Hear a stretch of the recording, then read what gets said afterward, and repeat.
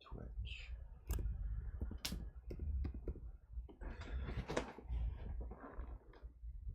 I shit you not. The PDF that they showed us with all the development notes that you guys are going to be seeing tomorrow. Notes that you guys are going to be seeing tomorrow. Notes that you guys are going to be seeing tomorrow. Notes that you guys are going to be seeing tomorrow. Notes that you guys are going to be seeing tomorrow. Notes that you guys are going to be seeing tomorrow.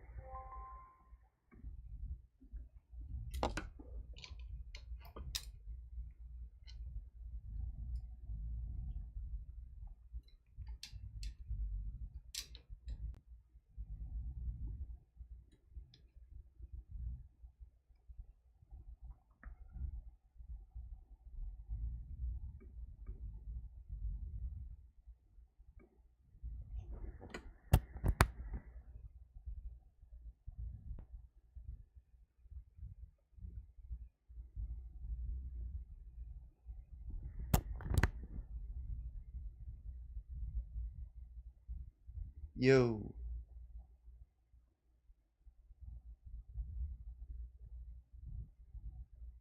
What it do?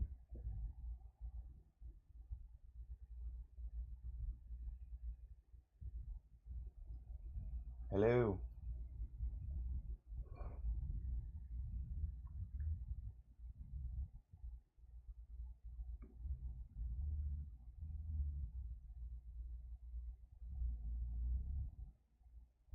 What the fuck?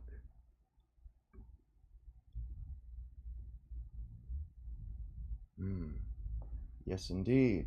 Hello. Wow.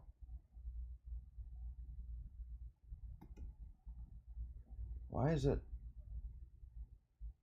I can't seem to get it to go higher.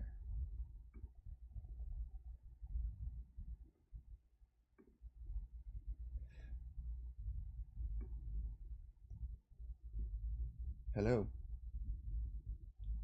Yo.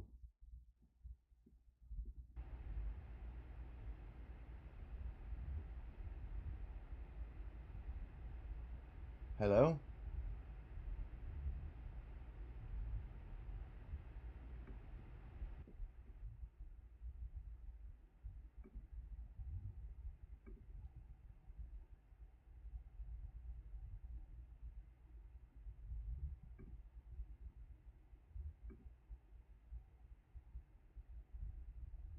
Yo.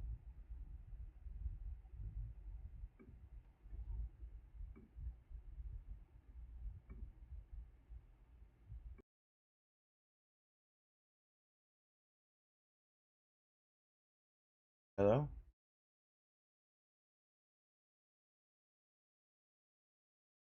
Taking there, gentlemen. Boy here. Getting things sorted out.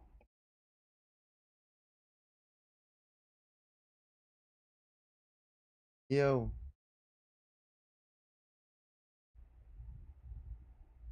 How's this everything sounding? Is everything good to go? What's the deal here?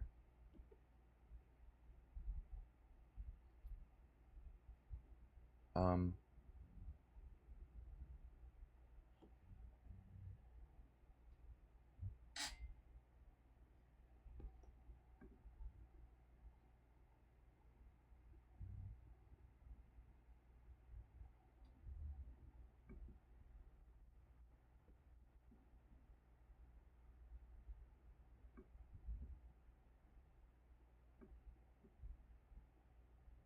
Blue.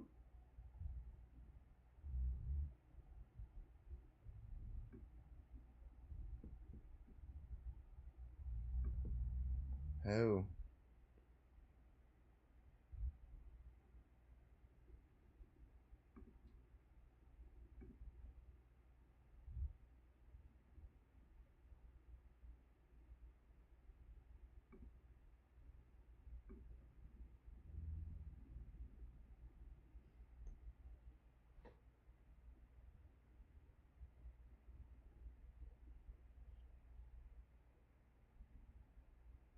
What in the hell?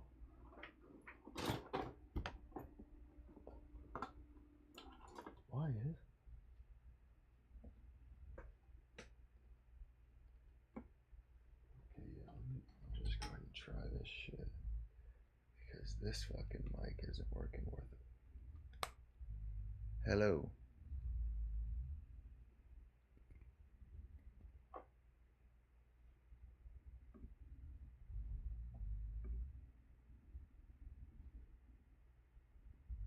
Hello.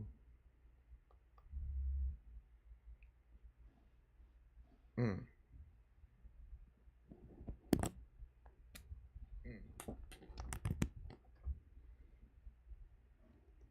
How's that sound, guys?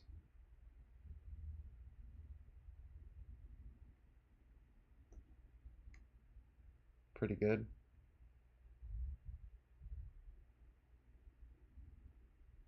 Okay, yeah. Way better. Way better.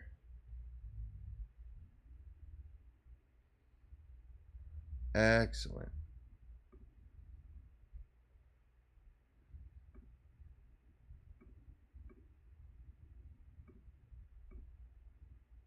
How's that go, guys?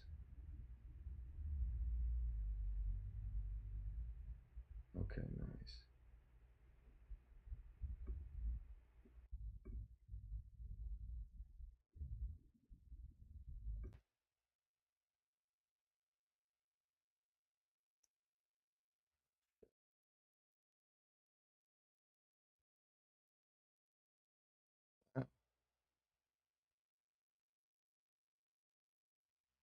Uh,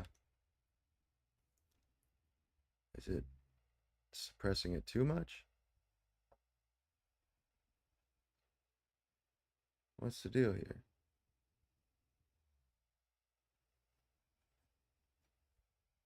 Okay, so bet.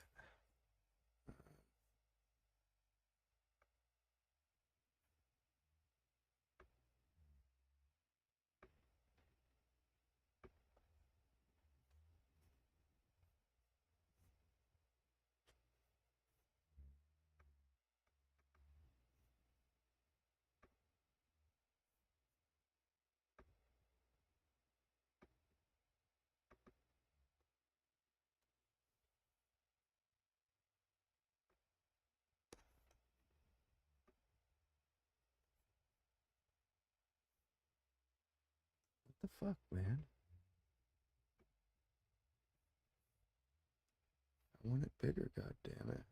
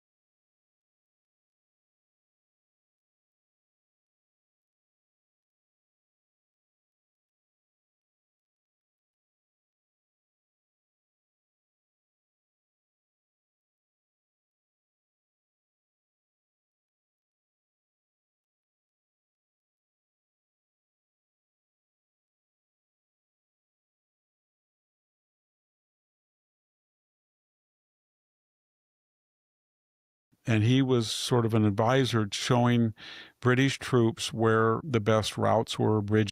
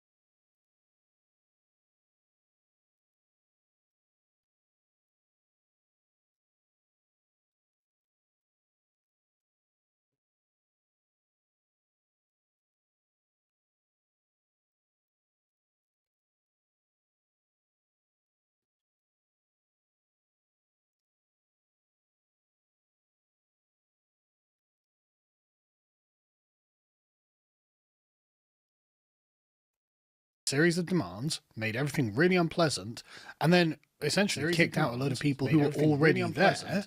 People of actually sort of my age, sort of like, you know, the younger Gen Xers, and then proceeded to stomp around like they were the most relevant generation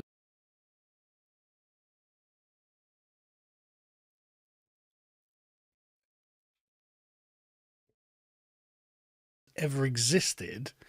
And now the chickens are coming home to roost. The piper is being paid.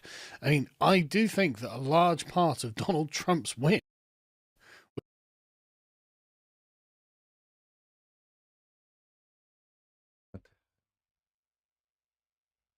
Second here.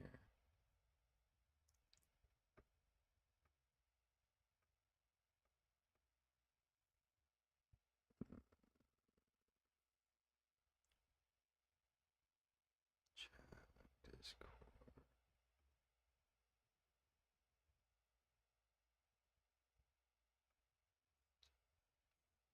Okay. How about that? Let's try that.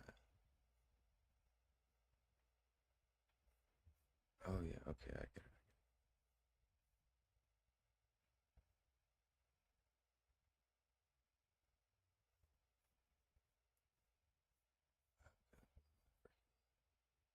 Stream playing over here. That was stupid.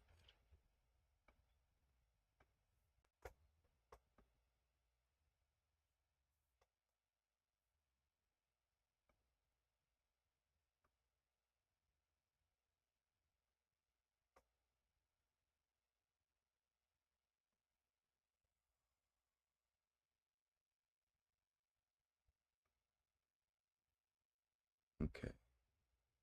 Here we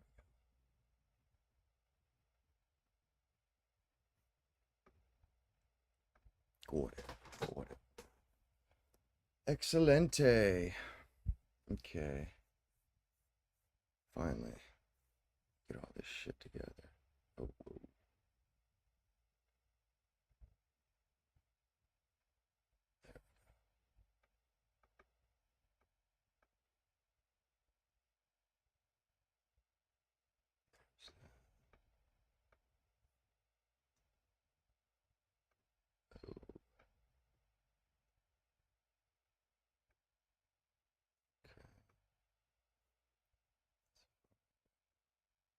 Anyhow. frankly, woke scold millennials. So I'm starting to feel sorry for the millennials because I think they've been completely sold up the river in more ways than one. Now, of course, it's hard to feel sympathetic for a lot of millennials because they were insufferable woke scolds and they polluted all of the social environments into which they entered. They came in, made a series of demands, made everything really unpleasant, and then essentially kicked out a load of people who were already there, people of actually sort of my age, sort of like, you know, the younger Gen Xers, and then proceeded to stomp around like they were the most relevant generation that has ever existed. And now the chickens are coming home to roost. The piper is being paid. I mean, I do think that a large part of Donald Trump's win was, frankly, woke scold millennials running around screeching that everyone was racist, everyone was sexist, everyone was homophobic, and you have to point it all out. This was a genuine nightmare, frankly, at some times. And then, like, piggybacking that onto Black Lives Matter as well, it's just like, oh my God, that is absolutely insufferable. But in more material ways, the millennials have also been completely sold up the river. It is the system itself, and whereas my generation were always deeply suspicious of systems and corporations, millennials seem to have embraced them with gusto and decided they were going to change them from within. Although I realise that, you know, millennials broadly are characterised by being anti-capitalist, they're also incredibly pro-corporatist in the way that they actually behave. They will give lip service saying, oh, I don't like capitalism, I don't like giant corporations, and yet they'll go and work for them and live these sort of little end-of-history lives where they work in a very boring office environment, very concerned with the maintenance of HR and the rule of HR over the company, and not really do any proper work. And so they fed into the system rather than bleeding it of manpower. They decided to join it and endorse it and change it and make it woke from within. But that hasn't actually helped, has it? Because about half of millennials just don't have a house. And that's bad, because millennials are not young anymore. Millennials are actually kind of getting old. This is a great article from Newsweek, and we'll just go through some of it, because it's just like, oh my God, like, this is really bad, right? So millennials are the most likely to have given up on purchasing a home in the past 5 years, according to a new survey. Everybody's in their The mid-30s. affordability survey found that 1 in 6 aspiring buyers in the US could not find a property they could afford between 2020 and 2025 and have given up on making a purchase. Now, does that mean that they're like, okay, maybe the number of people being legally let into the United States is an issue? No, because the US is about 1 million people a year immigrate to it legally. Is that an issue? No, that's not an issue. You're a racist. But for some reason, I can't get a house. Now, it's probable that there are mega corporations in America like BlackRock and Vanguard and whatnot that are buying up a lot of the homes. So that is probably not helping. But I think another issue that the millennial has is that despite being the first... Yeah, so last night there's this A government shutdown is on. President Trump and Pete Hegseth addressed the top brass at the U.S. military. I just think it's kind of funny, though, when the government shuts down, does anybody notice at all? At all? Like, I guess it's been 7 years or something or other since it shut down, and I literally never noticed a difference before, don't notice a difference now. In fact, I've been looking forward to the first time the government would get shut down in Trump's term, because they're going to take a hatchet to all these bullshit programs that the Democrats have put all their buddies in charge of.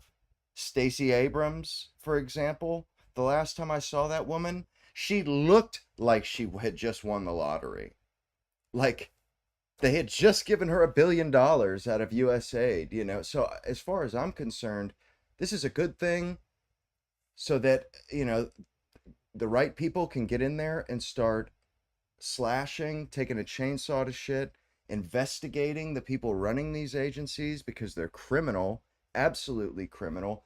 All of these agencies, the Democrats have spent 12 years putting their people in place in our government, in every single department. I mean, and we've all, you know, all the ones that quit in they do a rage quit to they do a rage quit and to try and make Trump look bad.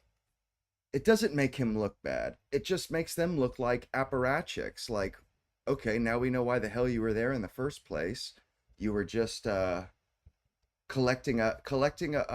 a check, like so many of them, all these NGOs drawing a check, absolutely. But they're all getting rich off of it.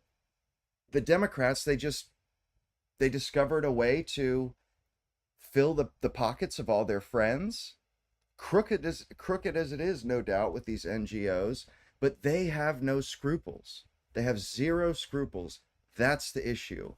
We're dealing with people that do not have morals, that do not have principles, that will stoop. There is no level to which they won't stoop.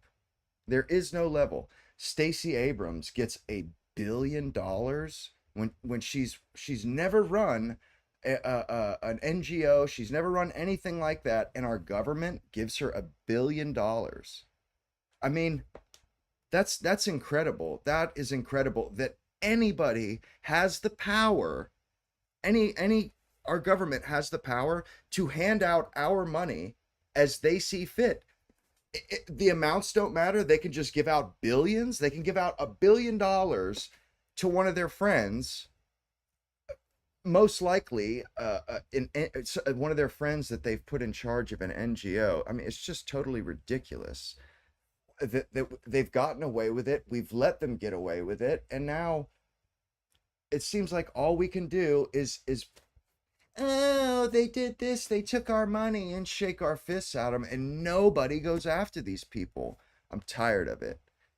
I mean, honestly, it's I mean, one day it is going to get to the point where we're going to have to set some of the founding rules aside, because these people don't play by the rules. We can't fight back if we play by the rules. So, I mean, as far as I'm concerned, either we're doomed or we're going to have to bend the rules a little bit. You know, there is such a thing as martial law. You know, like you can set into place martial law and it not destroy our Constitution. Like the law, you know, the stuff that we're guaranteed can be set aside in emergencies. I mean, it's most certainly delicate, the situation, but it can be done. And I just hate that they don't even offer that as a solution. We're not smart enough, I guess, to or to they don't trust us. I don't know what their particular reason is for why they won't why they don't even mention that martial law is possible, why they don't mention some extrajudicial ways of attacking these people. They are America's enemies. Like when they get into power, they do nothing but rob the coffers. I mean, these are the type of people that they'll rob charities and stuff, and they scream about, "Oh my goodness, the cancer research has stopped," and we all know for a fact that no cancer research was being done.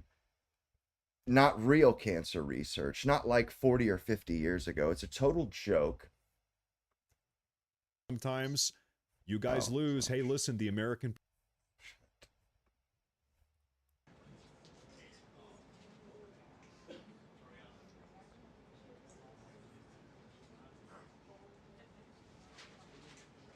Wow, that dude's.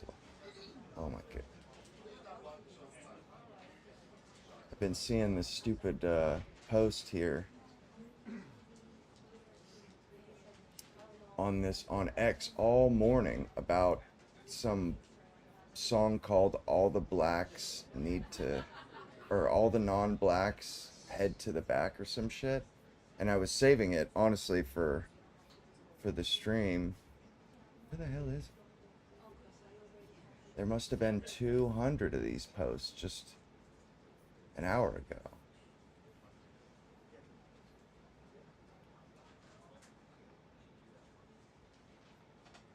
Brian Krasenstein. These guys are losers. Total losers. With their little high-pitched, squeaky voices. Oh, geez. Wow. Okay, I guess they took that shit off of X.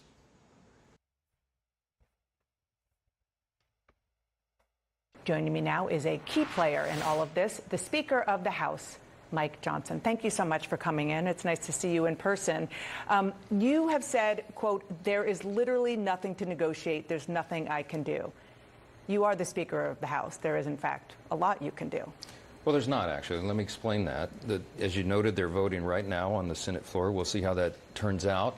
Last night, two Democrats and an independent flipped and came along with the Republicans. But it looks like, and what we expect, is that most of the Democrats in the Senate, again, will reject the clean CR that we sent over. It's clean. What that means is... I'm showing this stuff to show that it really is on the Democrats that the government is shut down. The Republicans physically do not have the votes to keep the government open. They do not have the power to do that. If every single Republican votes to keep it open, it doesn't stay open. Therefore, the Democrats, they own some of the responsibility for this. I mean, and really, honestly, all of the responsibility, because the Republicans, what they've been saying is, look, we're not going to tweak the budget. You know, the budget is fucked as it is. It's a Joe Biden budget, and that's when everything jumped through the roof, when they just started blowing out the spending because of COVID.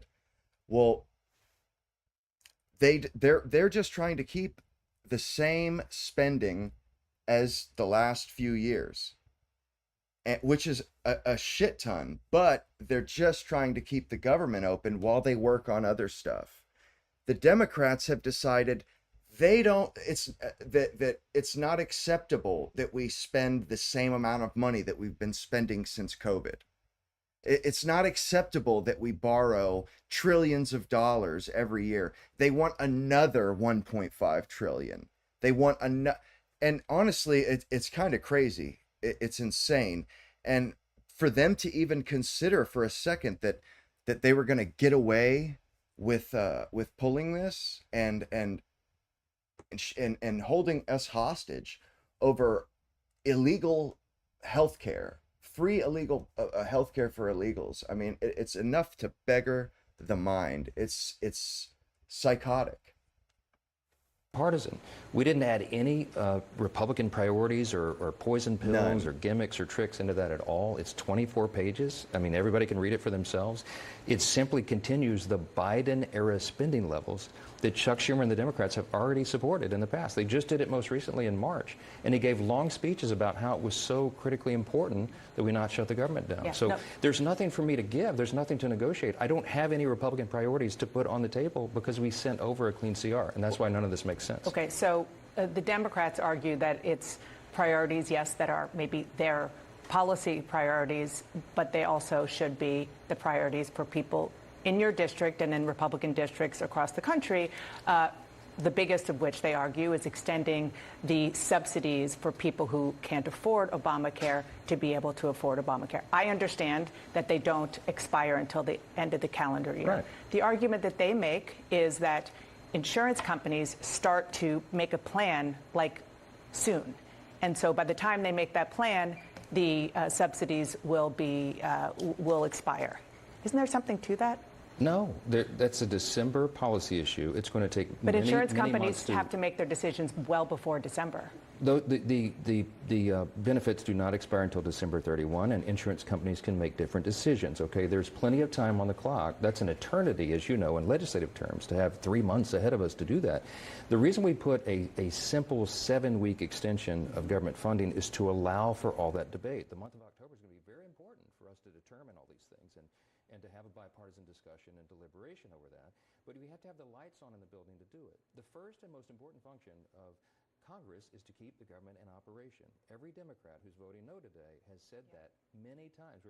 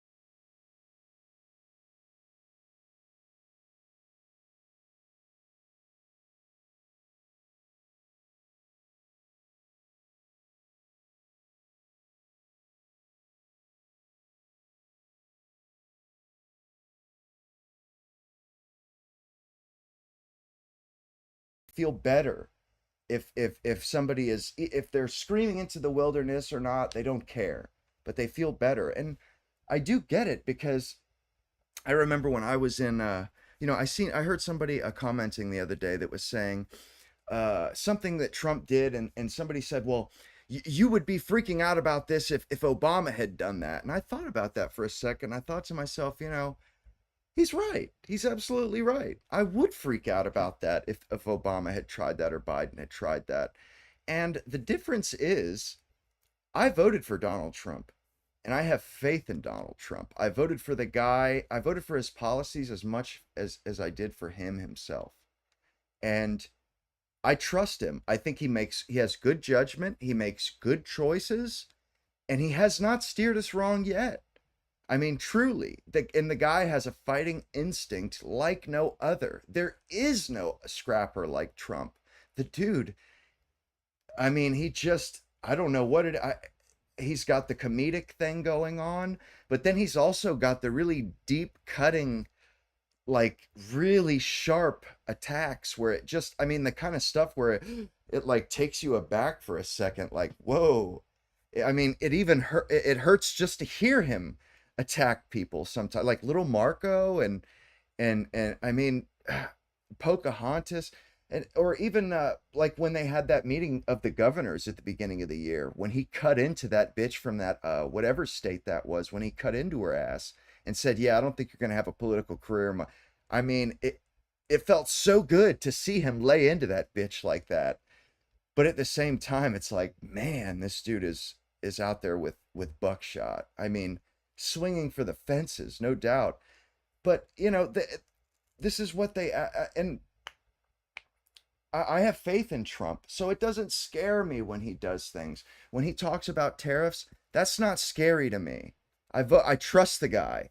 That's the guy I wanted in the office. I trust him. So, and somebody was talking about this last night, and I think it was Batya on that News Nation, and she said, "Look, you know, you ever see the what is it called? It's an optical illusion of the rabbit and then the duck, and it's like whichever way you look at it, it's both." And she was saying that Democrats, they see a rabbit, Republicans see a duck, and so we're both right. You know, Democrats, they see, you know, Trump, he's, you know, there's appearance of impropriety, and they're right. And same as we're right. I trust the guy. I know what he's out there doing. I know what he's getting into. He's not, you know, they keep trying to predict what's going to happen next. And I think they're morons to do that. You know, I see the future and Trump in the future doing good things, steering us in the right direction. I trust him not to steer us in the wrong direction. Whereas Obama, I did not trust that son of a bitch. He was a crook. I just didn't trust him. They did. And, you know, this is the situation we're in. You know, the Democrats, they do have a point with some of the stuff they're talking about. But the thing is, we also have a point, and our people are being shot and murdered. I think our point deserves the floor. I think that deserves what we do with our money as a country, what we do with our effort. It should be towards the more, you know, the greater of the two evils. And like I seen Ilhan Omar earlier today, this bitch was she's walking on the street talking to Don Lemon, just slandering and smearing white men, white Americans. And I was thinking to myself, must be nice for you to be able to, where's your security? Must be nice, huh, bitch? It must be fucking nice for you to go to another country and you can walk around dressed like a goddamn peacock, talk all your shit about the people in that country and not need security. Because see, over on this side, if you talk about the greatness of this country, well, you better be coming with your own private army, because somebody's going to blow your fucking brains out. I mean, it's wild. It's totally wild that this is the place that we're at. You know, that this stupid bitch, Ilhan Omar, and she's, I'm not going to take what I said back. She's walking down the street, and she doesn't give any examples for why she's slandering a man and trampling on a man's grave, calling him a racist, a white supremacist, saying, you know, she didn't say that she's glad he's dead. She did say that, although, you know, I could say that that's terrible, but I'm not going to say he was even a decent person. You know, he's this evil person. And it's just, I think to myself, like, why the fuck do the Democrats, why do they allow people like this? Why do they allow people like this? I seen the other day there was some Republican, I think it was an RNC meeting or the RNC, and that guy Richard Spencer showed up. This was years ago. And as soon as the people running the event found out that guy showed up, that guy got snatched up and kettled so fast by security. That guy was out of the building in less than 5 minutes. Okay, that is how Republicans handle the fringe on their side of the aisle. Democrats, they fucking welcome these people in with open arms, like, welcome, welcome. You know, you want to bomb and destroy and murder conservatives? Well, we don't see it. We don't quite see it that way ourselves. But, you know, we're fellow travelers. We're all going in the same direction. It's just, at some point, we got to wake up to this and decide, yo, this isn't going to fly. Pass some new laws. Insurrection Act, martial law. There are ways to put our normal institutions on hold. What is martial law for? Martial law is basically suspending the Constitution. We've had martial law before. I mean, correct me if I'm wrong, but I believe we've had martial law before. We've had the Insurrection Act done before. I mean, the Civil War, of course. That shit suspends the Constitution. And you know something? After the event is over, after the catastrophe or disaster is over, does the Constitution not immediately pick back up and continue? Does it not immediately come back into force? Or am I mistaken? Am I mistaken on that count? Because they talk about it as if, oh my goodness, if the Constitution were suspended for even a second, our country would cease to exist. And that's just not the case.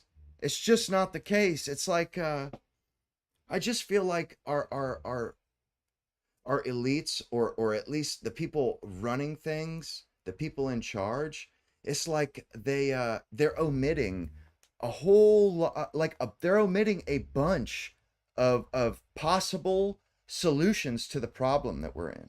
I mean, in my mind, that's what they're doing. I mean, I don't know why, but that's the feeling I get, is that they're omitting things from us because they behave as though they've got both hands tied behind their backs. And that can't be the case, because we've had situations like this in the past, Civil War, for example, where they were able to deal with situations extrajudiciously, outside of the law, and do it fine. Do it I think it's in concurrence with the Constitution. It's not in conflict with the Constitution. I mean, I could be wrong on that, but like martial law and the Insurrection Act, I don't think those are I don't think those are conflicting with the Constitution. And I've never heard a politician or an official say, that martial law and the Insurrection Act, that stuff is outside, it's extra constitutional. And they don't talk about it like that. They pretend that unless we behave 100% inside of the Constitution, then our country is over, the Constitution's over, and we've crossed the Rubicon. I mean, have we not heard that about 2,000 times about, we've crossed the Rubicon, we've crossed the Rubicon, we've got, Donald Trump has had a mugshot taken. We've crossed the Rubicon. James Comey has been charged. We've crossed the Rubicon. And I'm getting really tired of hearing this shit from these guys. I mean, it just sounds, it's like the boy who cried wolf. It doesn't mean anything to me anymore. I don't care about crossing the Rubicon because, the direction that Democrats have been taking us for years, if that is the alternative, fuck the Constitution. Fuck it. Because it's gone anyway. It's gone. If anybody thinks the Democrats are taking us down a road that leads to a constitutional republic, I got a bridge in Brooklyn to sell you.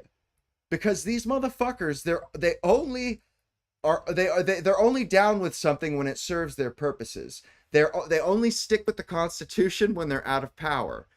I mean, do they? I mean, am I wrong? Am I wrong? That's how they do. That's how they play the game. The Constitution only matters when they're out of power. And if they went ahead and suspended elections or something, that's it. It's gone. The Constitution's gone. So if it's the decision between letting them have power or going down the road they wish to go or not, as far as I'm concerned, yes, we just burnt, the Constitution. We can come back to that later. As far as I'm concerned, we can come back to that later. But, these people are an absolute existential threat. They're not playing a game. This isn't a game to them. These people are playing for keeps. And it just, I don't know. I feel like maybe we haven't exhausted all of the options yet. And I'm not saying, I'm not saying we have, I guess we haven't. But with every day that passes, I feel more and more sure that eventually a right-wing demagogue is going to come back. We're going to elect a right-wing demagogue to get all of the riffraff out of here, to straighten out legislation and get that together. I don't know. And my little brother was, we were talking about this. He was saying the same thing. I'm not so sure that, I don't know if it can be solved. Like, the Republicans certainly don't give you any faith that they can fix anything. They haven't really shown that they can fix anything. They haven't really shown that they're willing to. I mean, they kind of gasp and do their pearl clutching when Trump's like, "Yo, are you going to start prosecuting these crooks or what? Or what? Are you going to prosecute them? They were caught red-handed. We know they're crooks. They lied to Congress." And I get that in the past we didn't used to really bring people up on charges for perjury in Congress. Well, they started that, though. Turnabout is fair play. They started that bullshit. They started prosecute. They put Steve Bannon. They put what's his name? The other one, the tariff guy. They put him in prison. I mean, over perjury or for contempt of Congress. That's what the Democrats, that's how far they're willing to go to those are the means they're willing to use to get to their ends. And the Republicans, their means, it just seems like they almost refuse to use the tools at their disposal to really crack these people's skulls. Because as far as I'm concerned, that's what they need. I mean, and it's like they'll never get the picture until they get a taste of their own medicine, until they start going to prison. And in my opinion, I agreed with Trump at the time, but declining to prosecute Hillary Clinton, that was a really big mistake. He should have took her ass to task. Seriously, that bitch should be rotting in prison right now. He should have taken her ass to task. I mean, hammer and tongs went at her ass, because as far as I'm concerned, because he let that slide, oh man, they turned around and threw the kitchen sink at him. There's no doubt in my mind that this guy is regretting some of the way that he went about things at the beginning. He wanted to be this uniter. He wanted to be this great Ronald Reagan-esque figure, maybe even a Bill Clinton type figure that that everybody loves him, or most people love him, somebody that can bridge the parties. But Democrats or whatever, they lost it, and they fucking crucified the guy. They burn him at the stake.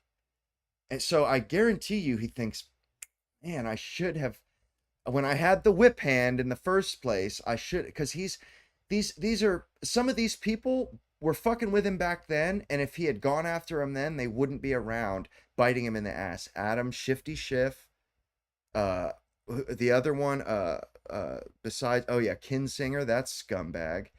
I mean, those turncoats. Liz Cheney, she did get knocked out, but I just feel like these people, they should, like, how are they still here to be a thorn in our side? How are they still here to bother, to ruin my day? I mean, they're absolute scum.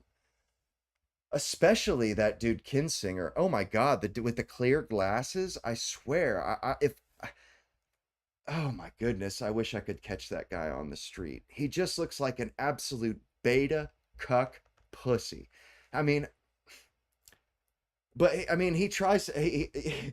It's even worse because he belongs to the Democrat Party, because their influences are, they're upon him. The stupid clear, Austin Powers frames that he wears, and didn't he pass gas or break wind in like a meeting or something? The dude's a nut, and he's a scumbag, and I don't even understand how him, Schiff, some of these other absolute crooks, Jasmine Crockett, if that woman isn't a grifter, then there's no such thing as a grifter. And what's funny is she calls Donald Trump a grifter. I don't ever hear Donald Trump ever sound different than he sounds normally. She's like rolling the dice. You don't know what Jasmine you're gonna get every time you see her. You might get the fresh out of college, well-educated, high society Jasmine, or you may get the MLK Junior Boulevard Jasmine that just sounds like she can't even fucking read, for Christ's sake. She sounds like she's singing, or she's talking some kind of patois or pidgin English or something. It's quite the stark contrast between her and her code switching, as they say. And you just gotta catch my breath off that rant. And this is a Democrat thing. It's horseshit. If they're trying to play this off as though it could be anyone else's fault but theirs. The sombrero. Look, they're busting his balls about the sombrero AI videos.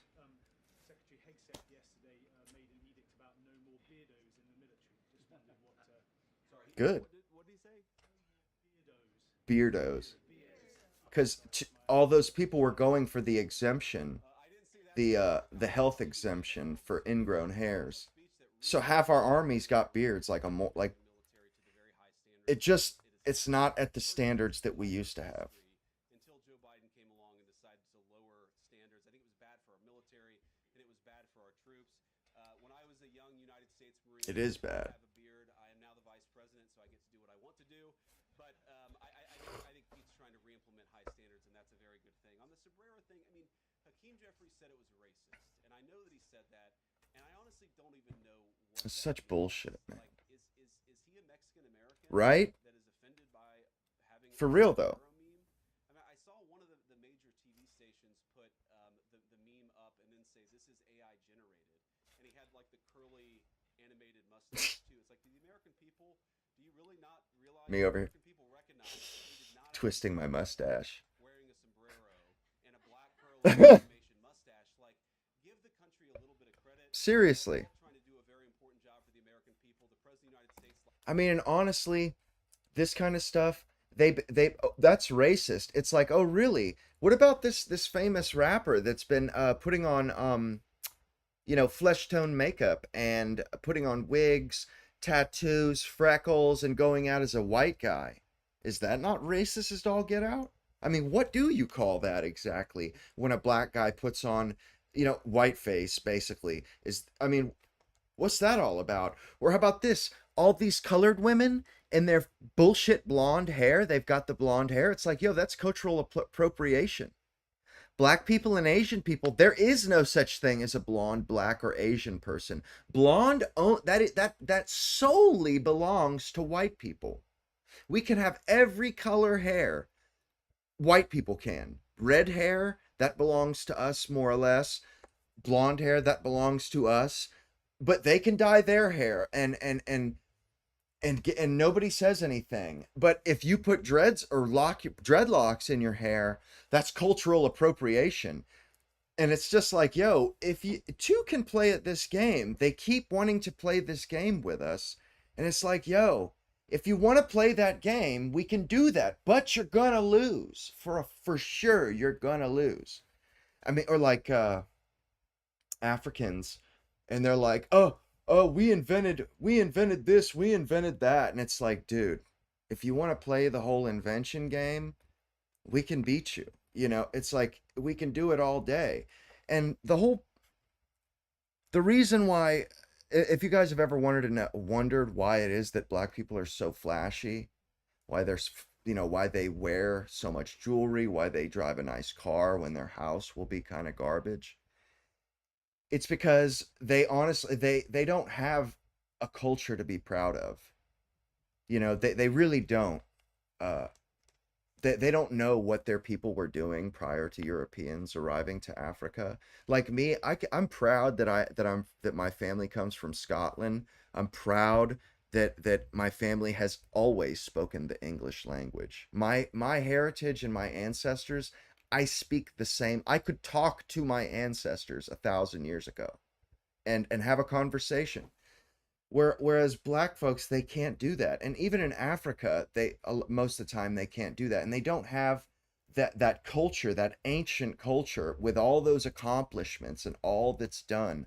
So they constantly, and that leaves a hole in you because they see everybody else proud about things and they want to have that same feeling. So they have to start pulling from other people's heritage and claiming that as their own to get a little bit of satisfaction out of that. That's how they sort of fit into the group, rather. And they do it with when they talk about how they invented the computer because they invented the drum.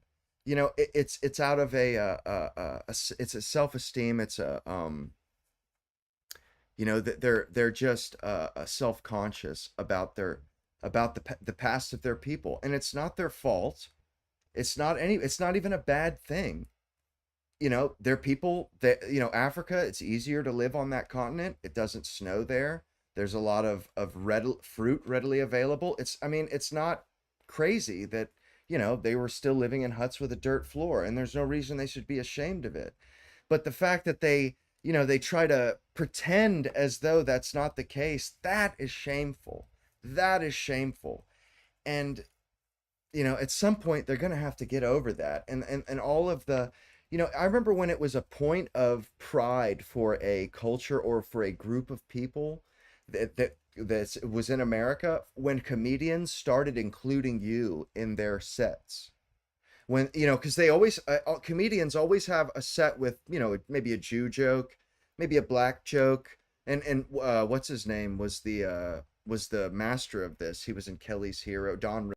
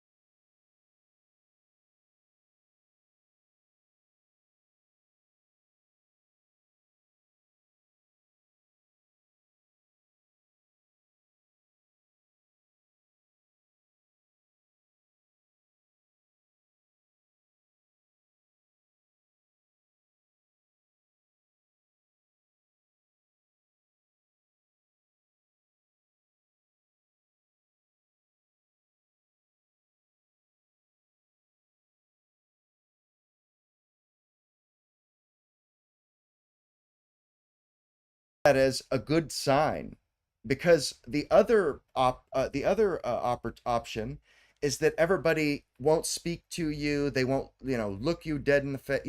It's to be ostracized that way. That's the exact opposite of what one would want. I would prefer to be a little bit, razzed a little bit, joked with a little bit. I don't take myself that seriously to where I think I'm beyond a little bit of, a little bit of, a little bit of poking of fun. I do it to other people. Don't dish it out if you can't, if you can't handle it.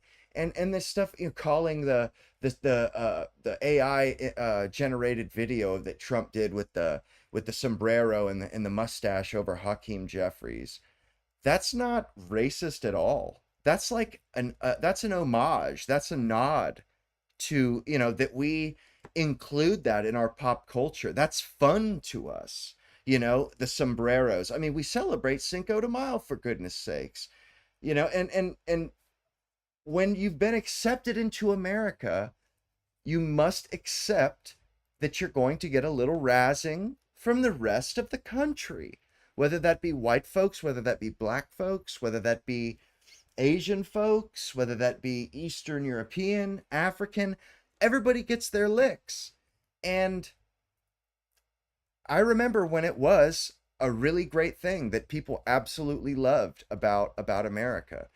And how they've twisted it now from the inside to where they've kind of spun it to where if you live in America, that stuff looks racist to you. But I've spoken to Africans that are from Africa. They think the stuff is hilarious. They love comedy, racial comedy where, every racial group gets a little, gets a joke. Asians get a joke, the Jews get a joke. They love it. They think it's hilarious. Who doesn't enjoy poking fun at themselves? I mean, and this was what's his name? The late night guy, Jay Leno. That was his shtick. Was that he didn't just lay into the Democrats, he didn't just lay into the Republicans. Let me rephrase that. He didn't just lay into them like these late night bullshit hosts do now. Jay Leno, he laid into them equally. And it was to the point where, like, when he made fun of a Republican, I chuckled myself because it was funny. And because we do make fun of Republicans in our own head. When I think of certain Republicans, especially the ones that I don't like, of course I lay into these guys. Of course, they're public figures. That's the point. I mean, if they can't be lampooned, what is this country coming to? And like, it's terrible how comedy has been destroyed like this. Has been skewed so far. And we've been convinced that poking fun at oneself, having a little self-deprecation is disgusting or it's bad. It's not virtuous. It's to be demonized. Whenever all normal down to earth people, that's how we keep levity in our lives. It's like if you take yourself, and the Democrats are an absolute perfect example of this. I feel so sorry for the people that run the party and the people that are in the party, because they can't let their hair down for a moment. They can't deviate from the party orthodoxy or the party line. They can't crack a joke. They will immediately face retribution over that. And I mean, it's a damn shame. I feel bad for them, but at the same time, we got to stomp it out, because it's like a cancer. It just goes from one institution to the other. It's like this metastasizing disease, and it's obviously I think we're at the end of the cycle now, and it's starting to go away, but the residual effects are still here. There are still politicians that are squishy, and that Irina Zarutska, she gets killed, and the mayor immediately comes out and says, let's not demonize people with mental issues. It's like, I thought we were past this. When we could just call a spade a spade. But apparently we're not past that. Apparently we're like still, like tar, we're still trying to get our way out of it. I mean, and good things have happened, and we're going in the right direction. but there's this last little bit of our political environment, this last little few people, these last few holdouts that they just seem to refuse to let go of DEI, refuse to let go of the political speak, the news speak, like words like problematic. Oh my God. The fact that that is in the American English lexicon, problematic. People don't say bad anymore. They don't say, they are starting to say evil more now, but they don't say bad. They don't say terrible. They don't say not good. They say problematic. And to me, this until the, and all these words, it's like, you know, they're euphemisms. They're to try and cushion the blow of things. But it just really bothers me that Republicans start adopting this bullshit language. You know, at one point, I remember when we called it, you know, it was, or remember they used to call it pro-choice. We don't call it pro-choice anymore, but that was one of their euphemisms. And then also they have several of them, problematic and whatnot. Like, it just, their whole dictionary of newspeak, it drives me nuts. And the sooner that we drop it, the politically correct speak, the better off we will be. And problematic, that's their favorite one. That is, and what's funny is that kind of language, it comes off almost as political speak, like purposely made political speak. You know, those words were purposely made for politicians so that they can make value judgments without offending people.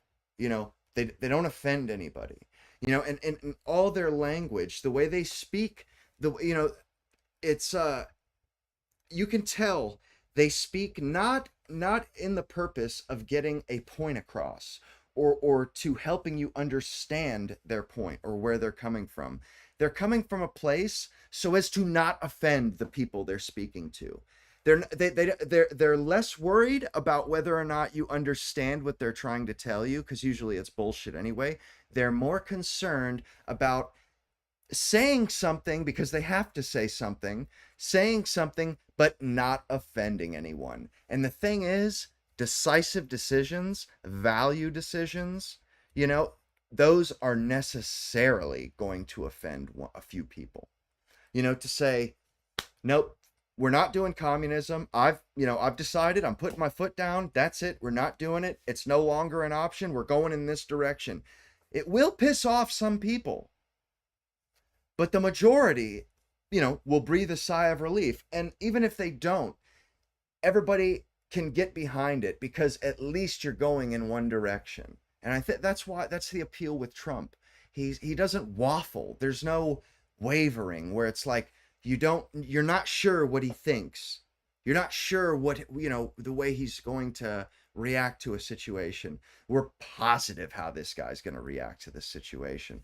You know, and when he and that's why we voted for him, because when he makes a decision, the decision goes. You know, I mean, and it's not to say that he's not that he doesn't you know, roll with the punches, and he's not aware of the room, you know, that he reads the room, you know, like with the tariff thing. He made a decision to do the tariffs and he implemented the tariffs. The amount that the tariffs implemented, that was the wiggle room that allowed him to do, you know, that's what allowed him to kind of to roll with the punches, stick and move, bob and weave, was the fact that he could, you know, have a sliding scale with these tariffs. And he made his decision to do the tariffs. And honestly, other politicians, the reason why I love him, why so many other people love him, in my opinion, is that he does make those decisions. He does just put his foot down. He's decisive. He's a true executive. And it's beautiful. It's beautiful to have a true executive.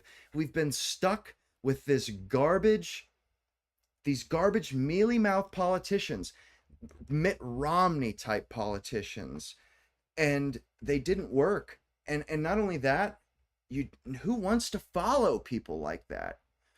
You know, who wants to follow those people? Charlie Kirk, why he was such a leader because people wanted to follow him. He didn't call himself a leader. He didn't think of himself as a leader.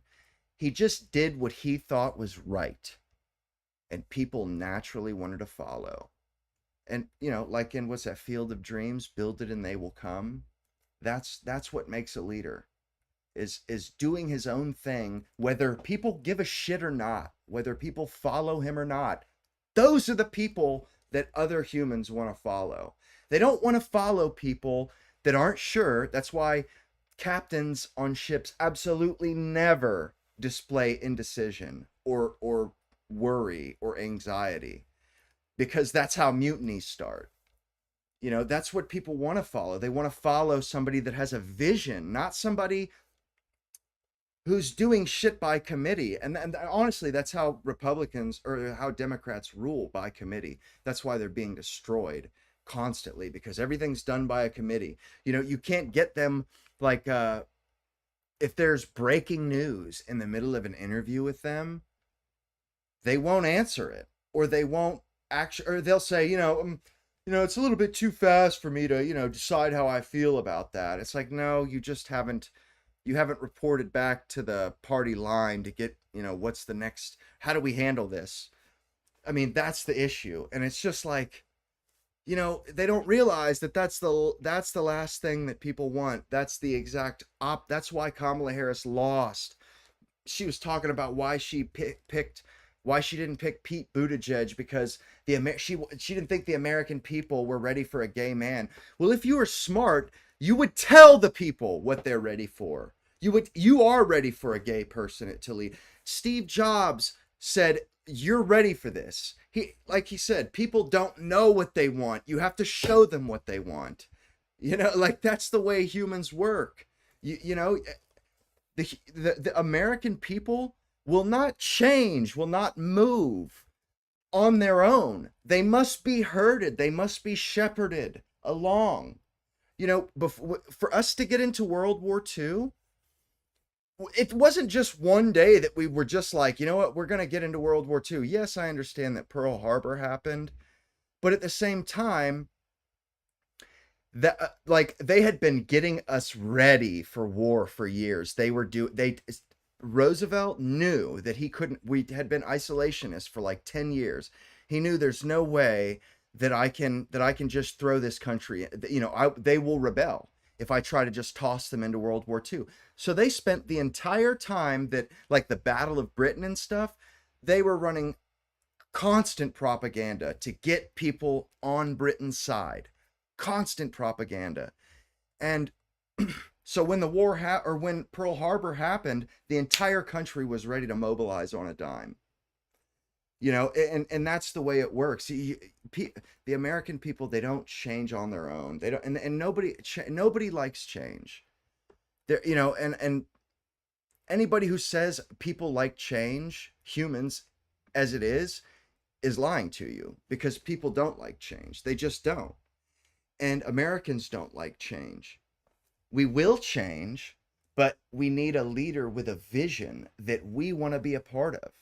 A vision that we see, or that we think looks good, something that we would want our children to live under. That's what matters. That's why Martin Luther King was a leader, because he had a vision for the future that people loved, that they could get behind. That's why John F. Kennedy was a great leader, because he had vision. He had you know, he was long-sighted. He had foresight. He could see where we were, a place on a hill, a crest that we could achieve. You know, like the moon. Like, that was crazy for him to think that we could land on the moon. But, you know, the guy had vision. He had vision, and that's what we follow. That's what matters to us as Americans. Vision. You know, vision, the courage of your convictions. That's the stuff that matters. That is what matters. Not whether or not all Americans, you know, like, I forget where I saw this, but they were explaining how you get Americans on your side. And it was like, you know, you don't just, You don't just ask Americans what you should do as a politician. You decide where you want to go, and then you figure out how to get there. I'm pretty sure I've heard Elon Musk say this, inventing stuff or building new rockets and stuff. He goes, you figure out where you're trying to go, then you figure out how to get there. You know, and that's the same way it works in politics. Where are we trying to get to? Okay, we're trying to get to a society where the nuclear family is back at the core of the country, or at the core of our society, and everything is built on top of that. That's what we're trying to get back to.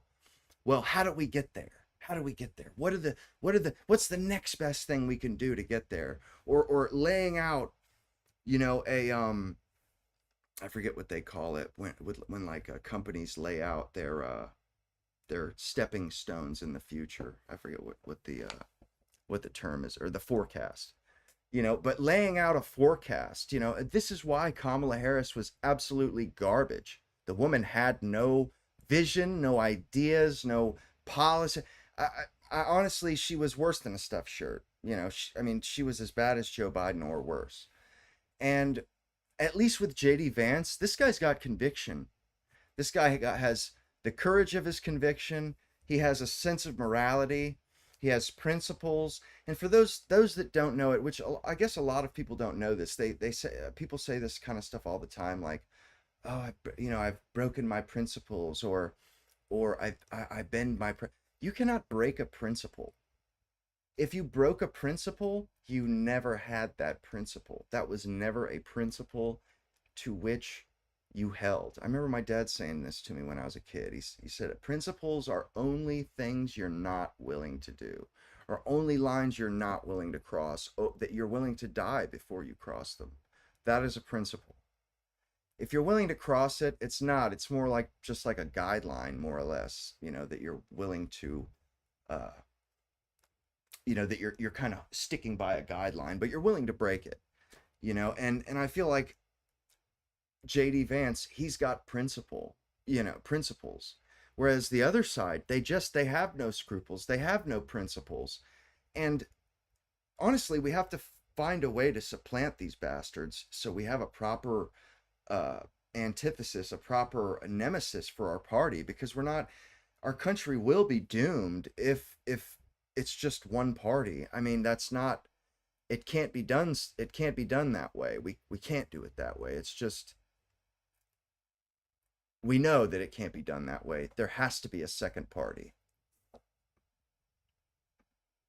Have a little bit of fun when he's doing it, and I think that's okay. I'll take one. What's kind of weird to me, though, is the fact that the whole point of having two parties is that so they balance each other. They keep either party from going too much from being dragged one way or the other. But what's crazy is somehow, even with two parties, the Democrats have been dragged into the abyss of communism, into the abyss of of leftism. They're straight up Jacobins. I mean, and it's so nihilistic. It's so anarchistic the way they feel about things. It's like, how did the two-party system fail? How has it failed this catastrophically? You know, is it that honestly, I'm not sure. I'm thinking maybe it's just that, you know, the people in that party, they themselves didn't have guardrails. I don't know, but Republic, you know, the fact that we have two parties, they're supposed to check each other, and somehow though, the Democrats haven't been checked. They have just gotten more and more and more leftist. Although you could argue that's the reason why Republicans have all four branches of government right now, is because the Democrats are so far left. This is the American people checking the Democrats, saying, whoa, you need to bring it back towards the center or you're not going to get power anytime soon. True, and that must be what it is. But at the same time, how did we get this far? How did the Democrat Party get this bad? You know, like in like a generation, if that. What 2 decades, maybe, since 2008 to now, the Democrat, 2008 till now, the Democrat Party went from being Bill Clinton and Al Gore, which they were damn near George Bush, George W. Those guys were like, politically, they were twins. I mean, they were of the center. I mean, maybe Bill Clinton was, or Al Gore was pro-choice, and George Bush was pro-life. If that was their difference, that was literally their only difference, was that. And it just, I don't know, it blows my mind how they've gotten this far. I mean, what in the hell happened? How did they get so far out of the normal spectrum? And that one that tweet that you always see that shows how far they've gone to the left, or like that Elon showed, where it's got, normal right wingers, and then where Elon used to be slightly to the left of center, and then it shows them way out on the side. Now they did a new meme where it's got a guy in prone with a sniper rifle saying bigot and shooting at the guy in the center.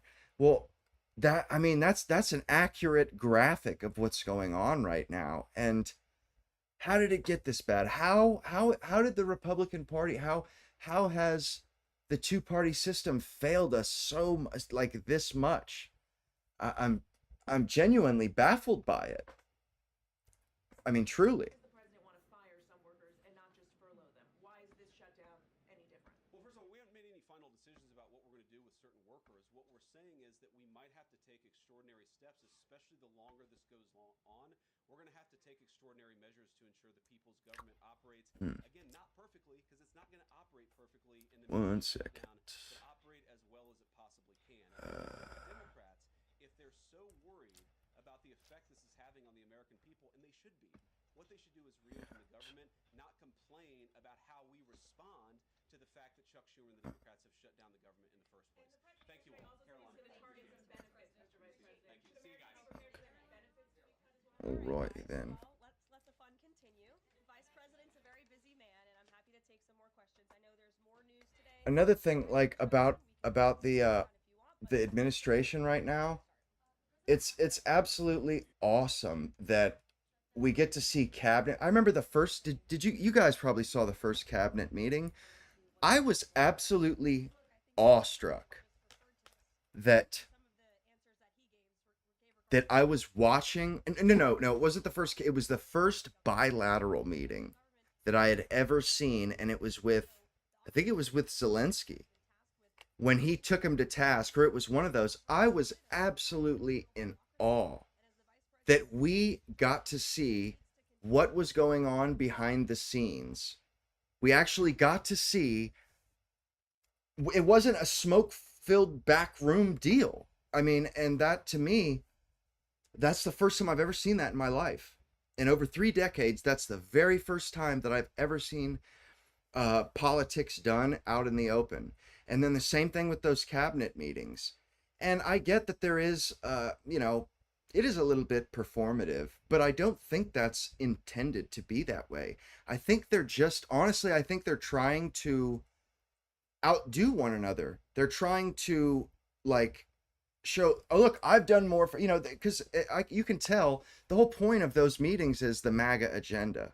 And each one of those people in the cabinet is trying to outdo one another in who has fought the hardest for the MAGA agenda, who has forwarded the MAGA agenda furthest. And I think that's where that comes from. That's why, that it looks that way, almost like they're, competing against each other in this meeting. And they're good meetings.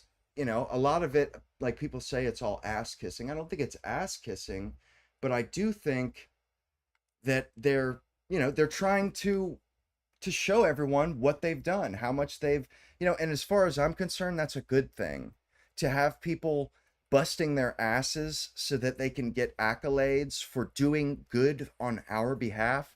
I want more of that, please. Please. I'll have more of that, please. Let's see what's going on here. Oh, they must be. This must be the government shutdown business. Them like trying to sort this out or something. No, Ms. Rosen. Ms. Rosen. Yeah, No. that's exactly what this is. Uh, it's never any good though. It's never really all that worth watching.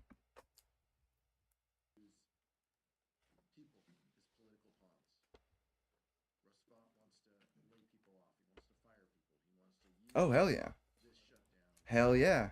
Hell yeah. You know, if the Democrats they want to fumble that ball and vote for the government to be shut down, they cannot get mad when Republicans start, because they knew that Republicans would start cutting jobs. So, and they let the government get shut down. So for them to let it get shut down and then to come back the very next day and complain about Republicans going in there with a chainsaw at the red tape, they can piss up a rope. You know, straight up. They can go screw themselves, go piss up a rope. You get what you get what you get. This guy. This guy is such a moron. Americans, working class Americans, and blue collar Americans who are going to lose the ability to work. At the 2nd Avenue subway site or at the other project that has been canceled related to the Cross Harbor Tunnel.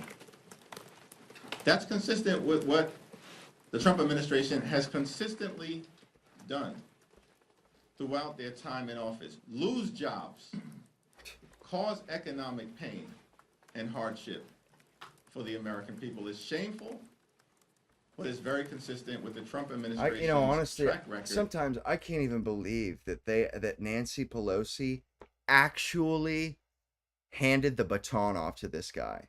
That Nancy Pelosi, she's not stupid. I have mad respect for that woman. She is a serious political operator. But she lost my respect when she handed the baton to that guy. I asked myself, what in the that woman has got to, she's demented, she's senile, because this guy, if he is not the stupidest official that we have currently in our administration or in our government. I mean, John Fetterman has this guy licked. John Fetterman is head and shoulders over this guy. John Fetterman has frickin' oral and auditory and visual impairments, and he speaks better than this cat than Hakeem. Hakeem, he's on some serious like special bus, little bus stuff. I mean, really, and I kind of feel bad for him. Like, I could picture myself being in school with this kid and him just being picked on and just being, and not really knowing how to, not even realizing that he's being made fun of and stuff. Like, this guy, he ain't smart and he don't know how to speak either. But nepotism. His dad was some special, revolutionary communist or something or other. I don't know exactly what his dad did, but his dad was something, and that's the whole reason why he even has any powers, because his dad meant something. In 1947, the biggest Hollywood stars of the day formed the Committee for the First Amendment to fight a sweeping political crackdown on movie making during the McCarthy era. One of the founders was legendary actor Henry Fonda. Nearly 80 years later, Jane Fonda says those forces are back and she's picking up her father's torch. The fact that Jane Fonda is going to use her, like, when these people, they use historical figures and they try to speak through a historical figure's mouth. Like, my favorite lately is, the founders would have never, they would have never wanted you to do this and that. And it's like, dude, they didn't even, this didn't even exist when they were alive. You have no idea how they would have behaved. I mean, the founding fathers, they believed in separation of church and state. That is such a twisting of what the founding fathers wanted. It's not even funny. They did not. They were not saying that No. There can't be any I mean, obviously, e pluribus unum and God we trust, all those different things. And they were just afraid that we would end up with an autocratic theocracy. And then I've watched many of Bill Buckley segments from the 60s, and there was a period where they were going through pedagogy, which is education, but it was a discussion, a national discussion, and anything that was a national discussion in the 60s, Bill Buckley had on his firing line program. This guy had actors, he had musicians, he had politicians, he had activists, he had every type of person from all on the spectrum, every type. He debated James Baldwin, the gay civil rights activist in England, where Charlie Kirk just yeah. Yeah, I think you're right. I think you're right about Fed.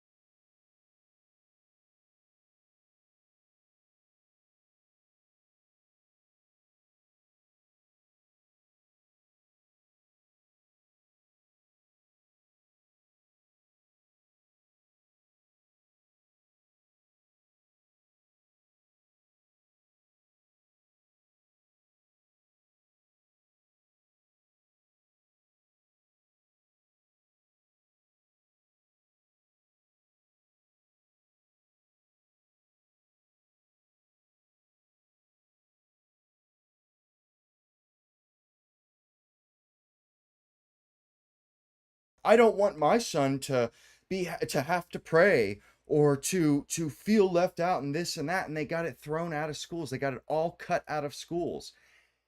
And now we're trying to get it back, and it just sucks that the Supreme Court allowed it to happen. I mean, it's stupid that they allowed it to happen, that they let and the woman that headed this movement, she must have been the ugliest woman, one of the ugliest toad witch looking womans I've ever seen in my life. No doubt she was smart, she was sharp as a whip. The lady was definitely genius. She was definitely over 130 IQ. But she was from Appalachia. She was literally a hillbilly from out in the middle of Appalachia. I'm talking Deliverance, thinking Deliverance. And she was bitching and moaning about the Bible being in school and how it was, how it was evil and this and that, and how it was indoctrinating her kid. And it's just, I don't know, looking back on it, it looks so ridiculous because but people took it seriously back then because it was a new idea. People wanted change, and tradition, we've been doing things a certain way forever, and when people are like, hey, we know more about the world now, why don't we try to do things a little bit differently? So that's why the progressive movement started. They start, we'll change a little bit, we'll tweak a little bit here and there. We're humans, we breed animals, we're gods, we can legislate anything away, we can get rid of diseases by euthanasia, by eugenics, we're gods, we can clone animals. So they start getting this god complex about them, and start acting as though our society and our culture was just haphazardly thrown together by a bunch of cavemen, that it wasn't built up generation after generation of trial and error over millennia, over millions of years. And they go in there and start tweaking shit and changing shit, and then wondering why. It's like they say that I forget who the philosopher that said when there's a fence in the middle of a field, you know, the leftists will walk up to it and just immediately, why is this fence here? Tear it down. Whereas the conservative will walk up and say, hold up, you know, what is this fence doing here? It's in my way.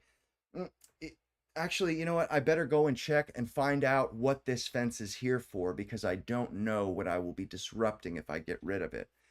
So, and that's kind of the dichotomy there.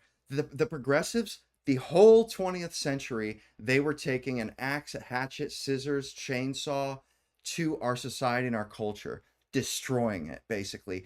Pulling little bits here, changing things here. Oh, what if we put women in the workforce? What if we allow women in the workforce? What if we give women the right to vote? What if we do this? What if we do? And right now we're living through all of the devastation that they've wrought over the years by tweaking and changing our culture and society. And some of it was good. I mean, I'm not going to lie. Some things that have changed from the past are good. You know, the fact that, you know, women have more rights than they did in the 1800s. I mean, to a degree, that's good, but, you know, not nearly as much as we have now. And, you know, a lot of things that were done, they just went overboard. You know, they made changes, but they didn't make incremental small changes to see how the population handled it. You know, and what's funny is you can see conservatives have learned this lesson. They don't remember after Roe how they tried to ram through a bunch of laws outlawing abortion, and how many states, red states, that rejected it. And then all of a sudden everybody pulls back and says, yo, we need to come at this a little differently. We're not going to win this fight by offering one black and white, this or that, one way or the other, my way or the highway type of legislation. We have to come about this. We have to bring the people with us. We have to start with, like, you know, a ban for, you know, a ban that everybody can agree on, you know, 12 weeks or something, or I'm not even sure. I don't know the timing and the math on it, but, you know, start at a place that everybody can agree on. And then you change it 10 years later or a generation later, you knock it down a month. You know what I mean? You start incrementally dropping it down, so it's not just some surprise for a fully grown generation that's been living their life and has been civilized to live with that sort of law over, you know, in their life, for them to just be shocked. That's why new stuff doesn't get passed, because all the people that have grown up and lived a big portion of life with abortion, with Roe v. Wade. Remember when all those women, they freaked out when Roe was gone, because they'd lived there. So many mothers, grandmothers had lived their entire lives with Roe v. Wade being around. And that was something they were going to have to be shocked into. But with the the pro-life laws, you do it generationally. You know, we set a ban for 10 weeks, and then the next generation, you drop it down 2 weeks, or you drop it down a month. That way, every generation gets a little more, they grow up with a different standard. You know, I mean, if we made an abortion law right now where it was like, you know, 6 weeks, a 6-week abortion ban, and people would freak out. They would, you know, that's going from wide open throttle to barely anything at all. Whereas if we're going to start that, you'd start it wide open where women wouldn't even care, or where it wouldn't be that big of a deal, and they understand it. And as women, you know, as generations come about, then you can start whittling it down, because those women are aging out of their sexual prime as it is. They're going to stop caring about abortion later on in their life. And if you just start incrementally bringing it down that way, eventually, and you know, the women alive right now would never accept an outright abortion ban. But if you slowly they would accept a limit on when you can get it done. And that's all we have to do, is set a limit, and from there it's just a matter of speed. How fast, you know, a matter of how fast can we push this along that they will accept it. You know, otherwise it's just ramming shit down people's throats. And I think that that's the problem with our politics right now.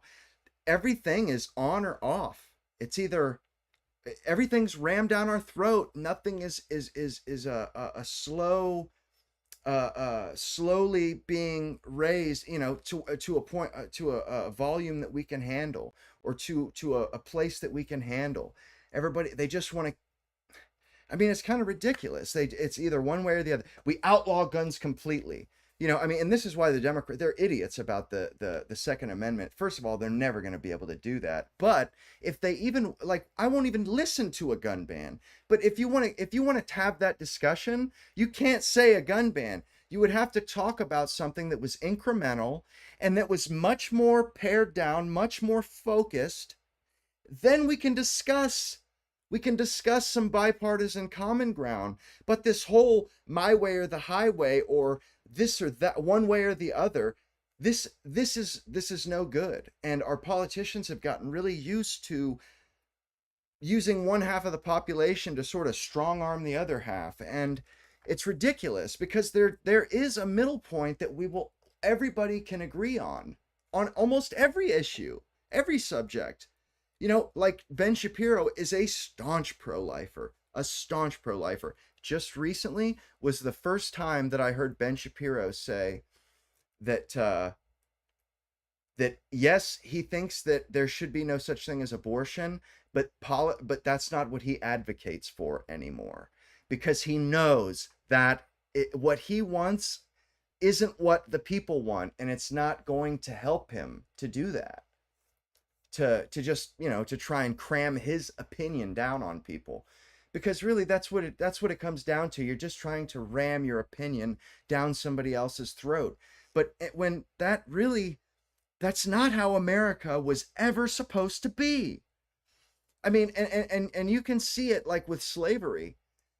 They kept slavery. They actually put it in the Constitution, because they didn't want to ram their point of view down on their compatriots, their comrades. So they kept it with the express idea that over the course of the future, it was going to be phased out. And that, I truly believe that's the way they saw it on everything, because nobody likes change, but that doesn't mean we can't, that things can't change and that people won't go along with it. You can't just throw people into an ice bath and think they're going to take it. They're not, and honestly, I think Obama actually knew this, because he really dragged this government left and we didn't even know it. I thought Obama, he really wasn't that much different than Bush. He knew how to keep appearances up. They call him the deporter in chief. This is how this guy kept a low profile. He did certain things that we would like, that he could care less about. He didn't give a shit about if there was foreigners in the country. He could care less. That had nothing to do with his agenda. What he cared about was continuing to implant his people in all the positions of power, all the positions of execution, all the positions that control the flow of tax dollars, the flow of power. And he did an amazing job at hiding that. I mean, he really did. And honestly, Trump's undoing all that stuff now, but the only reason why I know that is because I really get into the weeds and understand what it is Trump is doing. He's peeling back the tentacles that Obama got into the government. That's why Trump is attacking schools, universities. That's why Trump is attacking entities like attorney law groups, going after law firms that are targeting conservatives, going after all these different institutions that have been set up to persecute conservatives. And Trump, apparently he's got the right people around him, and he started looking in the right places and figured out what it was that was holding him back last time, what the true positions of power, because I'm sure there are a lot of titles in the government that that are just empty titles. They're just seats that don't actually have much power. Trump, somehow he knows where the power centers are. He knows exactly where the power centers are. And he's going in there and one by one peeling those bastards out of their seats. One by one, you know, and Obama did the exact same thing. He did stuff like on the our war memorial, we have boards, we have committees that that handle our foreign affairs. Like, you know, we have cemeteries all over the planet. Every place where our boys have fought a battle and died and laid their lives down, there's a place there at that place with a cemetery. Well, we have committees that steward those cemeteries. You know, it's a war memorial committee, and Victor Davis Hanson was on that committee during the Bush term administration. Well, as soon as Obama got in, this is how partisan Obama was. He threw Victor Davis Hanson off of a war memorial committee. That is how deep that guy put his hands into the government. That is how far he was willing to go. That was how partisan. And when the guy said, I'm going to fundamentally transform this nation, he was not bullshitting. That was not hyperbole. It was not a joke. That guy went full bore. He did it in a way that we didn't even see it. We didn't even see it coming. People, you know, news outlets didn't even report on it, apparently, or whatever the case may be. But I mean, we're finding it to be an absolute, it's like the Gordian knot, you know, getting all of this shit untied, all the tentacles peeled out. It's become really difficult for us. Trump is trying, and really only since Trump have we kind of really learned the true extent of what Obama actually did, because none of the stuff that he did, all of these appointees that are in the government, those weren't there before Obama. Obama did all this stuff, all this DEI stuff, all the roadblocks that Trump has run into, all the roadblocks for the trans stuff. You know, they manipulated the Title IX to include men who identified as women. I mean, those were Obama's people. Actress and activist just announced a new committee with the same name to defend Hollywood free speech amid growing fears of government censorship and intimidation. She's a scumbag. More than 500 movie stars, producers, directors, and entertainers have signed on to join her. And here with me now. She's the moron that literally gave away battle plans and shit in Vietnam. I mean, she's an evil person. This letter, because it's really striking. You wrote, I'm 87 years old. I've seen war, repression, protest, and backlash. I've been celebrated and I've been branded an enemy of the state. Because But I you can tell are. This is the most frightening moment of my life. Fuck off. That's pretty chilling. Really, it's the most frightening moment of your life. Very chilling time. You know, we've faced Thank God she's at the end of her rope. attempts at autocracy before in the 20s and 30s, and you've cited the example of She used to be really McCarthyism. good looking, There was though. Jim Crow. This is different, and we should all be very scared. And the key is solidarity, and so that's why I thought to. Well, what they're saying is, man, we've really set up a nice little liberal government for ourselves, and we're looking at the potential end of it. And they are. I fully agree with her. All the stuff she's talking about that she and this dumbass Dana Bash holds dear. Oh yes, I want to see it all come down, because all the stuff they're talking about, it has nothing to do with the Constitution, has nothing to do with really American ideals. It has everything to do with liberalism and globalism. Correct the spirit of the committee that was started in the 50s and included my father within the entertainment industry. This is contained within. We want to work cross-sectorally with other people, because obviously a lot of other people are affected by what's happening. I'm sorry, but our statement is when they come for one of us, they come from all of us. We're going to stand. Oh, I thought of this last night. We're going to engage in creative, non-violent, non-cooperation. CNN. We'll take it. Good. I knew you would. You have been in the political crosshairs of presidents before. One was Richard Nixon. I know you've heard this, but I want our viewers to hear something that Nixon said It came from the Nixon tapes, September 1971. What in the world is the matter with Jane Fonda? I feel so sorry for Henry Fonda. Nice man. Oh man. Well, Nixon was a good dude. Really, she's a great actress, and she looks pretty. But She did look pretty. Often on the wrong. She was quite beautiful. Well, look what happened to him, and I. Look what happened to him. Yeah, let us look what happened to him. He was fucking railroaded by the by commie deep staters. That's what happened to Richard Nixon. That guy was one of the best presidents we've ever had. That guy was a top 5 president. He was, matter of fact, he was a top 10 modern American. That dude was a great man, a truly great man. And his effect on the world was immense. That guy's his fingerprints will be on the world as long as the Western civilization continues, because China, they're only what they are because Nixon went over there and sorted stuff out.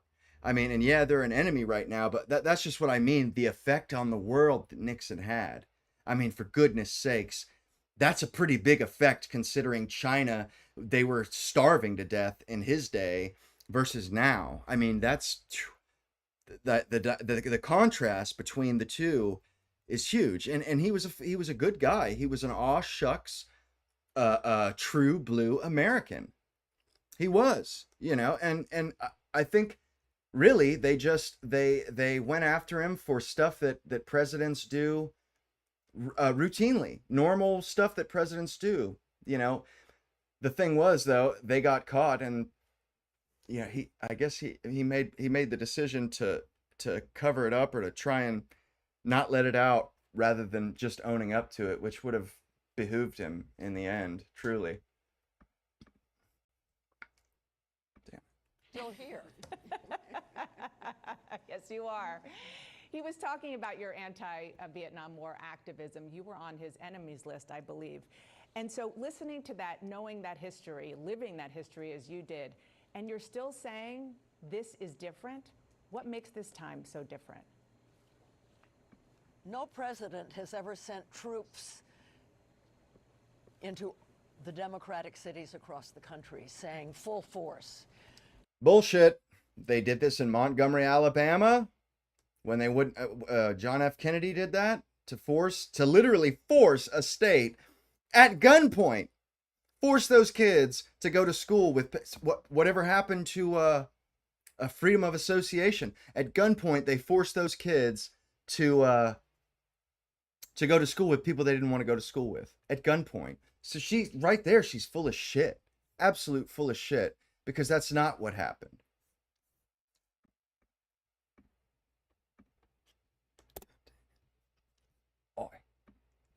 No president, as far as I know, has tried to control the Federal Reserve, the central bank. He is amassing power in a way that will destroy our democracy. And so we're going to stand. She pretends that he's the one that politicized the Federal Reserve. No, it was Biden and Jerome Powell and Janet Yellen that politicized it. They're the one that lowered the rates just before the election so that it would better their chances, and then refused to raise rates for almost a year. They're the ones that politicized it first. So Donald Trump coming in and putting pressure on Jerome Powell, there's nothing, I don't see anything wrong with that. Honestly, they did it first. This guy is he's a political apparatchik. The guy is partisan. So why shouldn't Trump lean on him? He's an obvious Democrat partisan. He's obviously against Trump, and he's made his views known by the way he speaks and by his actions. And for Trump not to respond in kind would be ridiculous. And that's the thing. These people, they think they can't see the bias and the partisanship of these people. So when Trump, when he butts up against them, when he, butts heads with them, they think it's just Trump being partisan, because they can't even see their own bias in their own people. It's absolutely ridiculous. Absolutely ridiculous. And I can't stand it. Like, pretending that Trump is the one that politicizes everything. No, everything was politicized before he came in. He's just giving them the same energy they're giving him. You know, Jerome Powell in the Fed. Oh, he's the first president that's politicized. That's bullshit. The last term was a totally politicized institution, and it was plain as punch. It was so easy to see. And then they can't see it though because they're psychos. So when Trump responds in kind, it's an issue. Storytellers, we can do it creatively. We can have a good time while we do it, but we want to push back, and we want to model what creative, nonviolent, non-cooperation looks like. That doesn't mean just showing up for people who are under attack, like Jimmy Kimmel. A lot of us signed that ACLU statement protesting what happened to Jimmy Kimmel, but. We want to also, we want to be proactive, and we want to show what that can look like, and we want to, violence is not, we will not tolerate violence. We don't want any of that, but we want to move forward with love, with unity, with solidarity, and we want to encourage everybody else and all the other sectors of this country to do the same. You know, we don't want to be a pillar of support. I can't stand this blowhard. You have obviously been politically active for a very long time. You've spent a significant amount of time in Washington and known all kinds of leaders. How do you think the Democratic leaders are doing right now? Not good enough. Not good enough. So along with this committee that has been launched today, and by the way, what is so exciting is that there's an exponential growth. People are signing up the minute they hear about it. You know, Sally Field, John Hamm, and others are signing up. So I think we're going to have a good group, and we're going to have fun doing it. But I also have a PAC, a climate PAC that elects people all over the country, because I don't feel that our leaders are doing what they need to do. And if you can't change the people, change the people. That's what we're doing. Ooh, this is So a good one. Back Yes. to that, I just want to just make sure setting I up. understand. So you're saying, obviously, you have these incredible people Setting who up have some signed on to videos. this, and we just showed a little bit of a scroll from. It's a cross section of age and of the entertainment industry. Are you saying that you want to use your creativity and use the platforms that you have to push back? And if that's the case, what do you think about what has happened recently at Apple TV with this show, I'm The coming with Savant, the which heat, was boys. indefinitely put Coming on with hold the as heat. Chastain Whew, I've got plays a woman some infiltrating content for online hate y'all. groups to stop extremist violence. Is that seems like that's the Oh, antithesis yes. of what you're trying to do. Yes, indeed. Let us see. Yes, that's very All right, recent, fuck right? these two. Fuck these two storks. All right, where are the playlists? Here we go. Yeah. Where is it? Let me see.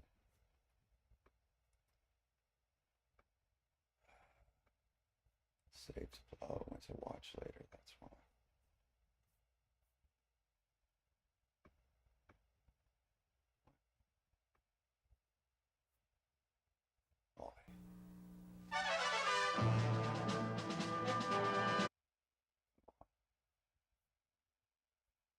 Why are you doing me like this? Here we go.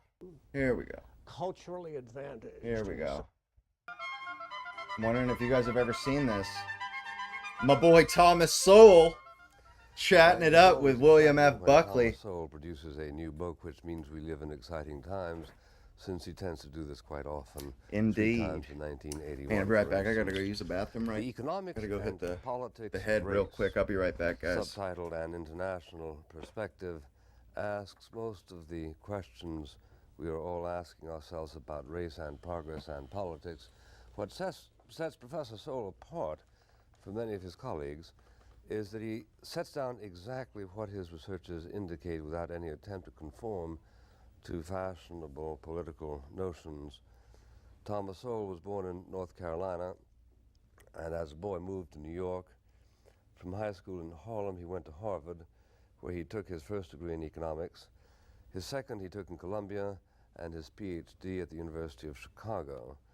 He went on to teach at UCLA, at Amherst, at Cornell, and since 1980 has resided as a senior fellow at the Hoover Institution, where during this period he has worked assiduously. His last 3 books were called Markets and Minorities, Ethnic America, and Pink and Brown People. Our examiner today is Professor Robert Cashman of Lehman College, about whom more in due course. I'd like to begin by asking Professor Soule if he would tell us about shifting IQs and the relevance of this discovery. Well, the controversy, of course, is over whether IQs are inherited or a result of the environment. And over time, IQs do shift. That is, as of the time of World War I, for example, the Jewish IQs were below the national average. You guys are in and for in a fact, treat. Carl Brigham, who was the author of the College Board SAT. Has anybody seen this yet? Because if not, dude, you're in for a treat. This disproved the popular Look how notion young that he Jews is. were highly intelligent. As it turned out, he was somewhat premature, and a decade later, the Jews had higher than average IQs. In Japan, the average IQ has risen 7 points in the past generation. Isn't that crazy There's that also IQs data can go on, up? Black orphans raised by white families. Yeah, they their have a average higher IQ is 106. So that the IQs are not set in concrete by any means. Compared to what? The national average of 100. I see. Uh-huh. And compared to an average IQ of 85 for black children as a whole. So they're not set in concrete, but neither are they irrelevant, because they measure skills that are very important in terms of mathematics, science, and many other intellectual areas. So they're not irrelevant, but neither are they set in concrete.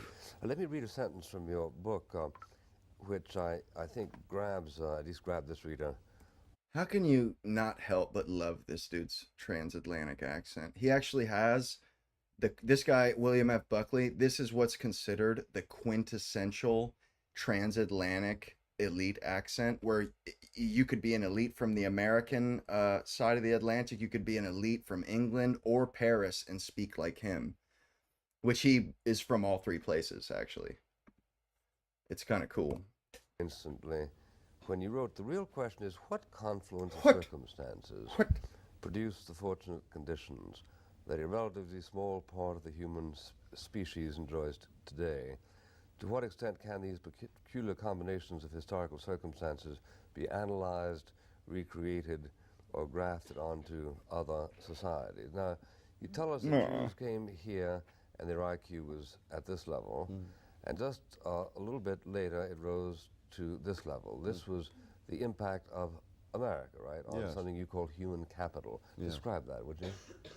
Well, we have human capital is access. simply the whole range of skills, traits, discipline, even physical health that enable people to produce more than other people. Inherited or learned, or both? Both. I guess it would have to be mostly learned, but I think, but almost inherited, in the sense that every generation raises the next generation. And so it's virtually the same as if it were inherited for most people. Very few people are in situations such as black orphans raised in white families. That happens very rarely. Well, Professor Vandenhag quotes a study of zygotic twins in which one twin was raised in poor, austere circumstances, another in affluent circumstances, one made to go to school, one not made to go to school, but they ended up, roughly speaking, with the same IQ. This would not be the same as your research has indicated, would it? Yeah, I don't know which study he's talking about, but I've looked at some of those twin studies, and unfortunately, some of those studies don't refer to twins that were raised in very different circumstances. This was back when Thomas Sowell was in his prime, baby. Relatives. There's a whole controversial literature on those twins. So to think this guy had been a Marine, he had gone to the University of Chicago. I mean, this guy, he's in his 30s, I think. And this guy had accomplished so much. He's still alive today too, but the guy went to the Marine Corps, and then after the Marine Corps went to college and like went on to achieve. And honestly, he was actually a socialist, and he explains that I think in this video too, of how he was a socialist. And Bill Buckley asked him, well, you know, what changed your mind? He goes, working in the government. Because he actually he figured there was a problem they were having with in Puerto Rico, and there was a problem where there was like 3 departments in the economic department that were working on this problem, and he figured out the solution to it. And he said when he came to them with the solution, they shoot him away, and the looks on their face was horror, because they knew that their entire agency and their entire job was specifically for fixing that. And if he fixed it, they would no longer have a job. That's when he realized, wait a second, these people don't want to solve problems. These people want a job. That's when he became a conservative. I mean, I'm not even kidding, because he worked in the government and found to get back to that they didn't want to solve problems. Human capital is largely passive. No. I think it's not necessarily a matter of individual merit, in the sense that if you're born into a culture and into a family where there are certain values, and particularly if there are families that really insist upon those values, where it's not a matter of doing your own thing, then you will grow up with those values, and you will have whatever the benefits happen to come along with those values. You once told me that in your early days at Harvard, you had a very dramatic personal travail. You were either going to make it or not going to make it. Yes. And you shut yourself up and made yourself make it. Yes. In the absence of which, you would have been very different today from an esteemed absolutely. scholar. Now, what was it that gave you that strength? Was it something that you generated? Was it self-generating, or was it something that a resource that you inherited, or something that came in through the capillaries of the people who surrounded you at Harvard? Oh, I suspect that by the time I got there, I was fairly well formed. I was 25 years old as a sophomore transfer student. It's hard to know. There were all those factors there if I were to look back, and I'm not sure that I'd be the person with the objectivity to say. Certainly, having been through adversity before with some help, because I can remember a number of times in life when I faced tough things and I said, for God's sakes, I spent two months at Paris Island. You know? What else is tough? That was his motivation. I can remember once when I was dying to be a baseball player, and I injured my right shoulder, and I became left-handed for 2 years. So those things you draw upon later on. I think many people, in trying to insulate young people from adversity, insulate them from the things that give them strength. Okay, well now let's move on to the political implications of some of these points. Here we go. One of them is a continuing war by you against the notion that affirmative action helps people, right? Yes, but it's more than that. It's really a re-examination of the whole set of underlying assumptions, not only behind this program, but about social thinking in general. One of the things I wanted to deal with in this book, and the reason it's an international perspective, is whether or not a group is in fact formed by the society around it, or whether in fact the group has its own pattern, which follows it wherever it goes.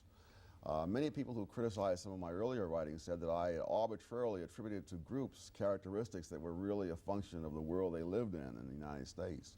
And so I then looked at groups in other countries, the Germans in Brazil and Australia and Russia, the Chinese and Indonesia in the United States, other countries, to see, do they in fact have their own pattern, or are they simply reflecting what's happened to them in that particular country? And what I found by and large was that they had their own pattern, that the Germans in Australia specialize in very much the same kinds of occupations and industries, with the same kinds of skills, with the same kinds of, quote, stereotypes, unquote, about them as to their frugality, their hard working, their thoroughness, their honesty, law-abiding, etc., that you find in the United States. Well, but doesn't that contend a little bit with your notion that the culture is something you go piggyback on, for instance, when the Jews rose in their general level of IQ? Or is it a combination of bringing your own folkways, mores with you but also getting on that which is dynamic in the culture you visit? It's obviously both, as most things are in social causation. But many people came in when the Jews came in, and faced, for example, with the free public libraries, the free colleges of New York City, and so on. Many of these other groups never went near those things, or very seldom. Whereas the Jews, having a history in which learning had a certain place that it did not have in other cultures, it was like a gold mine to them. The minute they saw all of this, they seized upon it. At one time, not only were the Jews a majority at CCNY, they were 20% of the students at Fordham University, which is Catholic. So that what you're saying is that there was something that catapulted them towards taking advantage of something that our culture provided.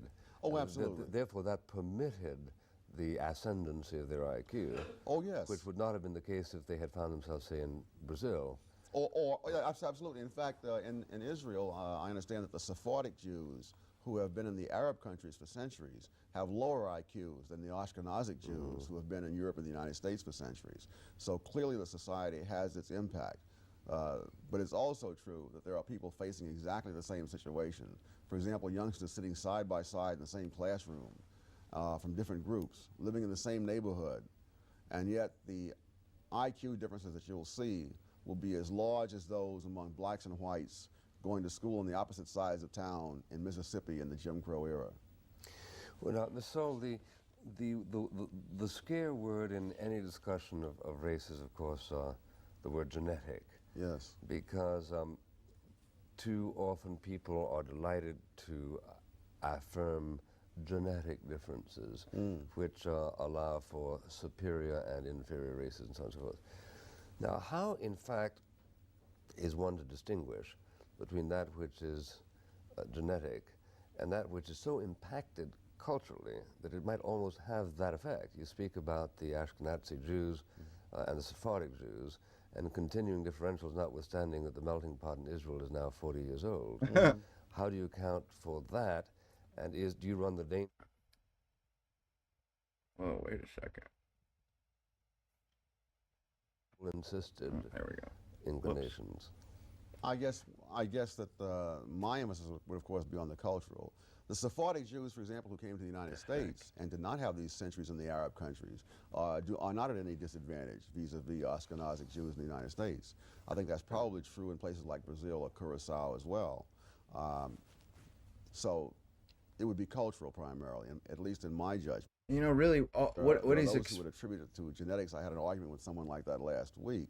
The great problem is these things go so much together that taking the black population. These are the explanations, the explanations that for the reason why some groups do better than other groups, and why things are the way they are from an objective perspective, without the partisan lens that everybody sees everything through today, currently.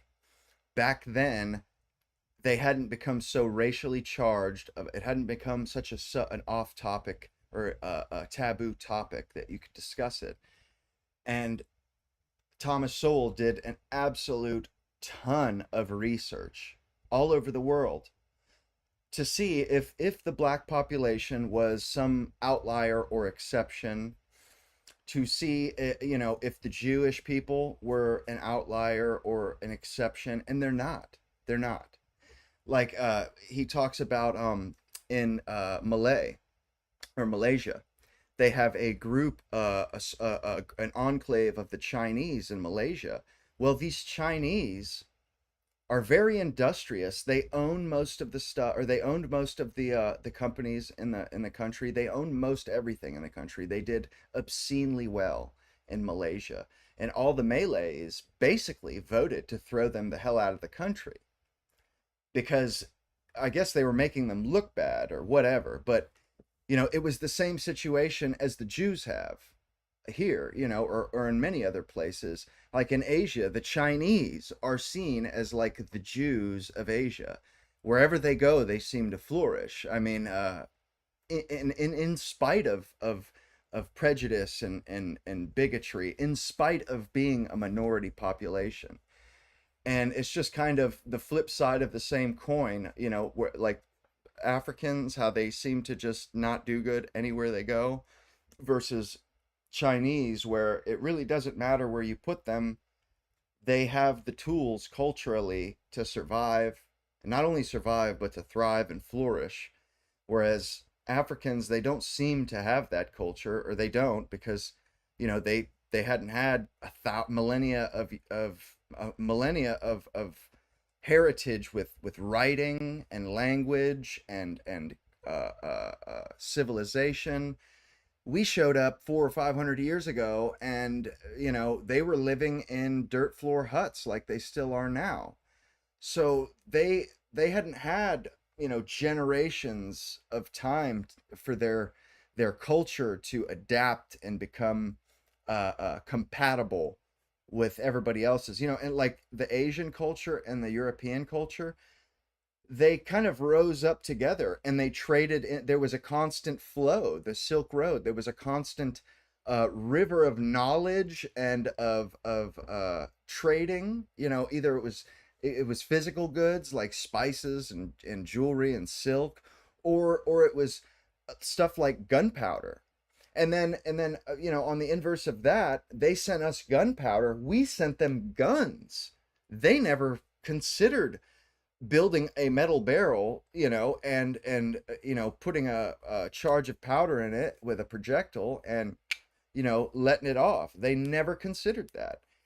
And it allowed our two civilizations to kind of grow up beside each other. So once we did kind of become a global world, the Asian civilization, they do just fine with us. They're not a European culture, but they do they intermesh with our culture so well that any differences don't really matter. They're able to flourish under Western culture, so they're welcome here, more or less, or they do well here because it's not so far different. They have they have shame. Shame is a big deal there. They have very strict societal standards. And I mean, honestly, they're like ours, but more strict. So when they come here, it's a great fit. But then you have other people, South American tribes and cannibals from Africa. These people don't fit because their grandfather didn't grow up in this. They're in their heritage. They have no ancestors that grew up in a civilization like they do and like we do. So they got no wisdom from ancient wisdom, pearls of wisdom from their family about how to get along in this society. All their families knew how to teach them is how to get along in Africa in the wilderness. Whereas, when I grew up, my dad explained to me, how you fix cars, how the way, how you follow, why we follow the law, why it's important to follow the rules of the road, and this, that, and the other. Well, Africans, they never had that. And once they were introduced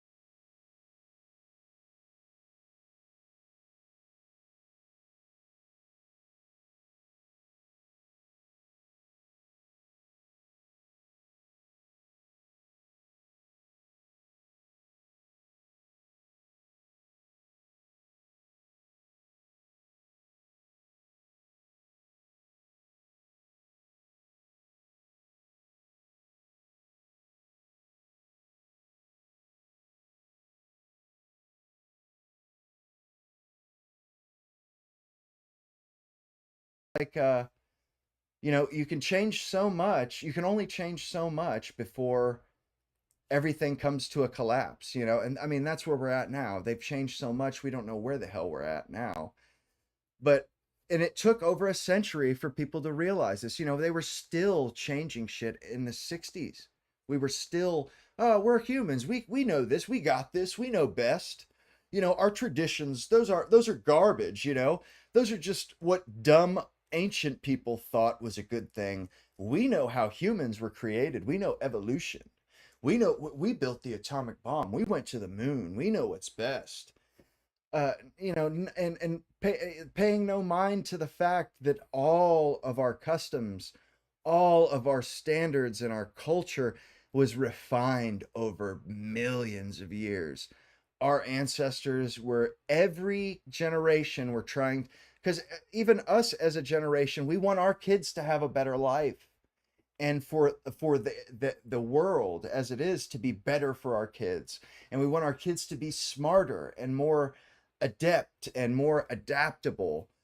And every generation before us wanted that too, and the progress shows they made tremendous progress, at least in the last few centuries. But I mean, that's how culture gets built and created, is by generation after generation of trial and error, going through the world as it is, encountering the problems as they are, and coming up with solutions. What works, what doesn't work. And every generation comes up against new technologies, new ideologies. And then those have to be, everything has to be recalibrated to, have those different things in mind. Like Marxism, when Karl Marx comes out with his manifesto, that shocked the world. I mean, it was a new idea. Nobody had considered it before. And for a while, it was just the greatest idea ever, until the Soviet Union, until they actually tried it at scale and saw what it did. And even then, people still, discover it and think it's something special. But, our culture adapted to that new ideology. It did. And we know how to defeat communism, or we know the arguments that defeat communism and Marxism and socialism. And we can point to examples in history.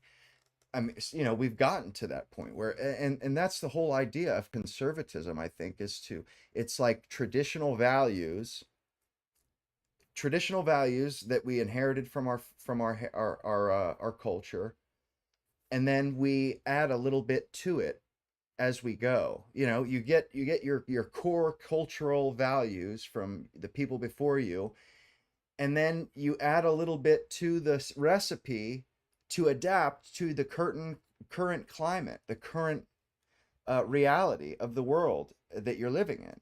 So culture is constantly morphing and changing every generation. Some things are cast to the cast off, some things are absorbed, and cultures do it with the other cultures. They will absorb certain things from other cultures. But and that's what it is. We're just at the point right now where we've absorbed a lot of garbage, and everybody knows it, and we're ready for a change. That's why it's Make America Great Again. It's not that we want to turn back the clock.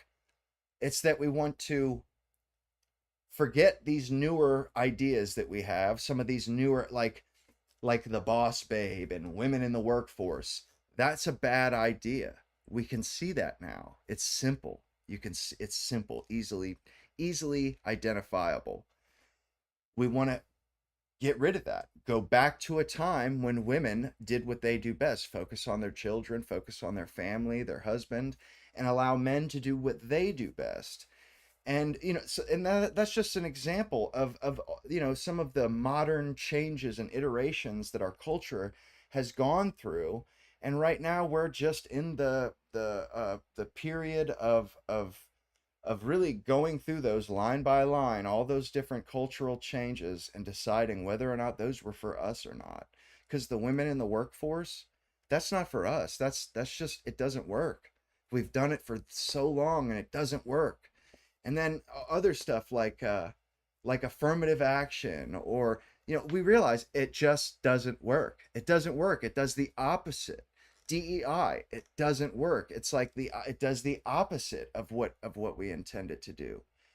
So it's a lot of these big societal changes, they get clawed back because the best, everybody starts with the best of intentions, and the road to hell is paved with them. Luckily, honestly, we live in a democracy, and we're not so far gone that we can claw some of this stuff back, that we can consciously start changing the culture, and instead of passing down the same core garbage that boomers handed us, we can take what's good, add what we think is good to it, add some new stuff that we think, and give it to our kids. Because a lot of this, like the happy wife, happy life, the fact that anybody, thought that saying up and thought that saying was okay to say and publicly acceptable, that person should be strung up by their thumbs. That is, I mean, happy wife, happy life. That's such a sad notion. It's pathetic, and it's a boomer notion. It's a total boomer notion of them just being cucked, and they're kind of a victim of their time, though, because women were marching, and these ideas had not come to their logical conclusions yet. Feminism had not played out to its logical conclusion, because the idea of feminism, oh, women should be equal, women are just as good as men, blah blah blah, all these things, and it sounds good at face value, but when it comes down to it, it's like, yeah, women are just as good as men, but not at the same things. They're different. They're not good at, they're not equal. They're equally necessary, absolutely, but equal as in, equally as valuables to society, or they're equally as valuable to society as well. But are they equal in terms of a man? No, they're not. And, that's got to be clawed back. That kind of stuff, it doesn't work. I mean, it's one of those things, we're going through it. It's a line item thing. I remember my grandfather thinking some of the feminism stuff was okay. And I after he died, I was like, how could he go along with all that stuff? How did he send my mom to college? What was he thinking? What was he thinking? Like instilling his values as a man into... That's not what I was saying. That, happy wife, happy life. That's not what I was saying. But I mean, of course it's a good thing, happy wife, happy life, but not at the expense of your own happiness. That's ridiculous. Because usually that it's a meme, the happy wife, happy life thing, that's a meme. It's got a guy that looks awful, looks miserable, but he's saying happy, he's sacrificing his own, and which is a good thing. I mean, men sacrifice their own their own selfishness, their own self-interest for the good of their family. Whereas in modern times, women, they will sacrifice their family for themselves. And men are the opposite of that. But I think, like with everything, you can go too far. And I think the happy wife, happy life phrase, and for people, for that to just be a creed that 90% of husbands say, that seems kind of ridiculous to me. Like your wife wants you to do something, so you concede, so you capitulate, and even though maybe you didn't want to, or maybe it really bothers you, and instead of raising the concern, you just chalk it up to happy wife, happy life. I mean, I think that's not a good way to go about life. I mean, honest, and on top of that, it's not loving of yourself. If that's how your marriage is, you don't love yourself enough. You're not allowing yourself to respect who you are enough. Because if you respected yourself, you would not allow you would not allow yourself to get into a position to where you're miserable and you're coping with that misery with a phrase such as happy wife, happy life. Now, and I don't see, I think, of course you want your wife to be happy, absolutely, but not at the expense of your own happiness. I mean, to a degree. I mean, you know, of course everybody would rather not work for, work for a living and stuff, but you do that at the expense of your own happiness. You sacrifice for your family, but you there's a point, diminishing returns at some point. Your own happiness does kind of have to, or your own fulfillment and your own mental stability does have to have a certain priority, because if you and I can't tell you how many times you hear about in, like, years past, that boomers having, what do they call it, midlife crisis. That became a term. Why was that a term? I contend, and I would posit, that the midlife crisis was a term because men had been happy wifing, happy lifing their entire adult lives. And it gets to a point where they become so miserable, either they commit suicide, they self-delete, or they they have a midlife crisis, and they end up, their family falls apart, or they end up being put away. It's just not good. And it's all, there's an equilibrium to it, and you can't sacrifice your own well-being totally to your so that your wife is happy. I mean, it's one thing being a good husband, and there's another being a cuck. Like if your wife wants to be with other men, should you just okay that and say happy wife, happy life, because that will make your wife happy? Your feelings be damned. That makes absolutely no sense to be like, to behave. I mean, the happy wife, happy life thing, it is a good, I guess, it has utility, but only to a certain degree. You can't just say that every time your wife does something selfish or something, for herself that at your detriment. You can't just let that slide. You actually, you have to protect yourself to a degree. I mean, and that's if if your wife is like a saint. Otherwise you have to be, I don't even want to talk about that.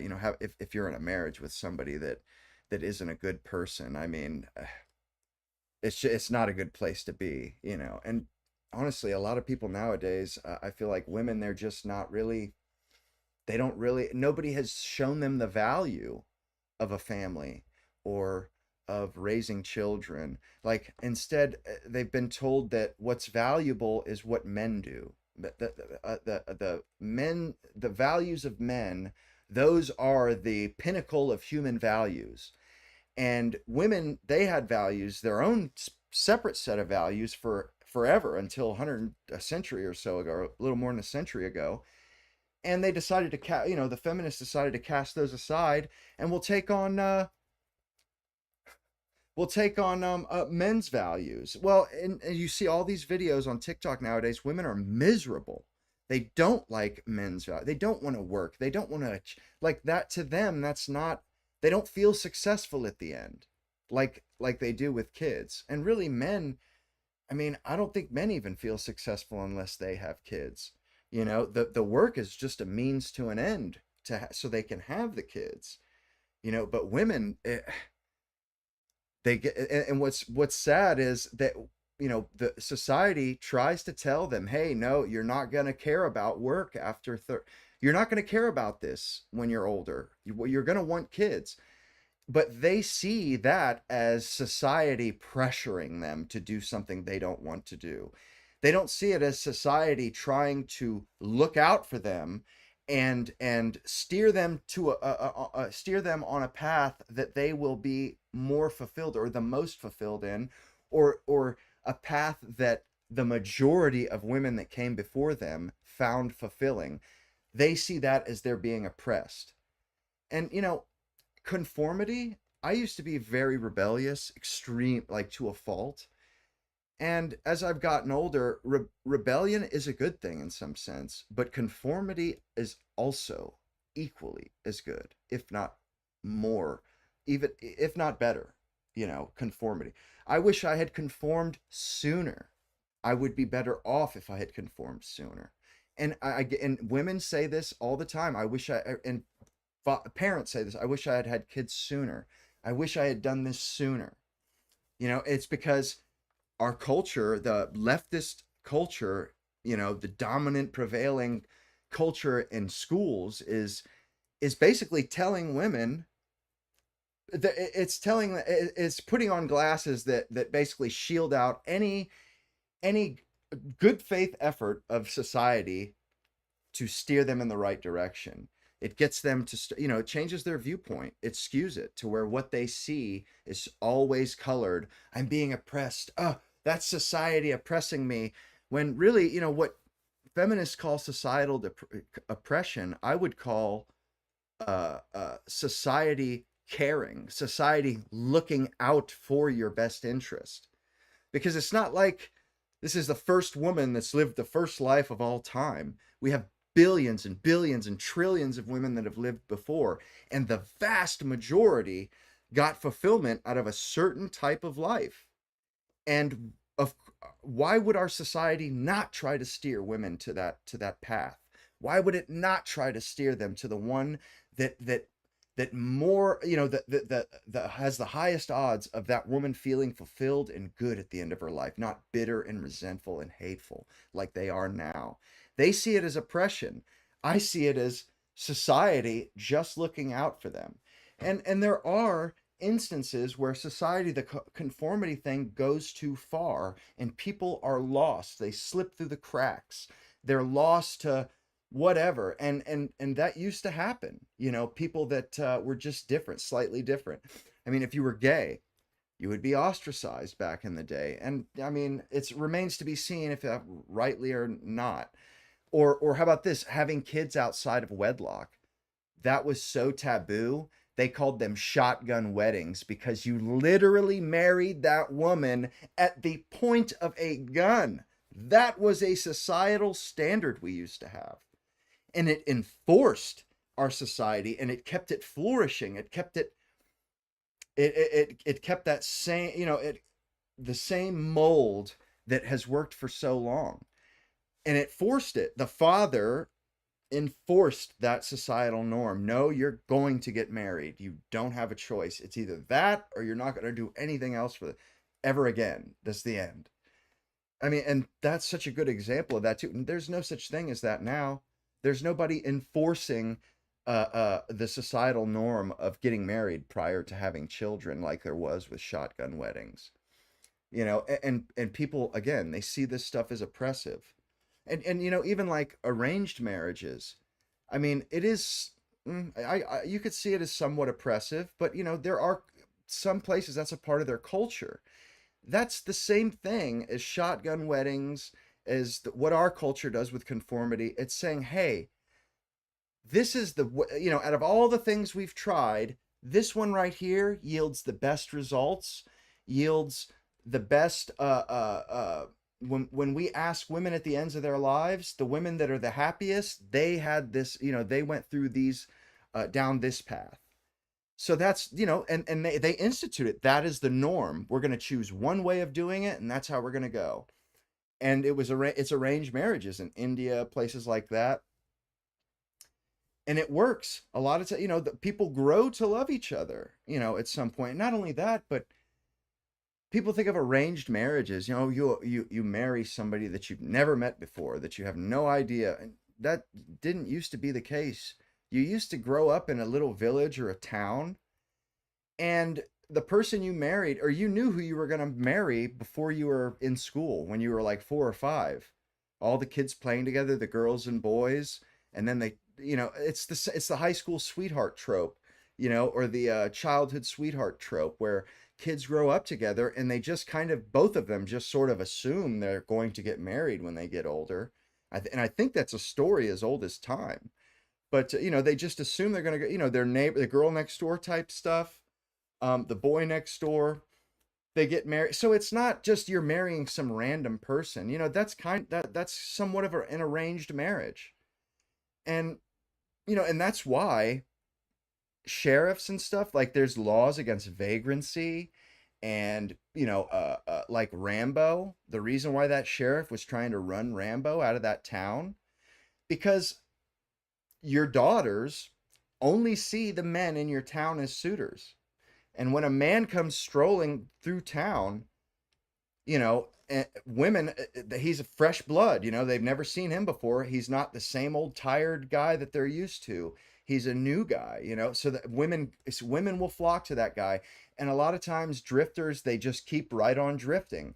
So sheriffs would take it upon themselves to run them guys out of town, so their women didn't even see them, and to go ahead and head that chance off at the pass. Go ahead and nip it in the bud. Make sure that this guy doesn't sow any oats in our town, and wreck any homes. I mean, I remember listening to I like Buck Owens, and he had a song called "Tall Dark Stranger." The song was literally that's what it was about. A small town out west, like Bakersfield or something, and then a tall, dark stranger blowing into town and stealing his girl away from him, who he had known since he was a small child. And the tall, dark stranger comes and swoops in and steals his girl. And it was just kind of, it's a country song, sad song. And it's just, there's a lot going on in culture, and it just bothers me how flippantly and how ignorantly they kind of just hand wave artifacts of our culture that have been passed down over generations. They just toss it away like it's just, a wrapper, some plastic wrapper or something, like there's so much people don't know. And it blows my mind how quickly they're willing to totally get behind something when they have no idea. They don't have all the data. Like they're absolutely positive. I'm never sure about something because I've misremembered before, and actually, even though I've for sure thought I remembered something right, I didn't. It was wrong, and I was wrong, and I bet somebody and owed them. And it blows my mind how people can be so convinced that they're right when they maybe even they didn't even go to college, which that doesn't really mean much nowadays, or maybe they didn't they're not a student of history. They haven't studied other ideologies. Maybe they're ignorant, maybe they're narrow-minded or prejudiced. And these people getting into positions of power, and they personally have had abrasions or resistance from a societal institution or a norm. So they have a chip on their shoulder or something to prove or to destroy that norm. And they may just be one of the people that fell through the cracks. And yet they take away, and like I see our society as like a Jenga tower, a tall Jenga tower. And our norms are just being pulled out one by one. And right now, every norm that can be pulled out of that tower has been pulled out of that tower. If one more norm gets pulled, who knows? That may be a wrap. What we're trying to do, in my opinion, what it looks like our culture is doing, whether or not we realize this is what we're doing or not, but we're trying to put those Jenga blocks back into the tower. All of a sudden it's starting to sway from to and fro. So it's, everybody's starting to see it. This isn't just something I'm seeing. Everybody's starting to see that our society and culture, it's not so rock solid as it used to be. And I would posit and hypothesize that it's because of all these little changes, all the little Jenga blocks being pulled out of the tower over the course of years. And finally, we're starting to see the tower sway back and forth, and everybody gets, starts gripping their chair, white knuckling it. And a lot more people start voting and people start getting really serious about politics. But I mean, as far as I'm concerned, that's to me, that's what it looks like society is doing. It's like a reform, okay, we've picked up all kinds of hitchhikers, and it's time to get them out, get them the hell out of our culture. The boss babe thing, that's got to go, that's got to go whether we like it or not, and a lot of other stuff. There's a hell of a lot of other stuff too that's got to go. I mean, all this, anything to do with race, I mean, that really, in public life, it should be absolutely race neutral. Like, we shouldn't have to talk about, and it used to be that way where you didn't have to talk about it like that. But they've made it such a central theme.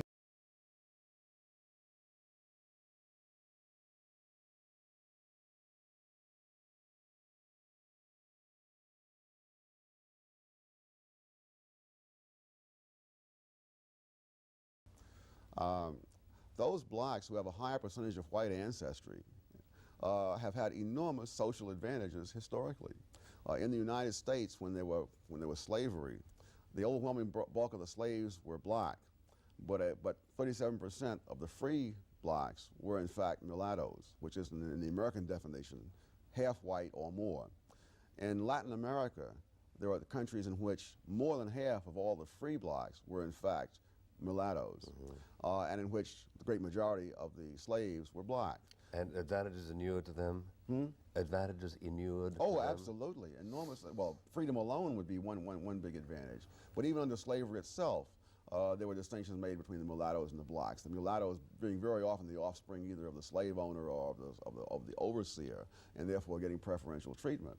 And so throughout the Western Hemisphere, those people who have higher white ancestry among the black population have been economically, educationally, and otherwise more advanced. And in times past, it was quite common for them to attribute their success to genetics, when in fact there were fairly blatant historical differences. But the question is, how would you then separate out the two things, since they always occur together? So that when Huey Newton went to Cuba and Huey ended up Newton, complaining what a funny name, that all the privates were black and all the non-coms were mulattoes and all the generals were white, he was really making your point. Absolutely. In fact, I'm amazed with all the way that the American performance in the Caribbean has been put under a microscope, that no one has noticed that those Cuban soldiers being brought back are black. Yeah, right. And those Cubans who are running the country are white, and the Cubans who are appearing on television defending their country are likewise white. Well, now, I think people read your book incorrectly who come to the following conclusion, but let me, in any event, state the conclusions they come to. Namely, that you oppose efforts, political efforts, to give equal opportunity, which in fact you do not, correct? Yes. What you oppose, as I understand it, and as your book very plainly states, is any preferential treatment that disguises objective standards. Is that correct? Yes, and particularly since the net effect Sorry of about preferential treatment, which is preferential in intention more so. Sorry about that. Me missing the chats, guys. I didn't even realize. I put the chats in the screen with a chat widget, and they disappear after 15 seconds, and I didn't realize that it was going to remove them from the typical chat box. The chat box is still there, but there's no chats in it, so I haven't really been able to catch what you guys were saying until just now. So I apologize. I'm just getting the feel for it. And also, I appreciate that about the name, Uncle Larry. I do. I thought it was pretty cool. It's actually the name of it was the name of a train line in England that went to Scotland. It was an express line, you know, the actual ride. It was considered like the fastest way to get to Scotland, and it was overnight, and it was called the Night Scotsman, and it took off from London, I think, at a certain time every night.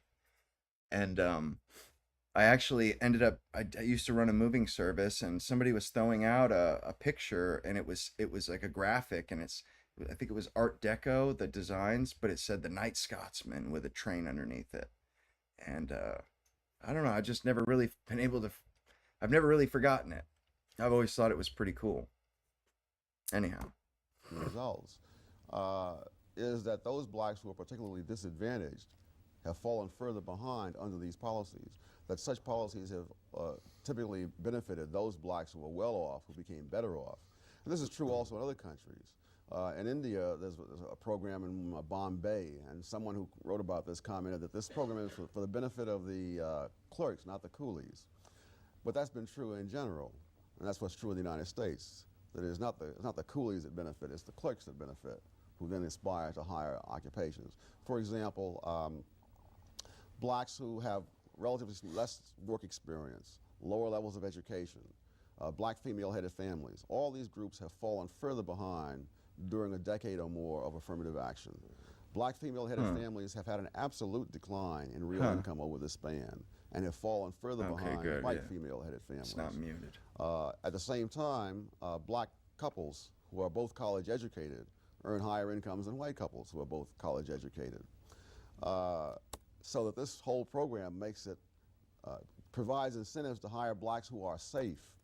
Therefore, one will make some effort towards one's quota, but one will not take in people who might not progress enough for their promotions and discharge patterns to satisfy the government. So you make it risky to hire average blacks and more desirable to hire blacks who have not privileges, but advantages. Well, now, do you ascribe to the programs of the past 10 years that polarization? Because if so, how does that account for the apparent correlation between those families, those black families that do not do well, and the vastly increased number of one-parent black families? I'm not sure I understand the question. Well, during the past 10 years, we've had affirmative action. Mm-hmm. We have also had we've also had a rise of between 21 to 37% of families, black families, that have a single parent. Yes. I.e., there's been a desertion by the male, by the father. Yes. Now, is that a part of the welfare program, or is that entirely coincidental? And to what extent is that the socially causative factor of the phenomenon you're describing? Well, if I limit my description just to families that are female-headed, and I compare blacks and whites, then within that comparison, I see that the blacks are falling further and further behind. Yet if I pick almost any measure of more advantaged families, I find the blacks not only catching up, but in some cases overtaking and passing the whites. And there are a number of ways you can look at it and you get the same result. And what that suggests to me is that those blacks who have the skills, the experience, the education, and so on, are finding things much, much easier than ever before, whereas those where there's a risk involved in hiring them, the people aren't going to take that risk. I've seen her explain to me very explicitly in the case of women, and I suspected they wanted me to draw the same conclusion with respect to blacks. Universities have said, people at universities have said to me, we will not hire a woman who, for assistant professor, unless we're sure she's going to make an associate professor, because the cost of legal processes, in case she doesn't, is so high. I remember telling this to a woman who was a full professor to see what response I would get. A black woman? Black woman. And her response was, yes, that's the way I hire. Even the women themselves hire that way. That's what's wild. Even the women themselves. They don't get the same running chance. The white students. The white if you're going to hire someone women and black people, when they get in those positions, they think exactly the same way. They think, well, they should be thinking about merit and, you know, who's best for the job, not about prejudices. Black leaders. Is there no more thoughtful is no thoughtful attention given to such analyses as your own? Is it because they are simply wedded to the notion that there is a political solution, or is it because victimization is the easiest way for them to account for their plight? What is the dominant reason? Both of them. Because clearly if there is no political solution, then what use are political leaders? People often emphasize to me the enormous importance of leadership for any ethnic group to get ahead, and my response is often, name me 3 Japanese American leaders. And no one has yet been able to do it. But so leadership itself, if you have the vision that I have, then leadership itself becomes much less important. And for a leader to say that leadership isn't important is like, you know, a Cadillac saying it doesn't matter what car you buy. Well, all right, suppose we take the word leadership away from the political context. Gandhi was both. Martin Luther King was both. Now, he had political objectives, no question about that. But having achieved those political objectives on the basis of what you know about Martin Luther King, would he now be saying the same kind of thing that the Ben Hooks and others are saying, or would he be saying the kind of thing you're saying? Oh, it's impossible to know, obviously. Certainly, I think it's painful for me to hear Ben Hooks mentioned in the same breath with Martin Luther King. to certain non-empirical propositions that no matter what happens, these doctrines are so, and they are not to be questioned. So that if we don't succeed with affirmative action, we need more affirmative action. I was told that this very morning. Let's Say, hear us the beginning of reconsider this thought. Shall we? Amazing to me is how many propositions there are that are sacred without a speck of evidence and in utter defiance of all evidence. That sex education was promoted on the grounds that this will reduce illegitimacy. It Teenage went up. pregnancy, which I think is more important than the legal status of the children, and it would also reduce venereal disease. They both went up. And of course, it was instituted, and teenage pregnancy and venereal disease have shot up through the roof. I haven't seen practically no one say, "Let us reconsider this." Yeah, nobody ever says we have this wasn't a become good wedded to idea. certain non-empirical propositions that no matter what happens, these doctrines are so, and they are not to be questioned.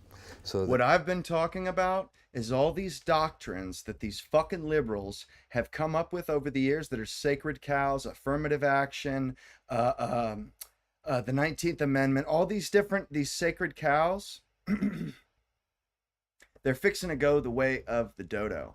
And this is what he even said, this was just a few years after affirmative action. He says, it doesn't work. And I have yet to see anybody point that out and try to get rid of it. They think we need more. We need to go further to the left. And what I've been saying and what I posit is that right now we have reached the point where society has said, you know what? I think we've done enough lefting.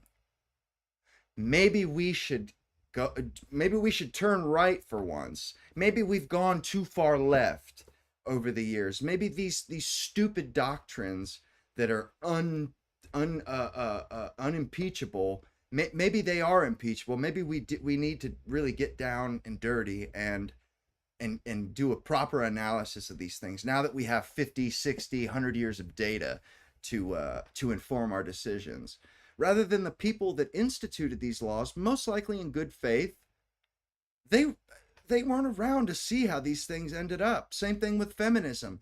I'm sure they all thought it was a great idea at the time when they did feminism, but when you see how miserable women are today, that you have to ask yourself, okay, do we keep going with this and we keep pouring women's lives and sacrificing women's lives on the altar of political correctness, of leftism?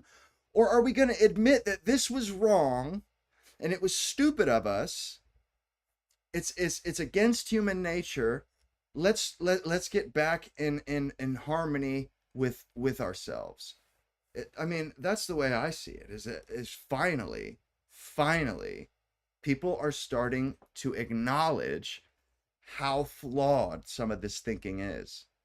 Like even the thinking of everybody is the same. We're all just as good as each other.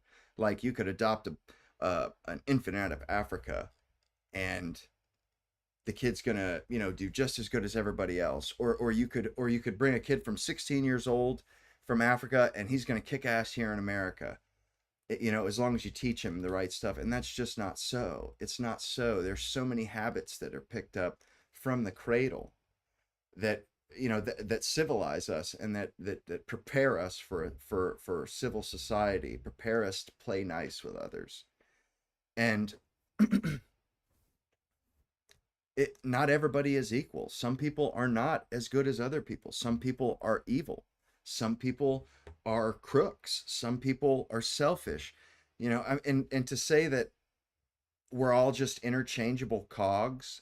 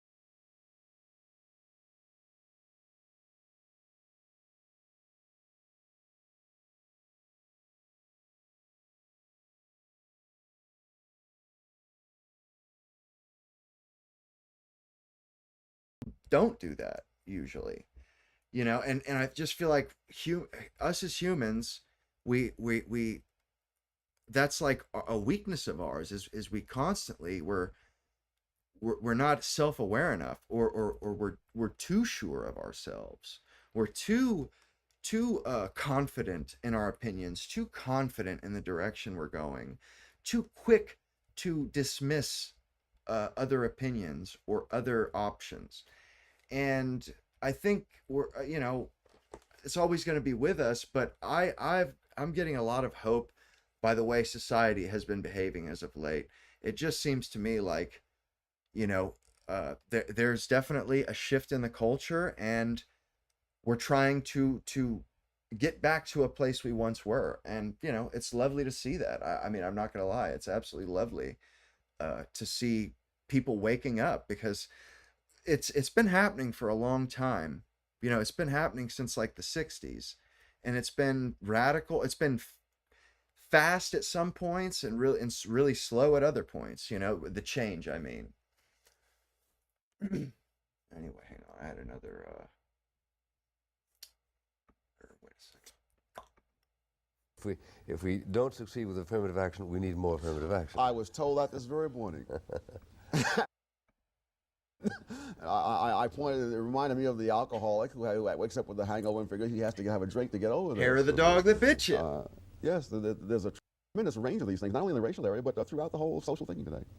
Well, now, do you find that political activism, which you did not deplore in respect of getting rid of Jim Crow, yes, political activism of the kind that we see today, you find an inverse relationship between people who engage in politics and people who economically achieve, right? Oh, absolutely. Because there's a dissipation of effort, or because you end up concentrating on the wrong things.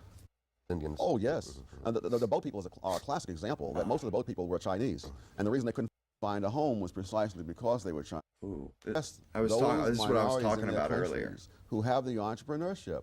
And even in very poor countries, there are often groups. I want to get back to Jews, the front of this there are thought. all sorts of other groups, almost anything other than Russia. It's a really good thought, really good point he makes here. Japan is another example where once they were exposed to the Western technology, they seized upon it and then sort of took the ball and ran with it themselves.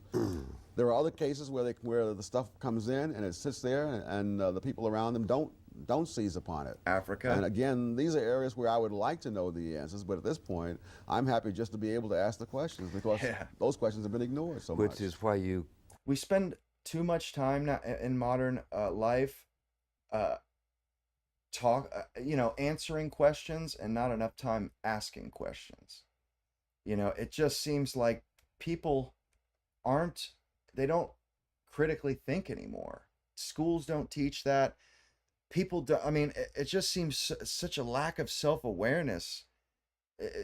I feel like I'm the only one that's ever asking questions, or I mean, it seems that way, but I'm the kind of lazy formulation of foreign aid, right? Unique. Oh, yes. There you're simply transferring the wealth that has already been created, but you're not transferring the ability to create that wealth. What about if you transfer expertise? Oh, that's easier said than done as well. But I think that the expertise, if there is a fertile soil for it, of course that can happen. Too often in foreign aid, you're rewarding people for doing all the wrong things. That is, you're willing to lavish foreign aid on Tanzania because they have bunged. Did we not just go through this with the USAID? They have been throwing our money has been flying out the window, and these countries aren't benefiting from it. If anything, it's holding them down. So many things, and people are on the edge of starvation. You are not willing to send foreign aid to the Ivory Coast because they've done things that worked out. And so you're subsidizing irresponsibility. Yep. But I've discovered the very same thing a decade ago in looking at programs for minority students in the United States. It's a certain mindset that you see in every area, that you want to give help to those who need it most. And often what that means is not someone who was more disadvantaged at the outset, but someone who was more irresponsible in dealing with a situation. So that on the whole, if you're looking for productivity, you would tend to concentrate on those nations or those individuals who were closest to making it already. Yeah. And needed just that little I found the one with that stupid woman. But the other thing that happens too with foreign aid is that you subsidize counterproductive policy. The woman who got it becomes easier then for people to religion oppress out of those school. minorities in their countries who have the entrepreneurship. And even in very poor give them countries, science. there are often groups who do have this entrepreneurship, either part of the majority of the society or particular groups like the Chinese, the East Indians in East Africa, the Igbos in Nigeria, the Lebanese in a number of countries. And what the political leaders can do is repress, and in some cases engage in mass expulsions of those people who have all the skills that are needed in the country. And then foreign aid will come in and rescue them from the consequences of having done that. As in Uganda, for instance. Yes, Yeah. yes. So what would have been sensible there would presumably have been to have back a government that would welcome back those Indians. Oh, yes. The boat people are a classic example that most of the boat people were Chinese. And the reason they couldn't find a home was precisely because they were Chinese. It's crazy. And were so hated. The You boat I mentioned people- earlier that the skills tend to flow to where they're scarce. But what that means is that there'll be a... The boat people, they literally, they're the ones that live off the coast of Thailand or something. They live on the water, on homes, on stilts. You know, they drive stilts into the sandbar or whatever, and then they build their house. They build a platform on the stilts, and they literally live in huts or houses on the ocean, and they don't have cars or anything. They get around with boats, and they're Chinese, but that's an absolute culture, a microculture and a way of life that works. And they fish. I mean, they spend all their time fishing, but think of it, you know, I mean, honestly, that's not a bad idea, you know, like sleeping over water. I mean, because sleeping on the ground, you know, you got animals, and, you know, sleeping above the water, you know, bears aren't going to mess with you. I mean, that's a lot of stuff you don't have to even consider. I mean, weather and ocean things you'd have to worry about, but normal terrestrial situations you don't have to worry about. But I mean, they're a very interesting group of people. A differential between the majority of the people and those who have these scarce skills. And therefore, those people who are most needed will be most hated. Most hated? Yes. Yeah. Ms. Soul, our examiner is well known to regular viewers of this program.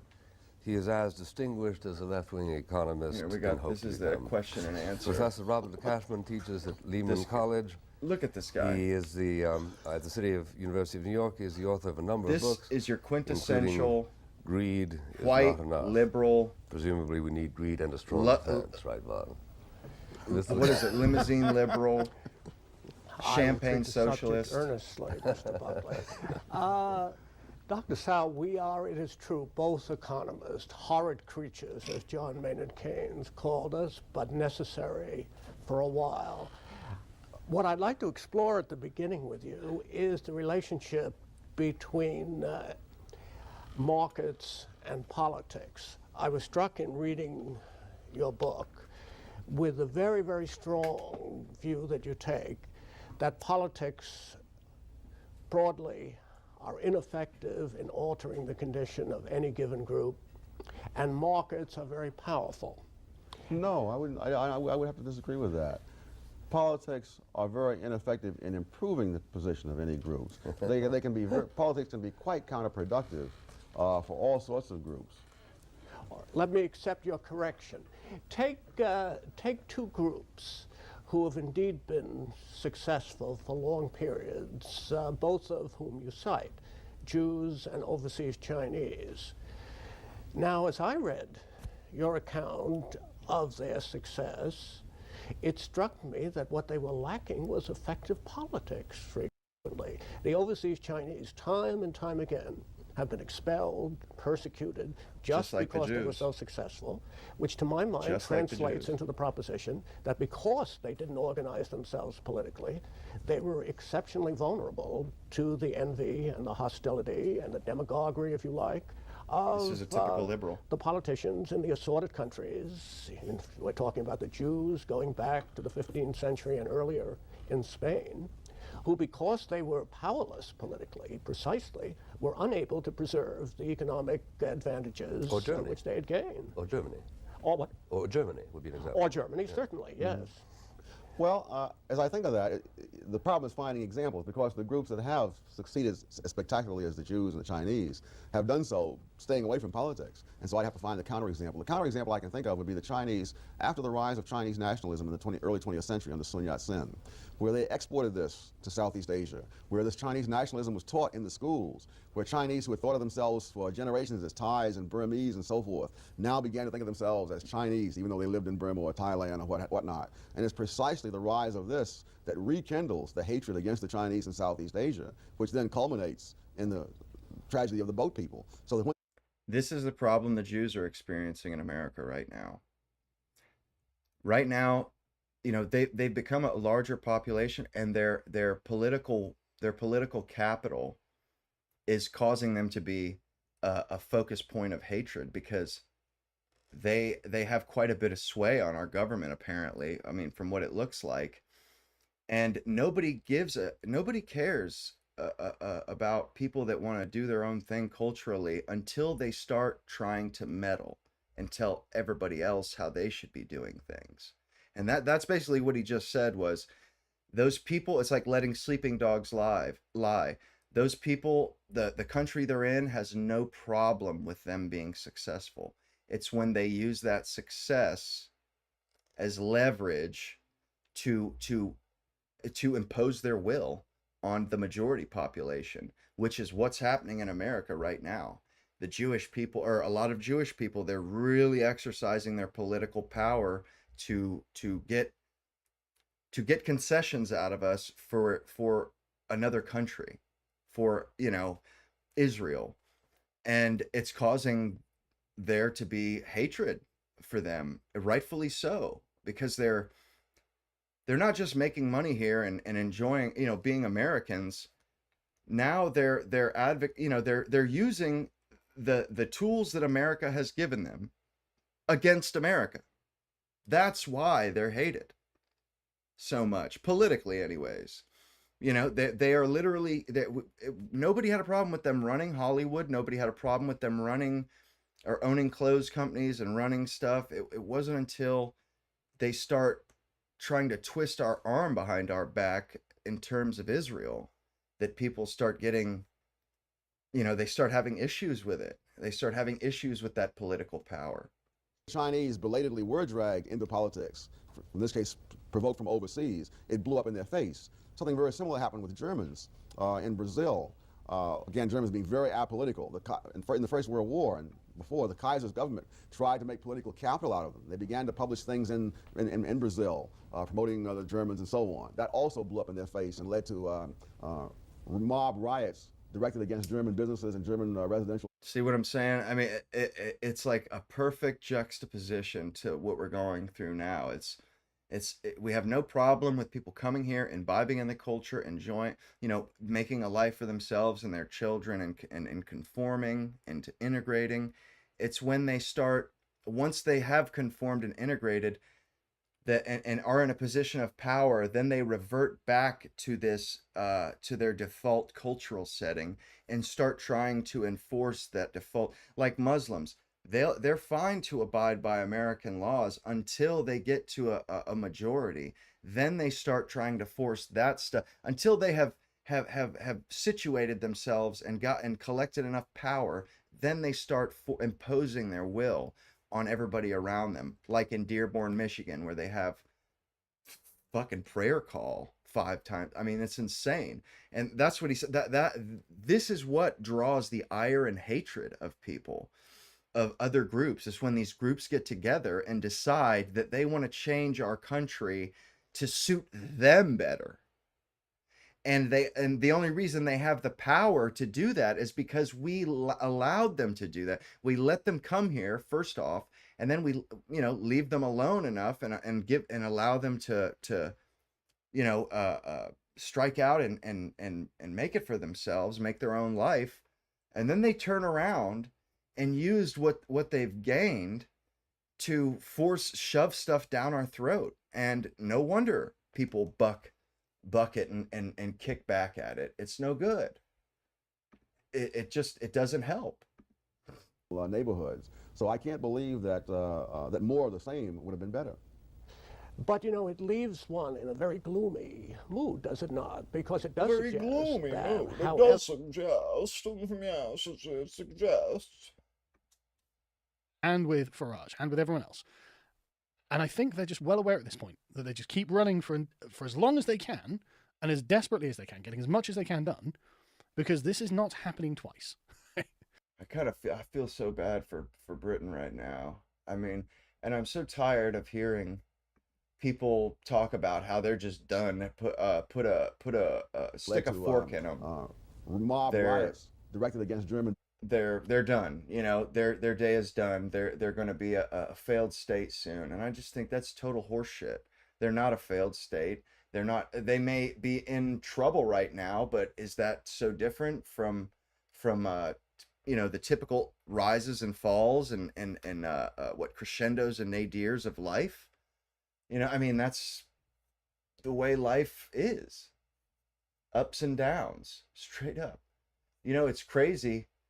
All the people that Buckley interviewed, this one will blow your mind. Look at this guy. Look who it is. Back in the 60s. If it would play.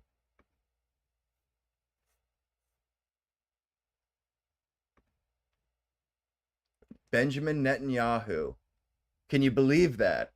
Can you believe this? This guy was hey, he's the gift that keeps on giving, guys. He's the gift that keeps on giving. He's going nowhere.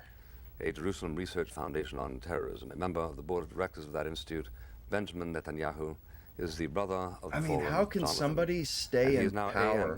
Like this guy has been in power and be the editor of a new book called since the 80s, I think. How the West Can Win. The book just published is an account of attempted answers to the problem of terrorism as given by 24 very bright people, Europeans and Americans, addressing the question. We will be surveying their prescription. Honestly, Benjamin Netanyahu, the way I see this guy is really and truly, his career isn't about being a good statesman or a good politician for his people. It's about being good at convincing America, being good at lobbying on behalf of his country. That's all the man has ever done is talk and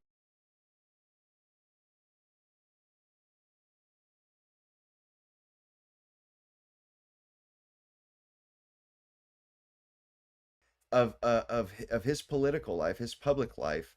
He has been screaming from the rooftops about terrorism and about things that are going to happen if we don't act, that don't happen. But I mean, he's able to scare America enough, or to convince America enough to fight most all of Israel's wars, to be their big brother that just sort of solves everything. You know, he's just a lobbyist. He's a lobbyist for a country rather than a company. Topics in the theory of generative grammar, 1965. He is a highly esteemed student of modern language and linguistics who teaches nowadays at the Massachusetts Institute. Something that I think is a glaring injustice in America. They are being victimized. This bitch. A story in analyzing rather authoritatively the meaning of the First Amendment, said as recently as 1905 that it was preposterous to assume that any member of the This was back when they were talking about religion in schools. Anything other than to encourage religion, but not to encourage any I'm certain any denomination. judge can make a decision in 1905 as to the intent and purposes of the founders of the nation. I can Well, you make making such a... 1971. You just finished telling That's us everything right. that I was can in do their this minds. now. This is true. Anyone can do this now. We can project back and say, well, now, obviously their intent was, particularly when the control of the information flow in respect to these items has been in the hands of the church people, hasn't it? No. Yes, it has. It has because we have been primarily in our educational Listen to the way they talk, commitments in America or how she talks. To the church. The churches have established most of the major colleges. The churches ran the primary education and secondary education for a long, long time. That's like saying that people who believe... She speaks as though the church was an evil entity, like it's just some random club, like the Freemasons or something. I mean, it's the church. The church is more or less just God-fearing Christian Americans. So the way she refers to the church, it's as if it's populated by demons or something.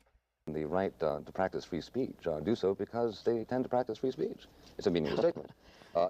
It's true It that may be meaningless to you. I don't know what your... let me give you some recent figures. 43% of the American people are weekly churchgoers. 98% believe in God in some form or Now, another. that's not true at all. Well, then I think Gallup that it's is having us specious. on. Oh, Gallup stands in front of the Roman Catholic Church on Sunday in New York and says, how many of you went to church this week? This is not a valid kind of... Why is it then that Gallup distinguishes between the number of Catholics who do and the number of Protestants who do in the identical poll I just cited? I have also the material from these polls, and we can play poll games here if you care to play. I think we're playing conspiracy games. You don't believe that Story is an authentic scholar of the Constitution. You don't believe that James Madison was reference God. You believe that Gallup is a creature of the Pope. Interpreting this. Oh, no, I don't. This is where the hatred of Christians started, guys.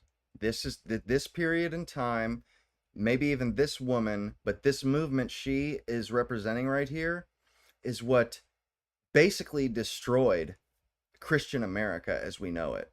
It left it in shambles, and she is the one. Work on it. All right. Let's get back to your figure that 98% of the people believe in God. First off, this would have to have an enormous sampling to arrive at something like this. But the other figures indicate that at least 20% of people do not accept any kind of theological concepts. At least 20%. Well, all right, let's say you're correct. I'll give you that. All right. That means that 80% do. Now, is it or is it not an aspect of freedom for the majority to control? For the majority, subject to their not oppressing the minority, to proceed to well, you've lost your point because they do suppress the minority. Well, now, I know about your victimized son who had to sit still while other people recited the Lord's Prayer. Do you know about the victimized couple in Indiana who can't adopt a child because they're atheist, although he's a professor at the university? The issue that I take with this lady is, you know, she's probably right. And I think he's probably right, too. Probably 98% of America, you know, or whatever percentage you said went to church, and another percentage that were Christians, like practicing. And, you know, she's like, well, you know, I guarantee you that those are wrong, probably. You can't have a sample size big enough for that. And on top of that, you know, probably 20% of them don't actually believe in God. But, you know, really, does it matter if one believes in God? If they're a good Christian and if secretly they don't believe in God, but they're a good Christian and they live a good Christian life. They go to church every week. They donate 10% of their earnings. Does it really matter if they believe in God? Does it make them any less Christian? Does it make them less, does it make them not as good of a person as somebody who does? I mean, that's kind of, I believe in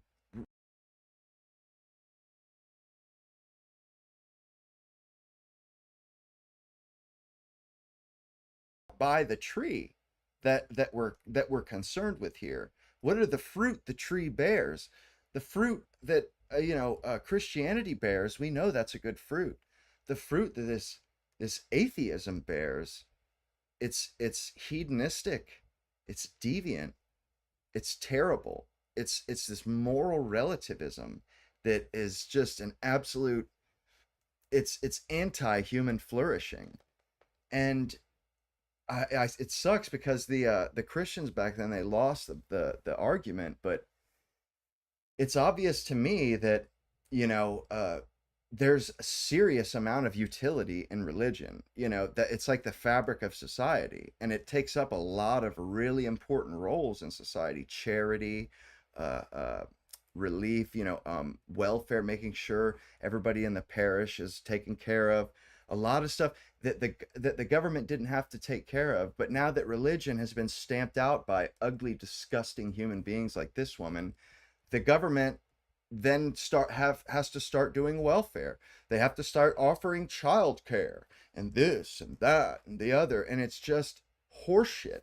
All this stuff was taken care of ever so nicely by people and their neighbors, and they could repay their neighbors. Now it's taken care of by this huge blob of a state that takes money from other people to help this person out. And then this person grows entitled because, you know, they just feel like they're getting money from like a job. Whereas if you get charity from a neighbor, you're not going to get entitled and start demanding that charity every week. Or you know, if there's less, how dare you lower the amount you get.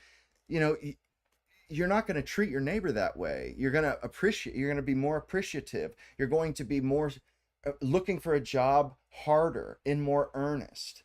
That stuff is going to be more important to you.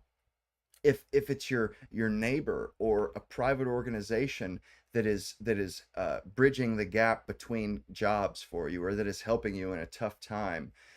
When it's the government that's doing all that stuff, it gets a different side of human beings, a side that becomes entitled and resentful, hateful of the rest of the population that doesn't get that. It's just all these changes and all these things that people have done, they just had just the most profound effects out, stretching out over time, since they got rid of religion in school. And, they scream about separation of church and state up and down, constantly, and then we get to this point, everybody's atomized, unmoored, no community, and people are not happier. People are not happier. I don't care what anybody says. People are not happier than they were when they were more religious. I would say they're a hell of a lot less happy. And and not only that, I can see it in people. Like I've seen people when they didn't go to church and they bought into the modern atheistic secular society. And then they decide one day they're going to turn their life around, or they're going to make some changes, start going to church, and they start flourishing all of a sudden. They become a more enviable person, somebody who's got things going for them. Do you know about the victimized Boy Scouts who cannot get their Eagle rewards because they're an atheist? Do you know about the victimized college professors who have lost their jobs because they have said that they're an atheist? Wait a minute. The Boy Scouts have not yet been nationalized. And if they decide to exclude somebody from receiving the award... but they were incorporated by Congress, and Congress should not incorporate any... Do you really suggest that Congress ought to pass along its value system to anybody to whom it grants a corporation? If we She has good function under points. Constitution, Her and points if this are good. Constitution says that there ought to be, although there isn't, a separation of church and she state does in America, have and this is some- specifically written into a legal instrument with which we are all mostly in accord. It does. She does make some good points. The thing is the answer to these points isn't just to cut religion out and throw the baby out with the bathwater. Like she was just saying, what about boys that can't get their Eagle Scout medal because they're an atheist?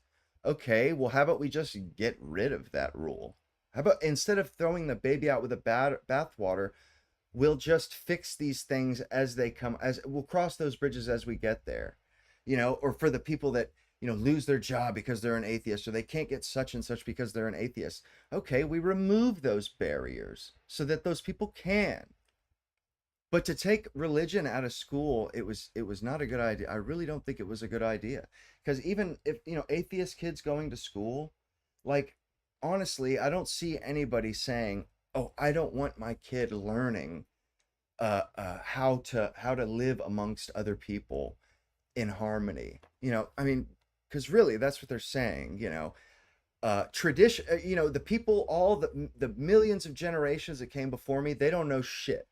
I'm so smart. I know more than all the people who came before me, and all the information and all the traditions that they wrote down in the Bible.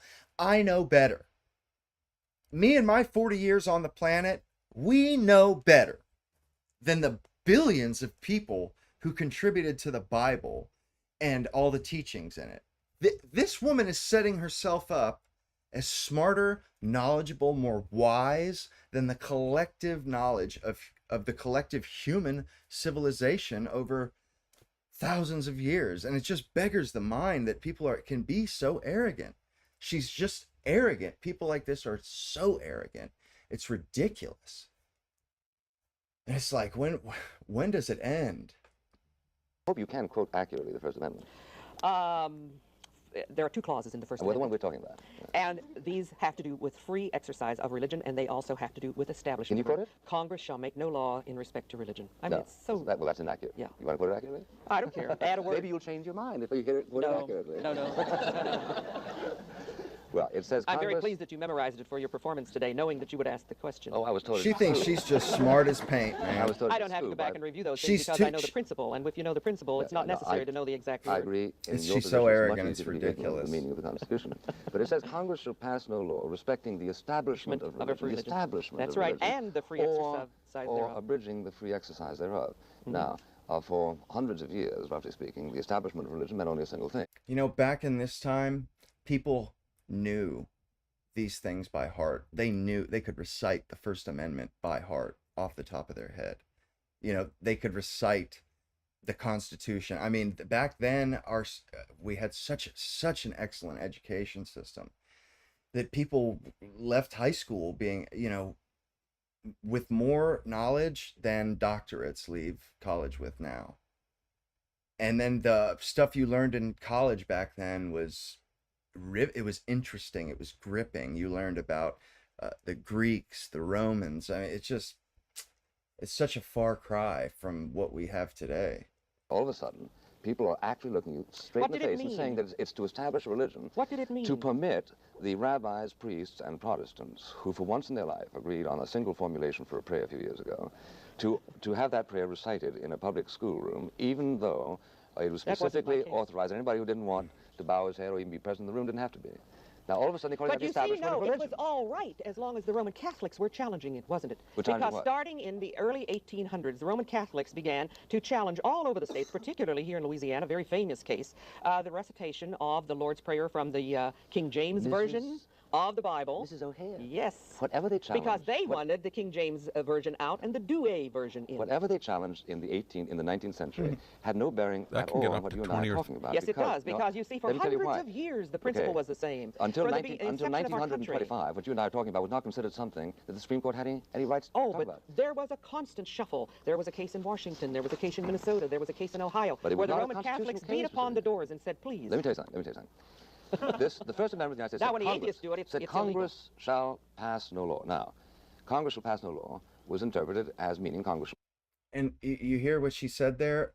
The religious people, they evangelized. What's wrong with me evangelizing as an atheist? And I'll tell you what's wrong with it.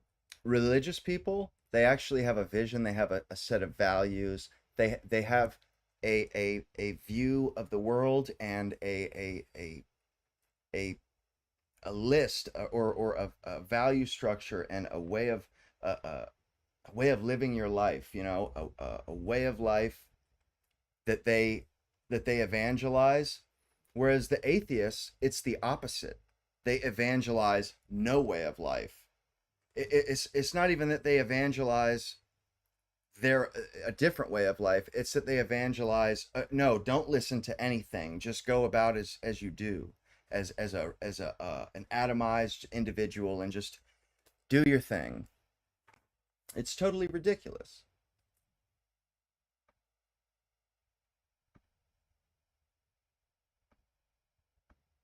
Overhead is dependent. Everything he does is weekly essay for American Greatness, weekly syndicated column. Links to this podcast, the archives, links to his books. And Victor twice a week writes a piece, an article exclusive for the Blade of Purses. He also does an exclusive video. And if you're a fan of Victor's, you want to see it, you want to read it. $65 a year, $650 a month if you want to stick your toe in the water. We are recording on Sunday, September 21st. This particular episode will be up on Thursday, the 25th. There's lots of Donald Trump foreign policy and immigration issues to discuss, get Victor's take on. And we'll do that when we come back from these important messages.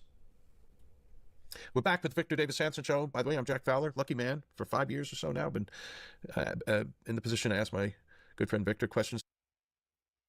1 second. Where is it? There we go.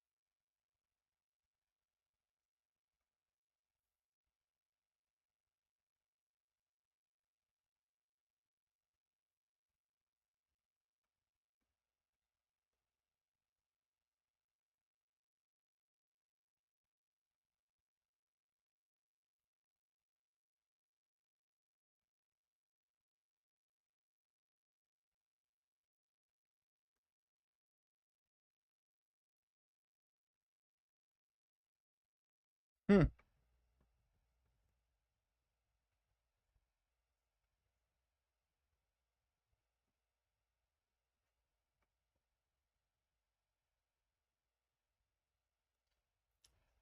He's right too.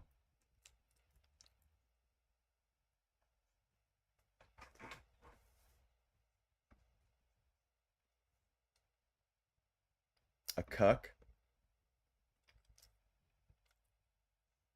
The fact that he still works there.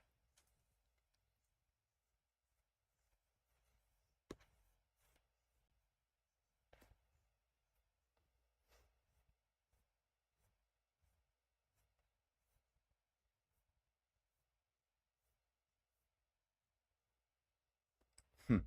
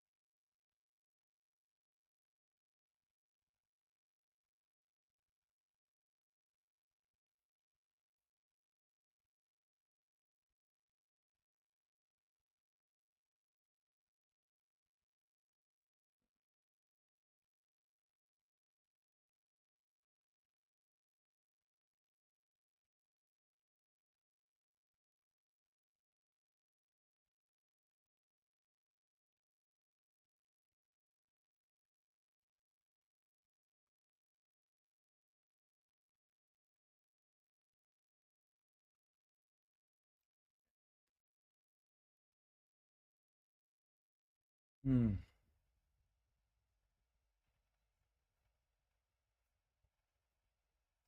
Yep.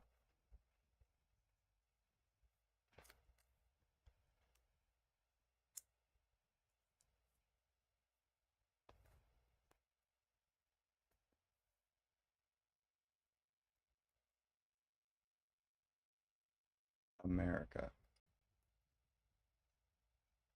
Very valid.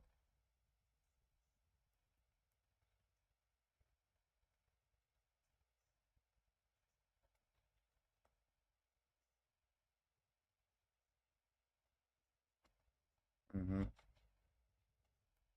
They're rotten with them.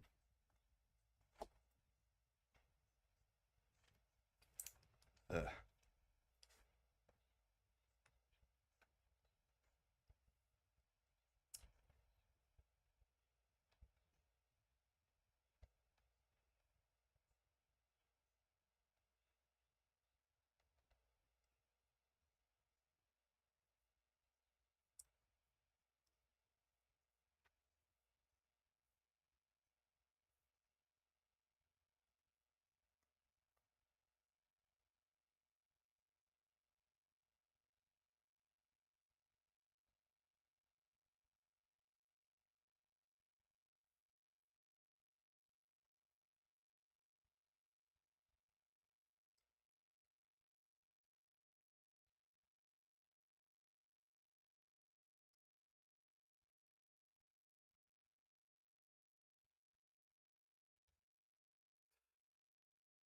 It's awful.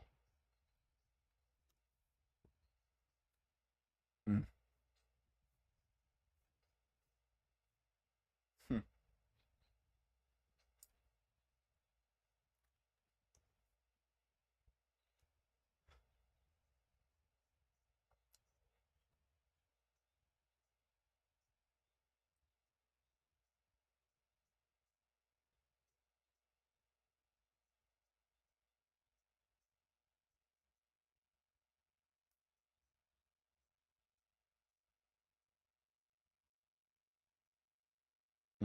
He's right. He's absolutely right. If you look closely, the only people that are banging the drum about Muslims, about Islam, and don't get me wrong, they got the Dearborn and doing the prayer call 5 times a day, and there's starting to be a few here and there, but the only ones that really raise a stink about it are, just like he said, either Jewish or they work for somebody who's Jewish, and that's the company line. They can't deviate from that or they lose their job. And it's just what I was saying about Bibi Netanyahu earlier. This guy, they spend all their time, effort, and money lobbying us and our government, going over our heads, and pouring money and effort, blackmail into convincing our leaders to do what's best for them and disregard what's best for us. I mean, and really what they have to make it to where it's in that leader's best interest. What's in the leader's best interest is to help us because we, vote them in. But an outside force can change that if they can bring other pressures to bear on that leader to where they're more concerned about that the lobbying group than they are about Americans. They're more concerned about being blackmailed or being assassinated or whatever than they are about getting reelected or doing what's right for America. I mean, and there's got to be a chunk of our politicians that really don't have our best interests in mind, and that don't have allegiance with our country or ultimate allegiance.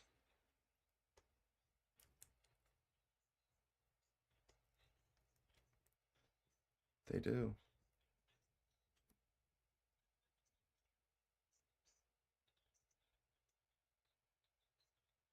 We're done with Muslims. We did that shit for 30 years.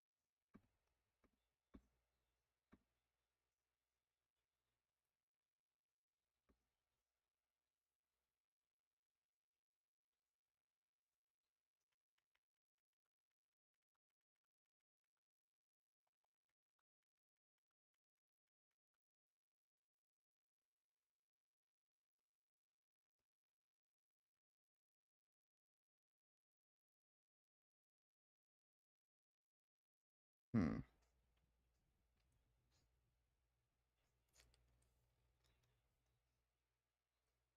What in the hell?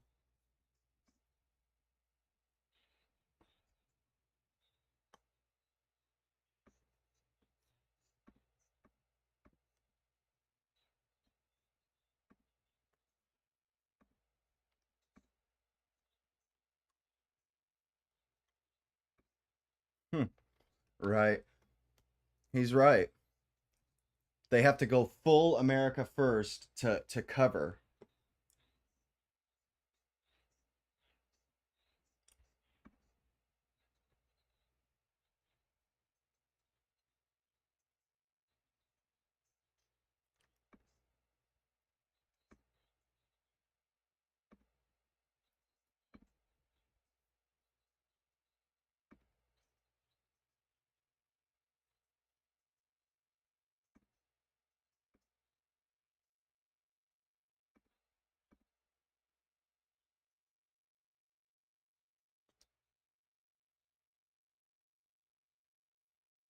Can you guys not hear me?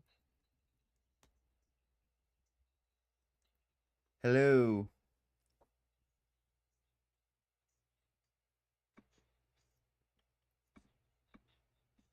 What?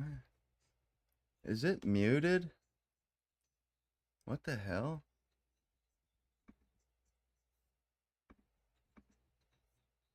Oh, okay.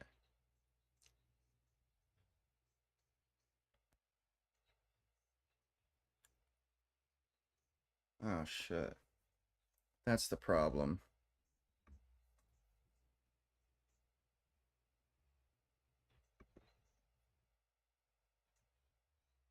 Wow.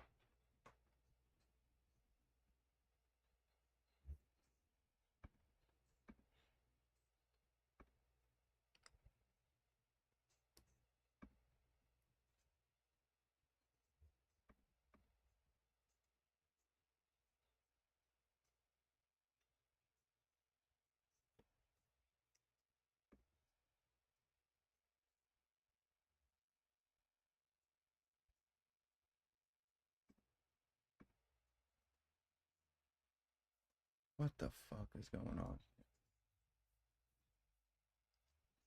Why can I not hear? Oh, man. Shit. Good Why are you Lord. willing to talk about one but not the other? Whoops.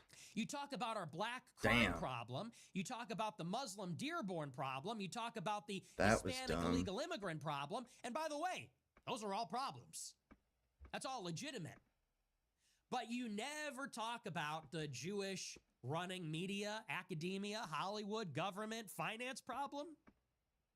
Why not? You're willing to list all the Muslim sounding names and their call to prayer in Dearborn? Why don't you say the same thing about all the Jews in Surfside, Florida? Or how about all the Jews in Brooklyn, New York? Or how about all the Hasidic Jews that have basically created colonies in New Jersey, all over New York, in LA, in South Florida? How about, forgive me, how about all the Jewish names in Hollywood, in the financial industry? How about the 5 out of 8 Ivy League universities that have Jewish presidents? How about the endless talk about the Holocaust and playing the shofar and hearing the Torah and the Talmud and all this? We never hear that from Matt Walsh. We never hear that from all these conservatives. Why not? And I'm just getting really sick and tired of conservatives that pretend to be, and what they're doing is compensating, pretending to be based by punching down against black people with no agency, illegal immigrants with no legal standing, Muslims who are foreign in every sense of the word, but are absolutely terrified and cowardly when it comes to confronting Jewish power. Chat. And that would be punching Widget up. off. And it's not to say that we don't have a problem with black crime. It's not to say that we don't have a problem with illegal Hispanics or others for that matter. It's not to say we don't have a problem with Indians on work visas. It's not to say we don't have a problem with this Muslim invasion of certain specific communities and townships. But when you look at the overarching problem, when you look at the overarching foreign influence in America, it's not coming from any of these localized groups. It's not coming from any of these low agency third world groups. It's coming from the transnational.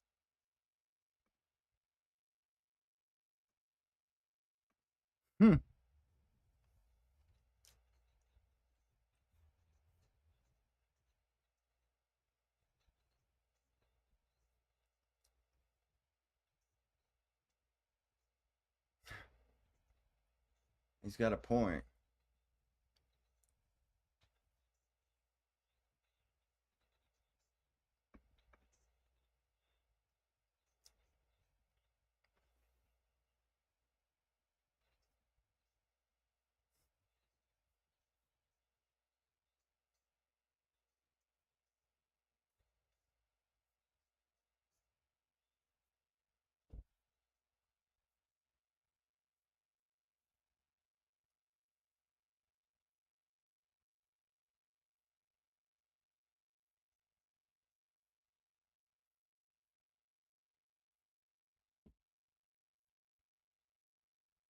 Desert religion. I love it.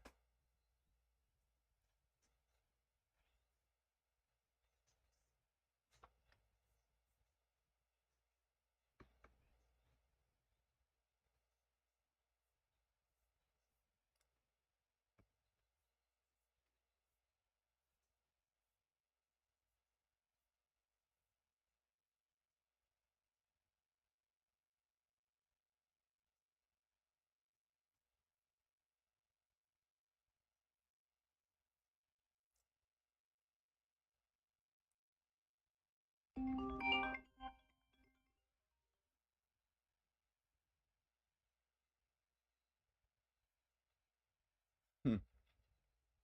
Ooh.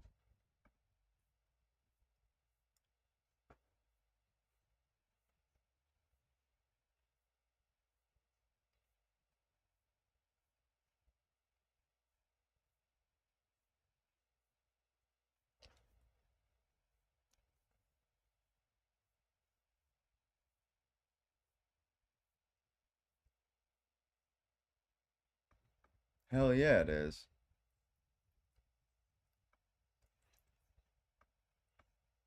There's a whole type of lying called lying by omission, by not saying something. So yeah, it is absolutely. And the media, that's their shtick, is to not say things, to not draw attention to news. That way that's like half of their toolkit to controlling the narrative, is controlling what is news and what isn't, what we get to hear, what we don't. So I mean, he's absolutely right, but it seems to me like it's a little bit small ball, like kind of an easy observation to make.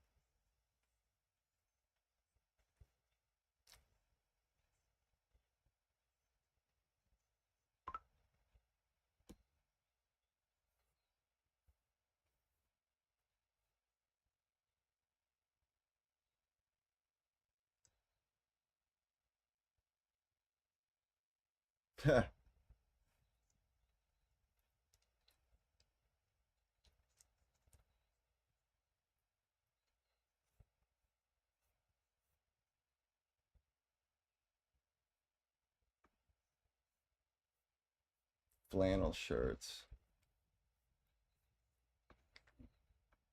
Matt Walsh, he's an absolute caricature, and he goes out of his way to be a caricature. And I don't know, it doesn't really I'm not really into it. I mean, I like Matt Walsh, but it's almost like he is putting on an affect, and that he's just doing a performance. It's a performative thing, more or less, than I could be wrong.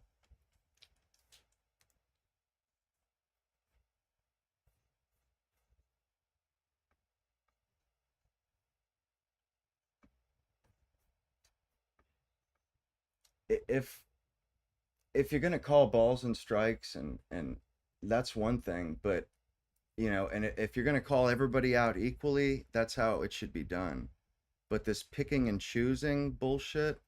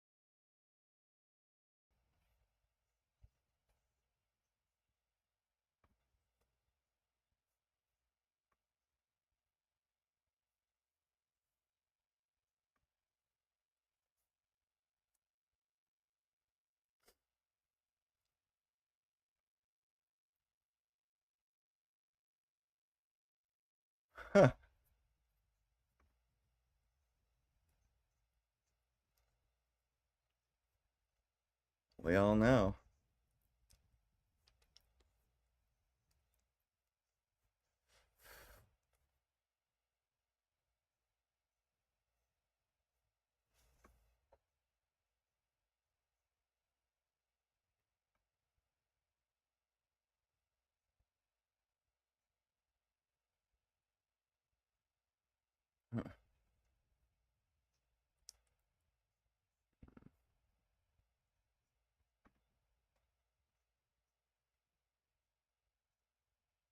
Yeah.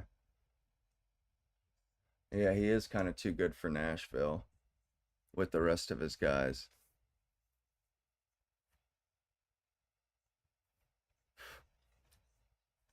No.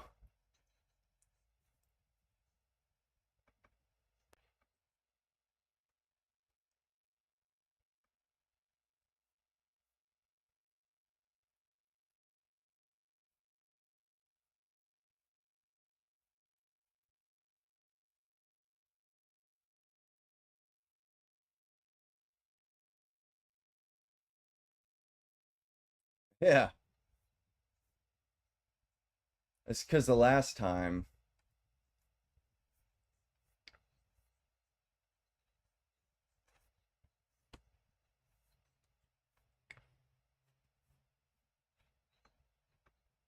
if you want to, I mean, honestly, the way I see it, all this stuff is really this backlash that they're experiencing has been coming for a long time. Since they started pushing this liberalism after the Civil War, this backlash has been brewing in Western society.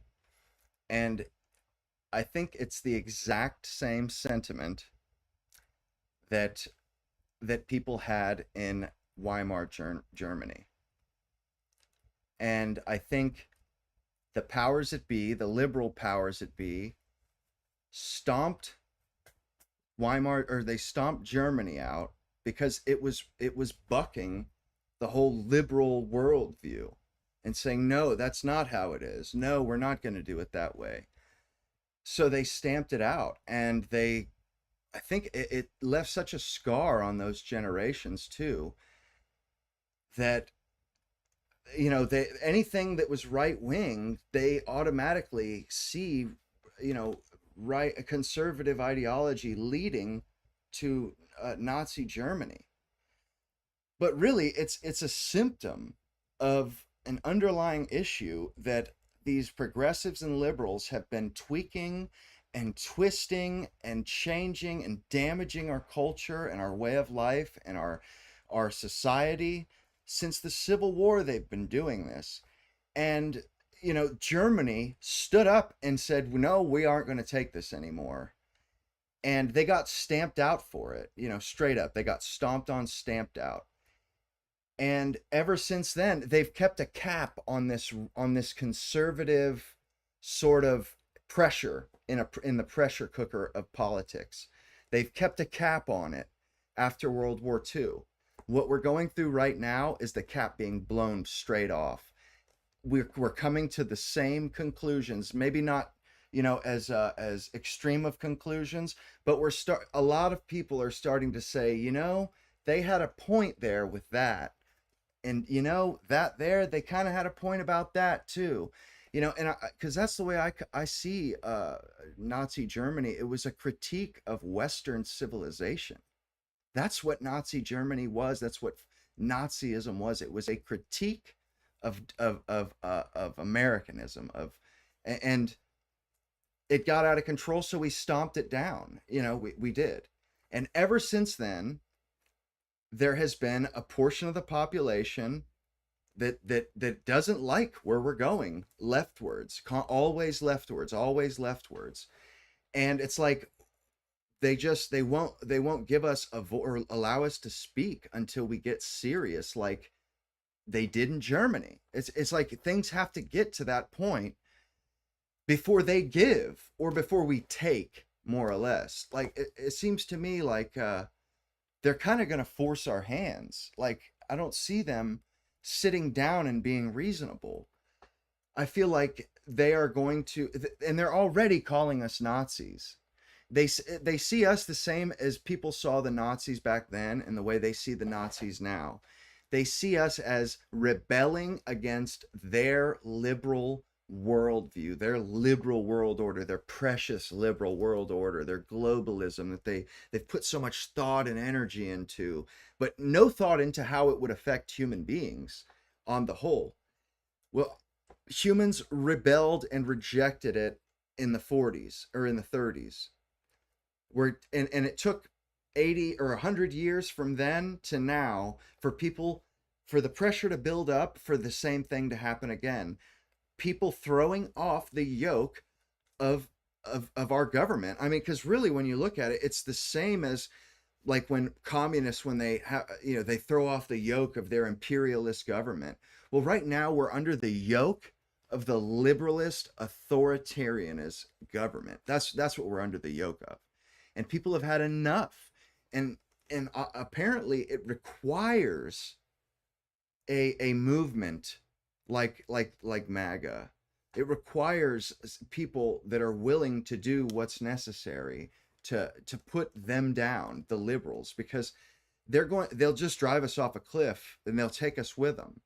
And they've proven they won't come to terms. They won't negotiate. It's their way or the highway, or, you know, that basically it's their way, or they're going to call us Nazis and start shooting us, more or less.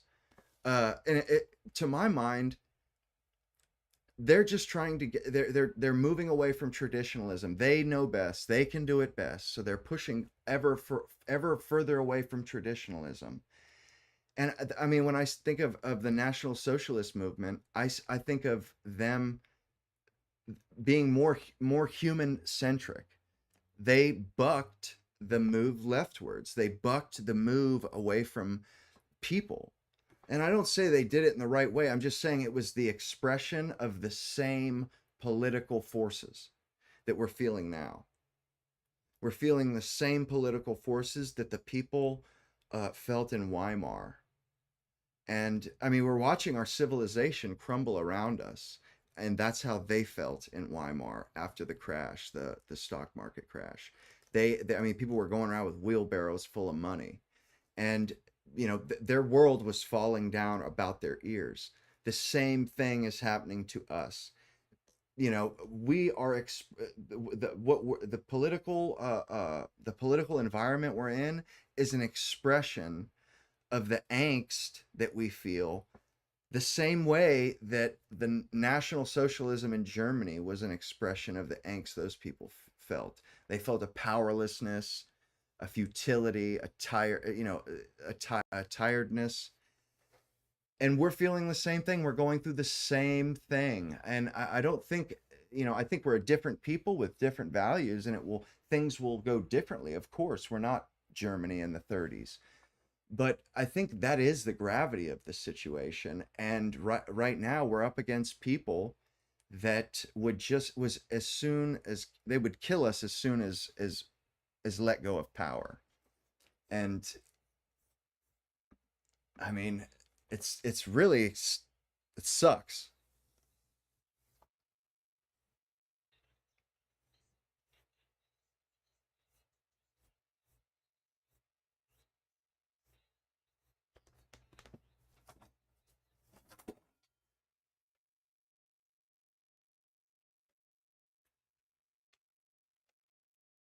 I think he should call people out.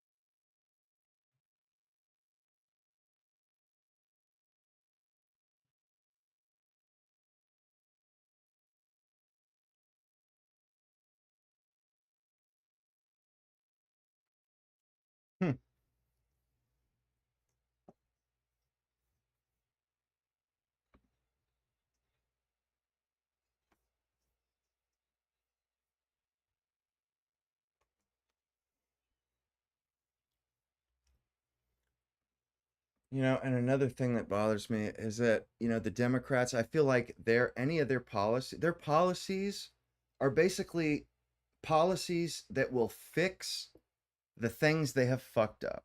That's what they focus on. Child care, health care. It's like they stripped our culture of religion. They stripped it of tradition and values and principles.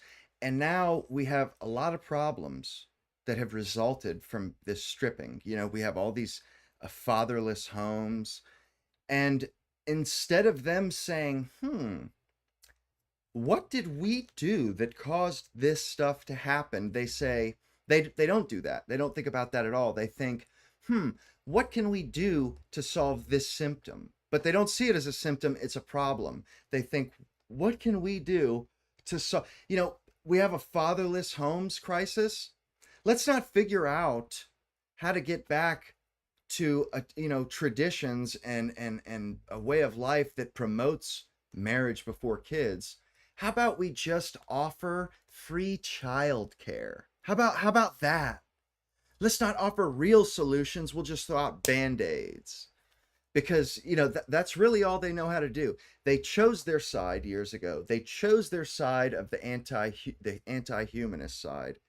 And they're willing to die on that hill. And they're just continuously, they stick with that core belief. And the only deviations they have is when they add a policy to fix something that their old policy ruined. And it's just like a chain reaction, ad infinitum, never-ending thing where it's just Democrats cause problem, then Democrats run on solution to fix problem that they caused. I mean, and it's just over and over and over. We're dealing with this bullshit of all these problems stemming from unforced errors. Unforced errors, shooting ourselves in the foot, thinking it's a good idea to shoot ourselves in the foot in the moment, and then later, oh, that wasn't a good idea. I can't walk anymore. I mean, it's outright ridiculous.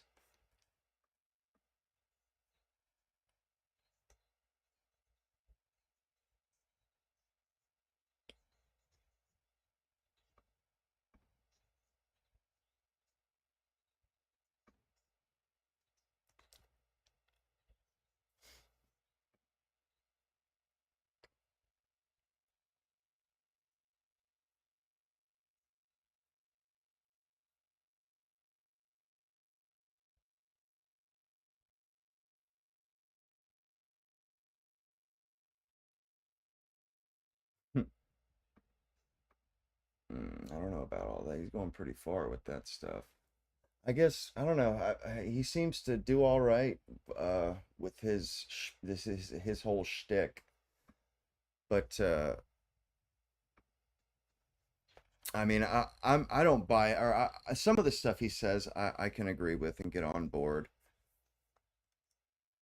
But he's a bit of a bomb thrower, and not only that, I don't know. People were talking about him being a replacement to Charlie Kirk immediately. I'm like, there's no fucking way. He's not a replacement for Charlie Kirk. He doesn't even have a vision. All he can do, all he knows how to really do, I mean, that I've seen is more or less point out bad ideas or criticize. And it just seems kind of odd that I don't ever hear him talking about what we should be doing as opposed to what we are doing.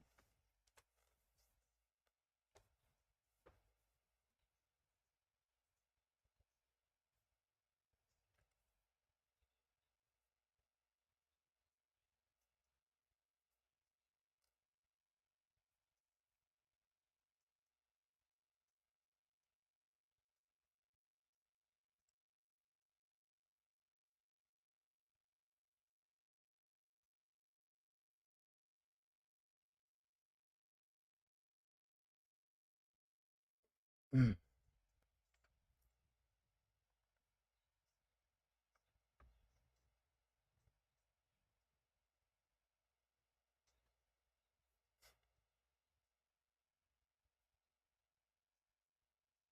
Huh. That's crazy.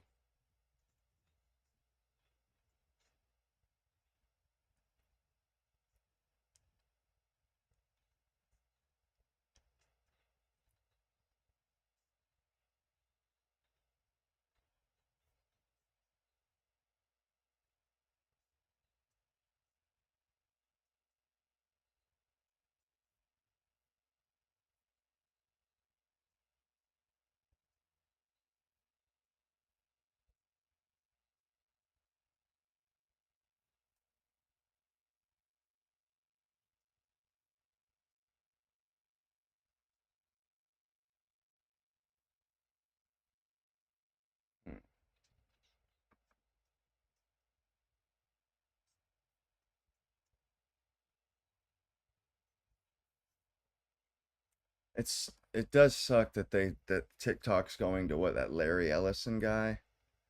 I mean, it is kind of sketch, man, how stuff just keeps getting handed over. I mean, I guess it's got to go to a billionaire. There's the only people with the money.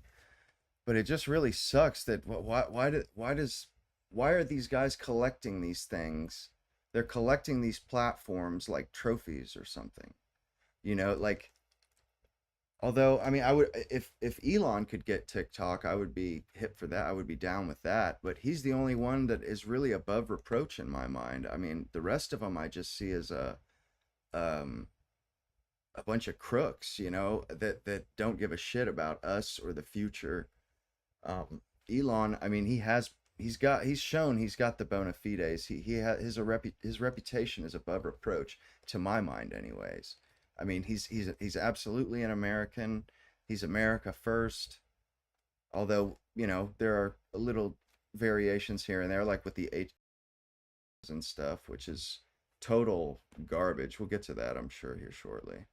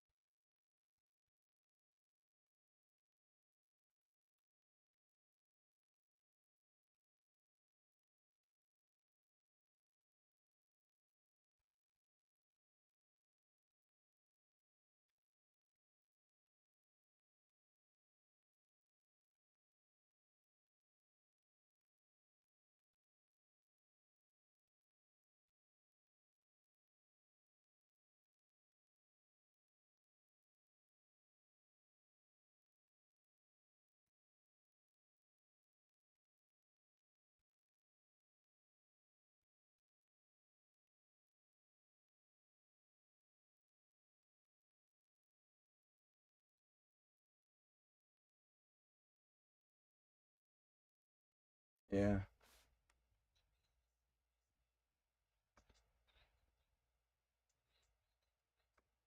The only problem I have with what he's talking about is, you know, when Elon bought Twitter, he wasn't bitching about that.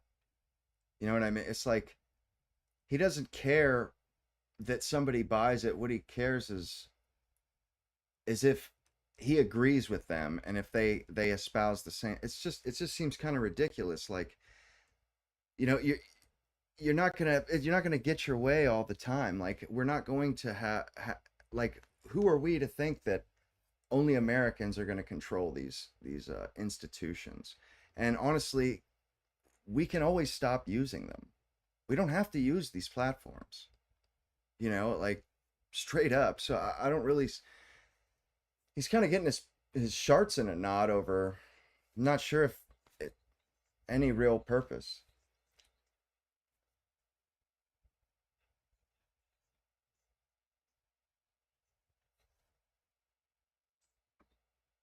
How about that? A friend to Benjamin Netanyahu. One second.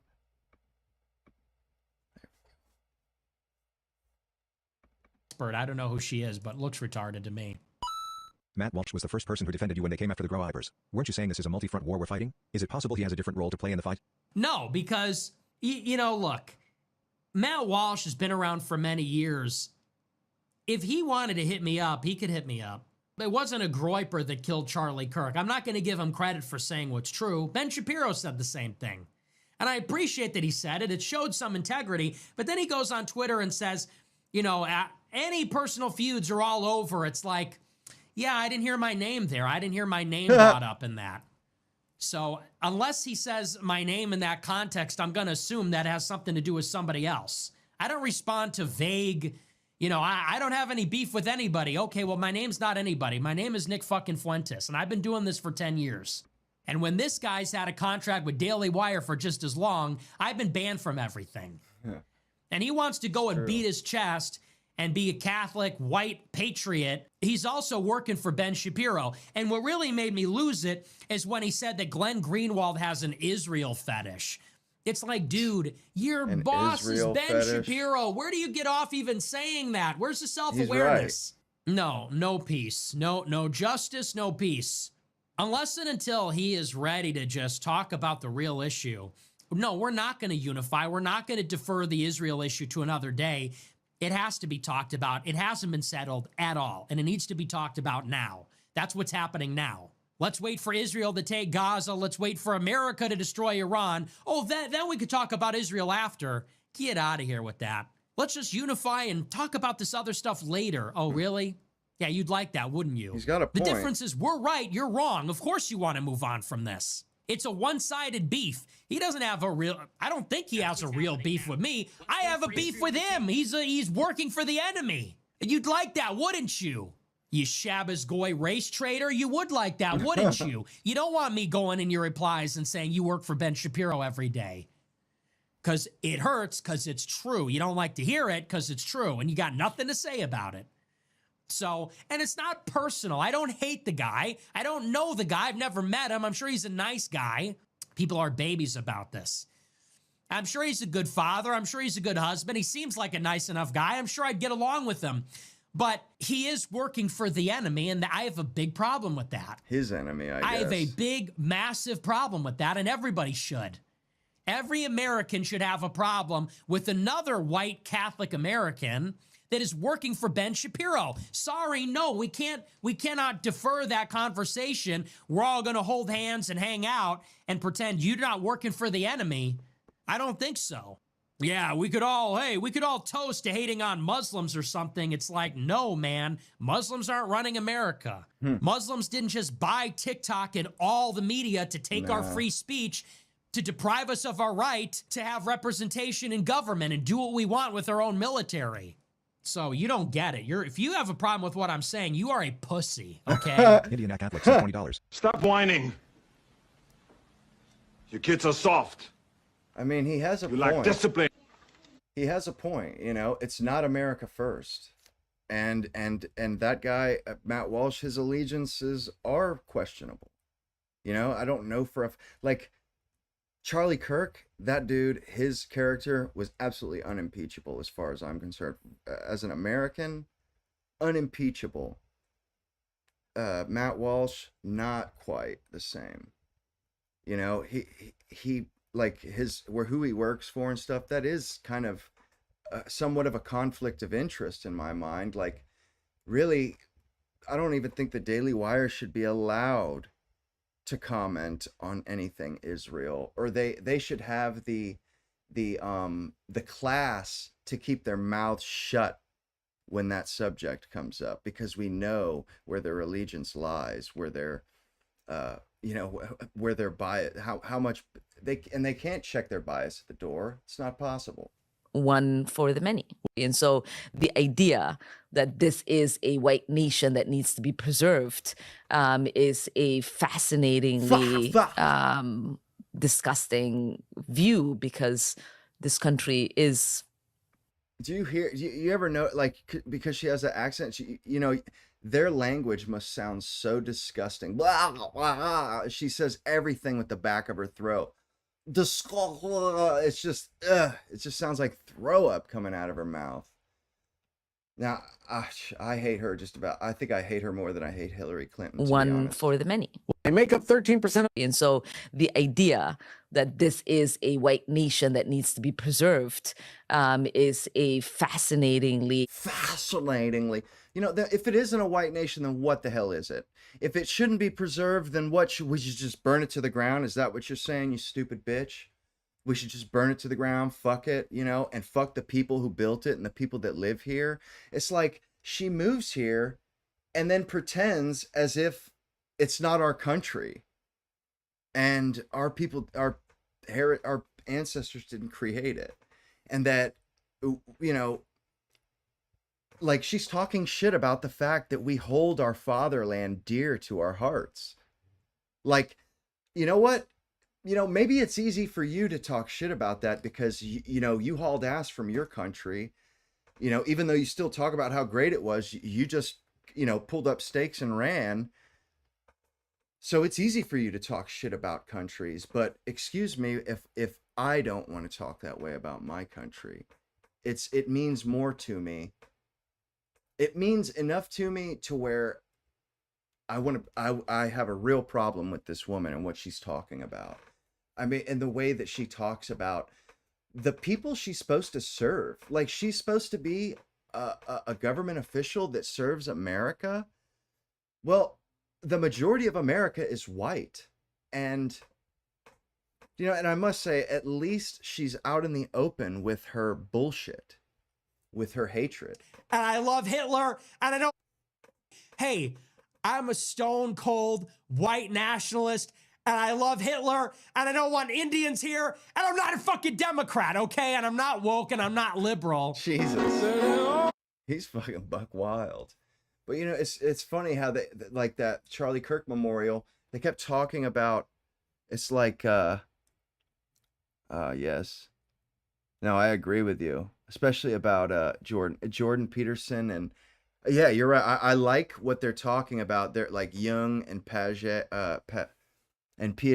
You're right. The meat of the discussion, the topic, and where and the places they're pulling from, the books and the knowledge they're pulling from is so fascinating. I watched nothing but Jordan Peterson for like a year.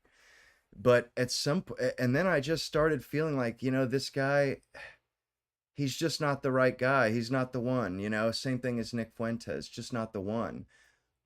What he's talking about makes sense and stuff, but I decided, you know what, I'm going to go straight to the source and skip over the middleman. I don't, I'm not, and at first I did like him, but I don't know when the shift was, but at some point I stopped taking him seriously. And I haven't really looked back. I'm not really a big fan of his anymore. I mean, I was a huge fan of his, but, it's like, and it's the same stuff pretty much over and over. And I guess it just got old. His whole spiel just got kind of old to me because it's the same spiel always. Man, this lady is What's running. even more wild is you double down and you're like, it's dark humor MAGA. No, wrong person. Good morning, Shelby Handler, running from the 13th Oh, yeah. Congressional District. This lady's running for Congress and was There's online. nothing humorous about the death of a family man with two small children. Yeah, online laughing at this guy. Ooh.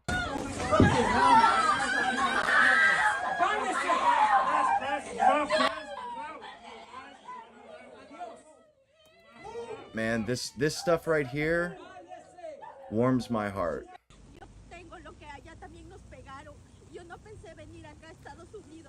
I have no sympathy. I have zero sympathy, and let me tell you why.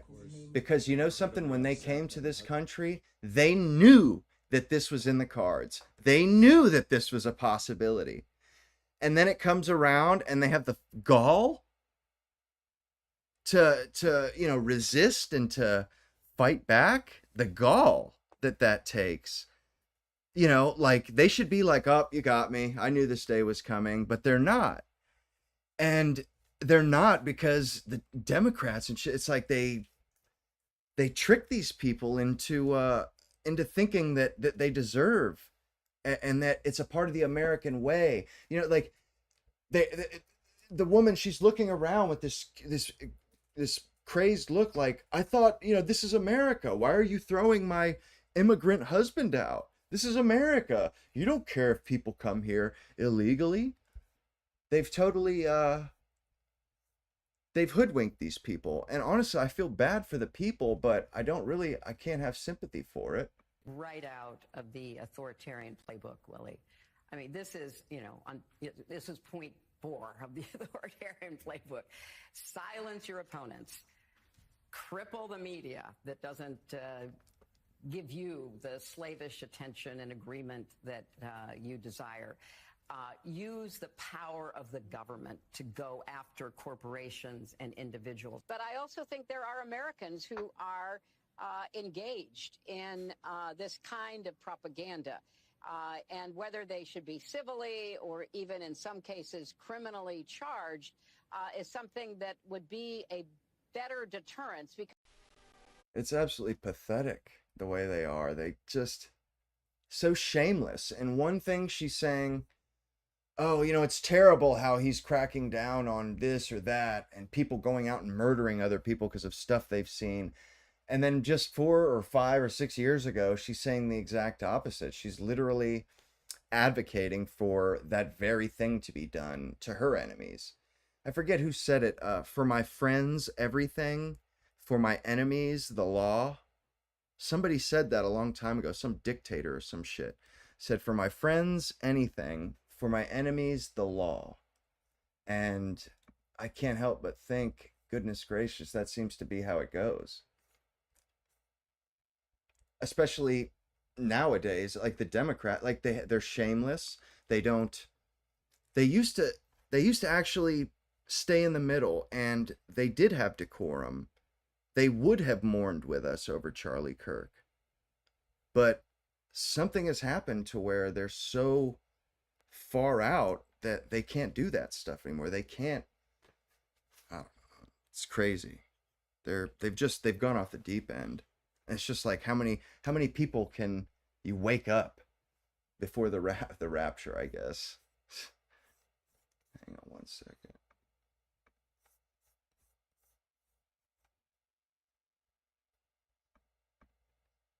Yes, believe me, no one has ever been that blunt, explicit, and that critical of the UN. Before he even gave the speech, he and First Lady Melania Trump and their entourage were just the minute they got on the escalator, it mysteriously shut down. That was an odd thing to happen. Number two was the teleprompter suddenly went out.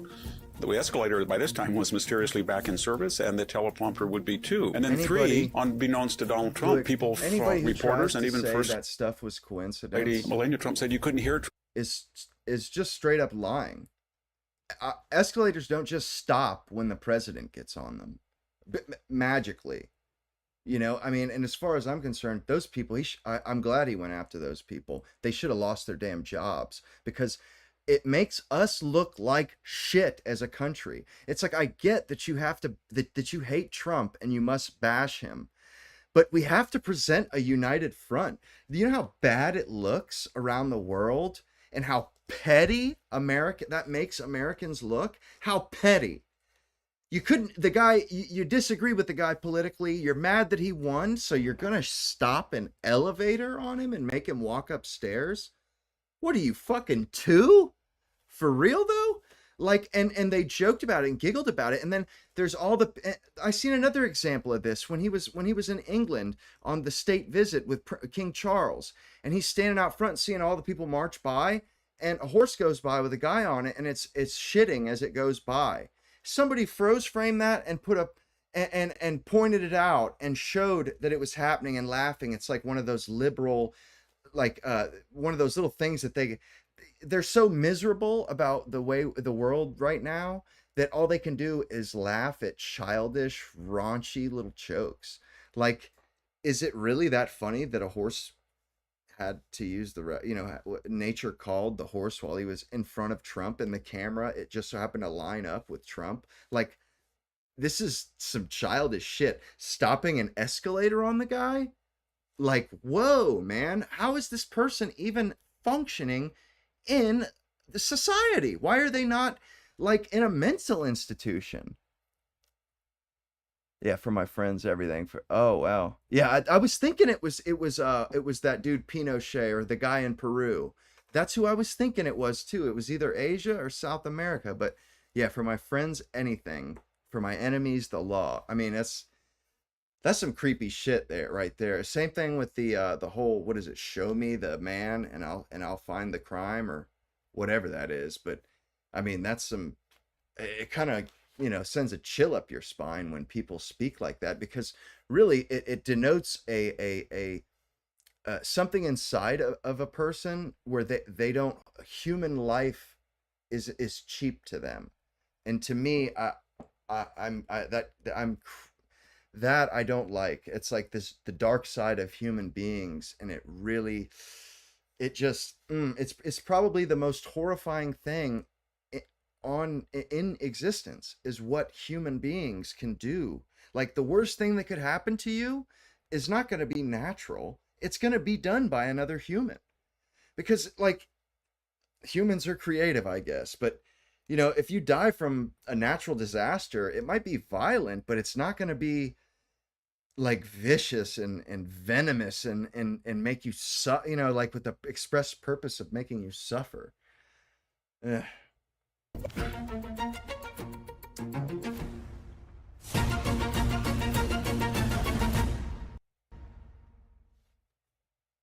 Hello, this is Victor Davis Hanson for the Daily Signal. On September 23rd, Donald Trump gave an address to the United Nations.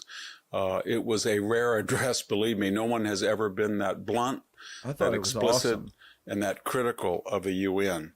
It was scheduled to be 15 minutes, but on the other hand, if the UN membership was shocked at the candor of Donald Trump had ample reasons to be candid, because before he even gave the speech, he and First Lady Melania Trump and their entourage were, just the minute they got on the escalator, it mysteriously shut down. And by the way, the London Times had run a story saying that some members wanted to shut it down in protest of Trump's cutting back on UN support.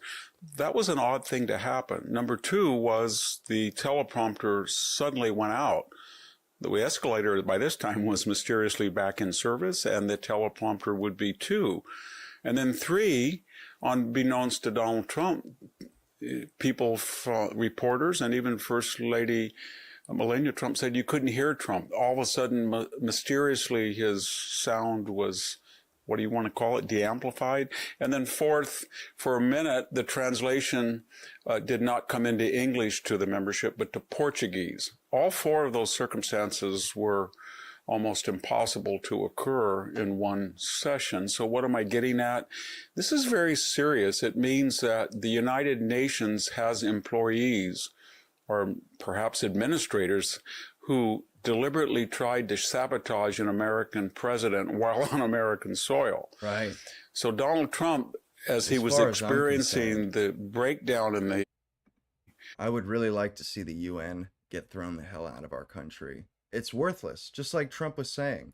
And that day, like when I was watching the procession, my takeaway from all that was, fuck the UN, get that piece of shit organization out of our country. Fuck them. They don't belong here. Send them to some shithole third world country and see how they like that. Teleprompter, and had just gone through the escalator shock, decided to lengthen his speech from 15 minutes to about 55, and he had some blockbuster things to say. First of all, the UN did not like it. They sat in stony silence. Why? First of all, he said the UN had been of no real importance when he was trying to negotiate peace, or at least a ceasefire, with the Congo and Rwanda, with Serbia and Bosnia, with Russia, of course, and Ukraine, Pakistan, and India. I could go on, but he had 7 separate conflicts that he at least got a temporary ceasefire. There was no UN praise, there was no UN input. The subtext, what he was saying, is that most of their declarations of condemnation are against tiny Israel. In fact, Benjamin Netanyahu would follow his appearance at the UN, and at least a lot of the contingents just simply walked out. Now, they didn't do that for the Palestinians, of course. And notice another thing. Israel is a democratic country, and they walk out when the prime minister speaks, but they don't walk out when Xi speaks. He's got over 1 million people in a Uyghur labor camp. They don't walk out when Mr. Erdogan speaks. He's occupied, Turkey has occupied for a half century illegally northern Cyprus. And they don't, of course, walk out when a Russian diplomat speaks when they've killed over 150,000 Ukrainians in this war. It's only selective because Israel is tiny, it's Western, and let's speak frank, it's Jewish. But Donald Trump, so he knows all that in advance, and he has no respect for the UN. The other subtext that got the UN people very angry was that he talked about Europe, not Africa, not Asia, not Latin America, and they felt excluded. But it was a very passive aggressive. He said to Europe, want you to fulfill essentially your shared Western heritage with us, but you're not doing it. And you're not doing it for 3 or 4 things. Number one, you've embarked on a suicidal energy policy that subsidizes Suppressing inefficient their and people's unsustainable speech. green energy, solar and wind specifically. And That's you've like given the up worst part. oil and gas, natural gas, and clean Suppressing coal the and shit. nuclear, and you've lost your competitive edge, and your consumers are hurting. Number two, you let in millions of illegal immigrants, and not just any illegal immigrants, mostly from the war-torn Middle East who were Islamic and Uneducated. had no desire to adapt to, integrate with, or assimilate with Western civilization's customs, cultural norms. And therefore, you've got a terrible problem with immigration, you've got inefficient energy, and you're disarmed. And I'm lecturing you, Trump said, because I love Europe and I want you to be a full partner. And that offended the rest of the world that didn't get that privilege of having a U.S. president talk directly to them, but it also got the Europeans angry because he was telling them the truth. Thank you very much. This is Victor Davis Hanson for the Daily Signal.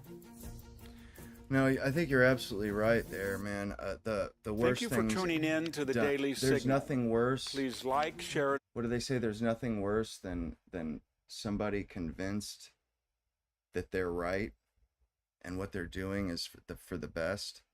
Those people are, because they have the conviction, the self-righteous conviction, they're willing to go above and beyond, and they're willing to do atrocities. They're willing to do things that normal motivation you wouldn't have the motivation through normal means.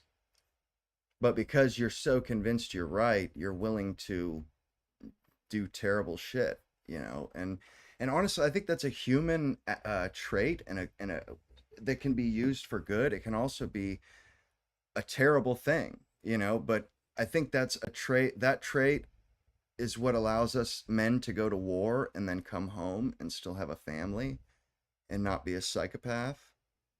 You know what I mean? It allows us to compartmentalize stuff, but then you get these zealots, these self-righteous zealots that will literally just burn a civilization down because of racism, right? Oh, it's racist. Therefore we must burn it down. I mean, and that's kind of the feeling that I get from a lot of leftists. Like, they would rather burn it down than see it go our way. And that scares the piss out of me, really. Tough, but what we know, they're not actually tough. We know it is cosplaying, and that I think of like Gavin Newsom, who he's not in Capitol Hill, but he's like their best imitation of a tough guy. I think, you know what I mean? Like, nobody believes Chuck Schumer's a tough guy. Hakeem Jeffries doesn't seem scary at all. Then you got Newsom, who's like, oh yeah, I'm badass, and he's trying to do the Trump tweets joke with the all caps and do his best imitation of JD or Trump.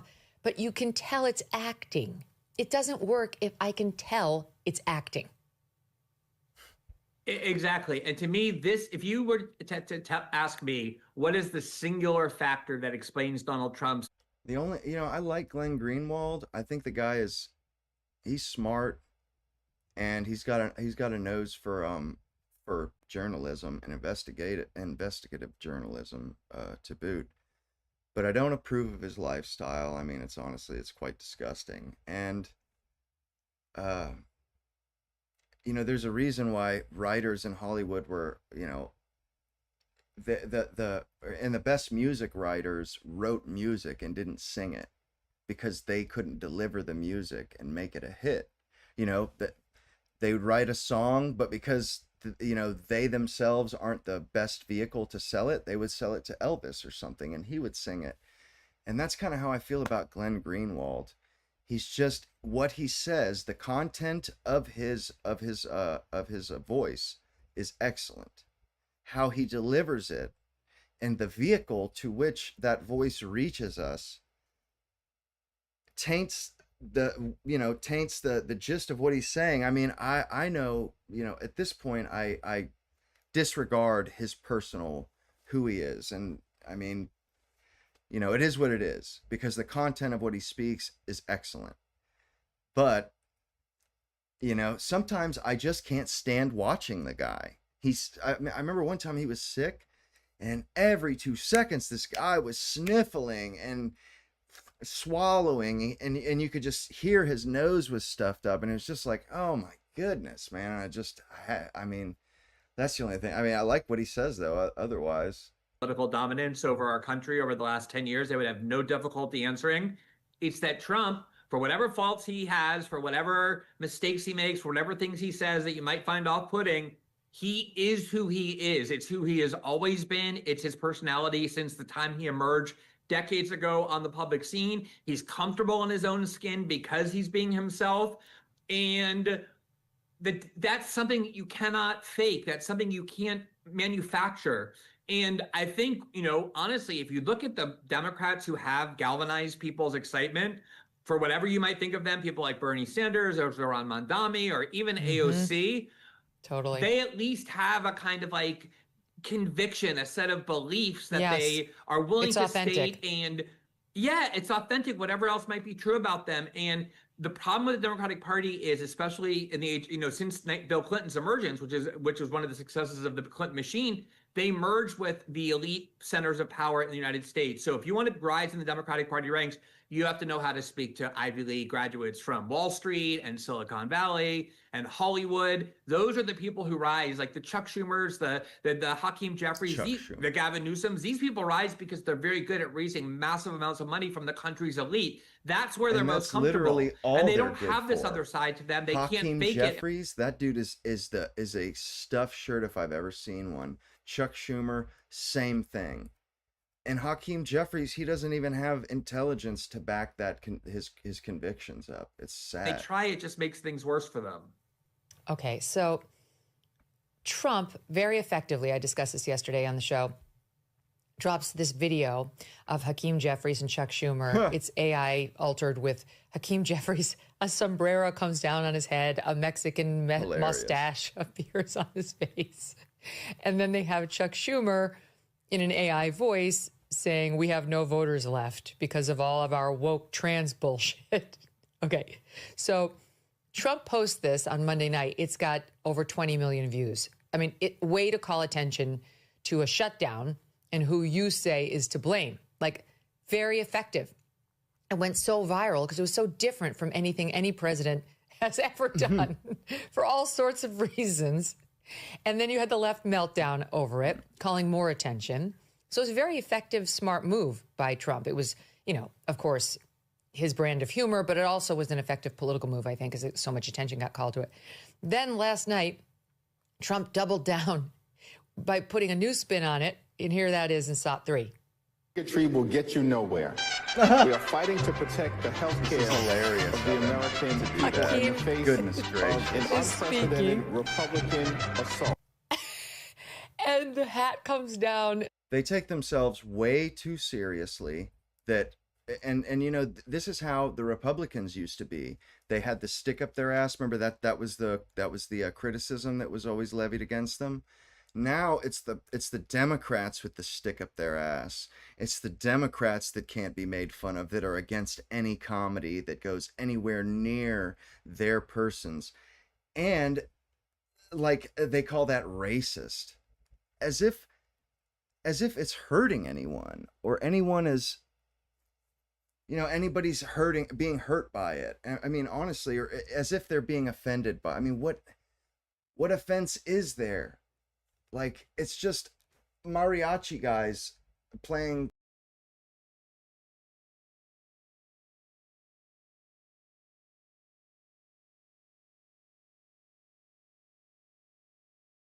Mustache comes on, but now there's a mariachi band behind. All wearing sombreros, and they're all Donald Trump. Playing the guitar, whatever. Behind him, it's Very funny. And if Democrats were smart, they would laugh at themselves or roll their eyes at Trump and maybe come up with their own response. I'm sorry, but this is the funniest thing I've done with Trump. He's playing the trumpet, playing the guitar, doing all the instruments. Trump in a sombrero. I find it very funny. But that they're not smart. Everybody finds it funny. That's the whole thing. You know, like I think one of the most clever things Trump did was and to this day I laugh about this when I think about this, is when that whole thing with Elizabeth Warren emerged about how she faked being a Native American. He started calling her Pocahontas. God, he's so good at Which, you know, it's just like the perfect name to call somebody who's this like white lady who tried to be a Native American. And I remember even one time he had these like elders from some like Cherokee tribe in the Oval Office where he was like honoring Native American Day or something. And he was like, to them, he was saying, and we have a woman who's in Congress. We call her Pocahontas. And every time he would do it, funny. The Democrats and the media would be like, he's a racist. He's mocking Native Americans. When in reality, he was always mocking Elizabeth Warren for right, and the Native Americans are laughing their asses off with him. And the more angry they got, the funnier it became. Oh my goodness! This is so basic. Like, how do you not know this? You know, it's like if you go on the internet and somebody's mocking right you, over their heads. The worst thing you can do, the best thing you can do for them, is get up on your high horse and say, "How dare you!" Like everybody knows this. This is so basic. And so I don't know. They've been doing this for 8 years. They like play right into Trump's hands so perfectly. And, you know, you can make an argument like, yeah, the president should be above it, but that's no longer our politics. That's the politics that Trump broke. I don't think people like that in our politics, that everybody has to pretend to be one thing, but in reality is something else. And this is the kind of thing people laugh at over the water coolers, even if they know that they're not supposed to. And it is a huge, powerful weapon that Trump has that Democrats still, you know. See, that is the serious problem with America today, is that everybody laughs. We all know everybody laughs and enjoys the same jokes, but we have to like, everybody's sick of doing it in private. It's like, this is ridiculous. And the Democrats, they're responsible for it. You know, like the fact that you should feel guilt because of chuckling at a joke. I mean, it's just, they're just evil, man. It's, oh, he's going to go around and be like, this is racist. This is bigotry. How dare. I mean, it's so, it makes it funnier, honestly. Yes. And that's why they double down on it. No one's moved by that. And someone should tell that to Teresa Fernandez, a representative Dem from New Mexico. Here she is in 5. That's right. And then what does that shameful man do? After a meeting where you're supposed to be working out details, where you're supposed to be negotiating a deal, you post something that draws a sombrero and a mustache? Listen to her. What a joke. Yes, that's the move. Correct. Oh, the horror. The horror. You're supposed to be working? I mean, truly, who responds to that school marmy scolding, Glenn? I mean, you feel like you're in 8th grade and somebody's just like, you know, you did a little harmless joke and now somebody's standing over you saying, this is inappropriate. But I do want to say, I think there's something a little bit deeper going on here, which is that, you know, one of the things that is odd about it is Hakeem Jeffries is actually not Latino. He's black. Right. And I remember that's the funny part about it. Funny. And this is what, right. That's it would be one thing if it were like actually a Latino person and then people would be like, I don't know, that seems kind of racist. But the fact that he's not even Latino. And I remember this is one of the other funniest things I've ever seen was, remember that time when Trump went before that Black Association of Journalists to be interviewed in the height of the campaign? And he just threw that thing out there where he's like, oh, Kamala's black? I never really even knew she was black. And I remember talking to people she's black now. Yeah, and then what happened was CNN went to like a black barbershop, which is where like CNN thinks all the real black people congregate. That's how they show their authenticity. They go to the black barbershop in Philadelphia. And there were like these 12 black guys sitting around in the barbershop. And the CNN correspondent went in and said, yesterday, Trump said that Kamala is not really black. Do you think she's black? And of course, they were expecting her to say, them all to say like, yeah, of course she's black. How dare? And they all kind of looked at each other. And one of them finally was like, I don't know. Is she? And then a couple of them were like, I don't think so. And this is a major, this is a major split in the this is a major problem with the Democratic Party is they're like, look, we have all these black people. We have Kamala Harris and Hakeem Jeffries. These are people who look like they just came out of boardrooms of like Aetna or, you know, like some kind of like, you know, bureaucratic general council meeting. These are not people who identify, who seem like to resonate with the kind of black voter that Trump has had success in. And I think that's part of it too, is kind of like blurring the lines of what Hakeem Jeffries really is, because at the end of the day, he's really just like a swamp creature who's most comfortable with DC lobbyists and fundraisers and not with the people he purports to represent. Board meeting for Edna. That's how I always thought of Kamala Harris, like coming out like in her suit, like being like, well, we've adopted some very important protocols for insurance claims, you know, and that's who the Democratic Party keeps putting forward. And Hakeem Jeffries is very much like that. Yes. Oh my God, it's so funny. Oh, this whole thing is so funny. Okay, here's Hakeem Jeffries, fresh out of healthcare reform, reacting to Trump's AI video. Here it is up for. And Mr. President, the next time you have something to say about me, don't cop out through a racist and fake AI video. When I'm back in the Oval Office, say it to my face. Say it to my face.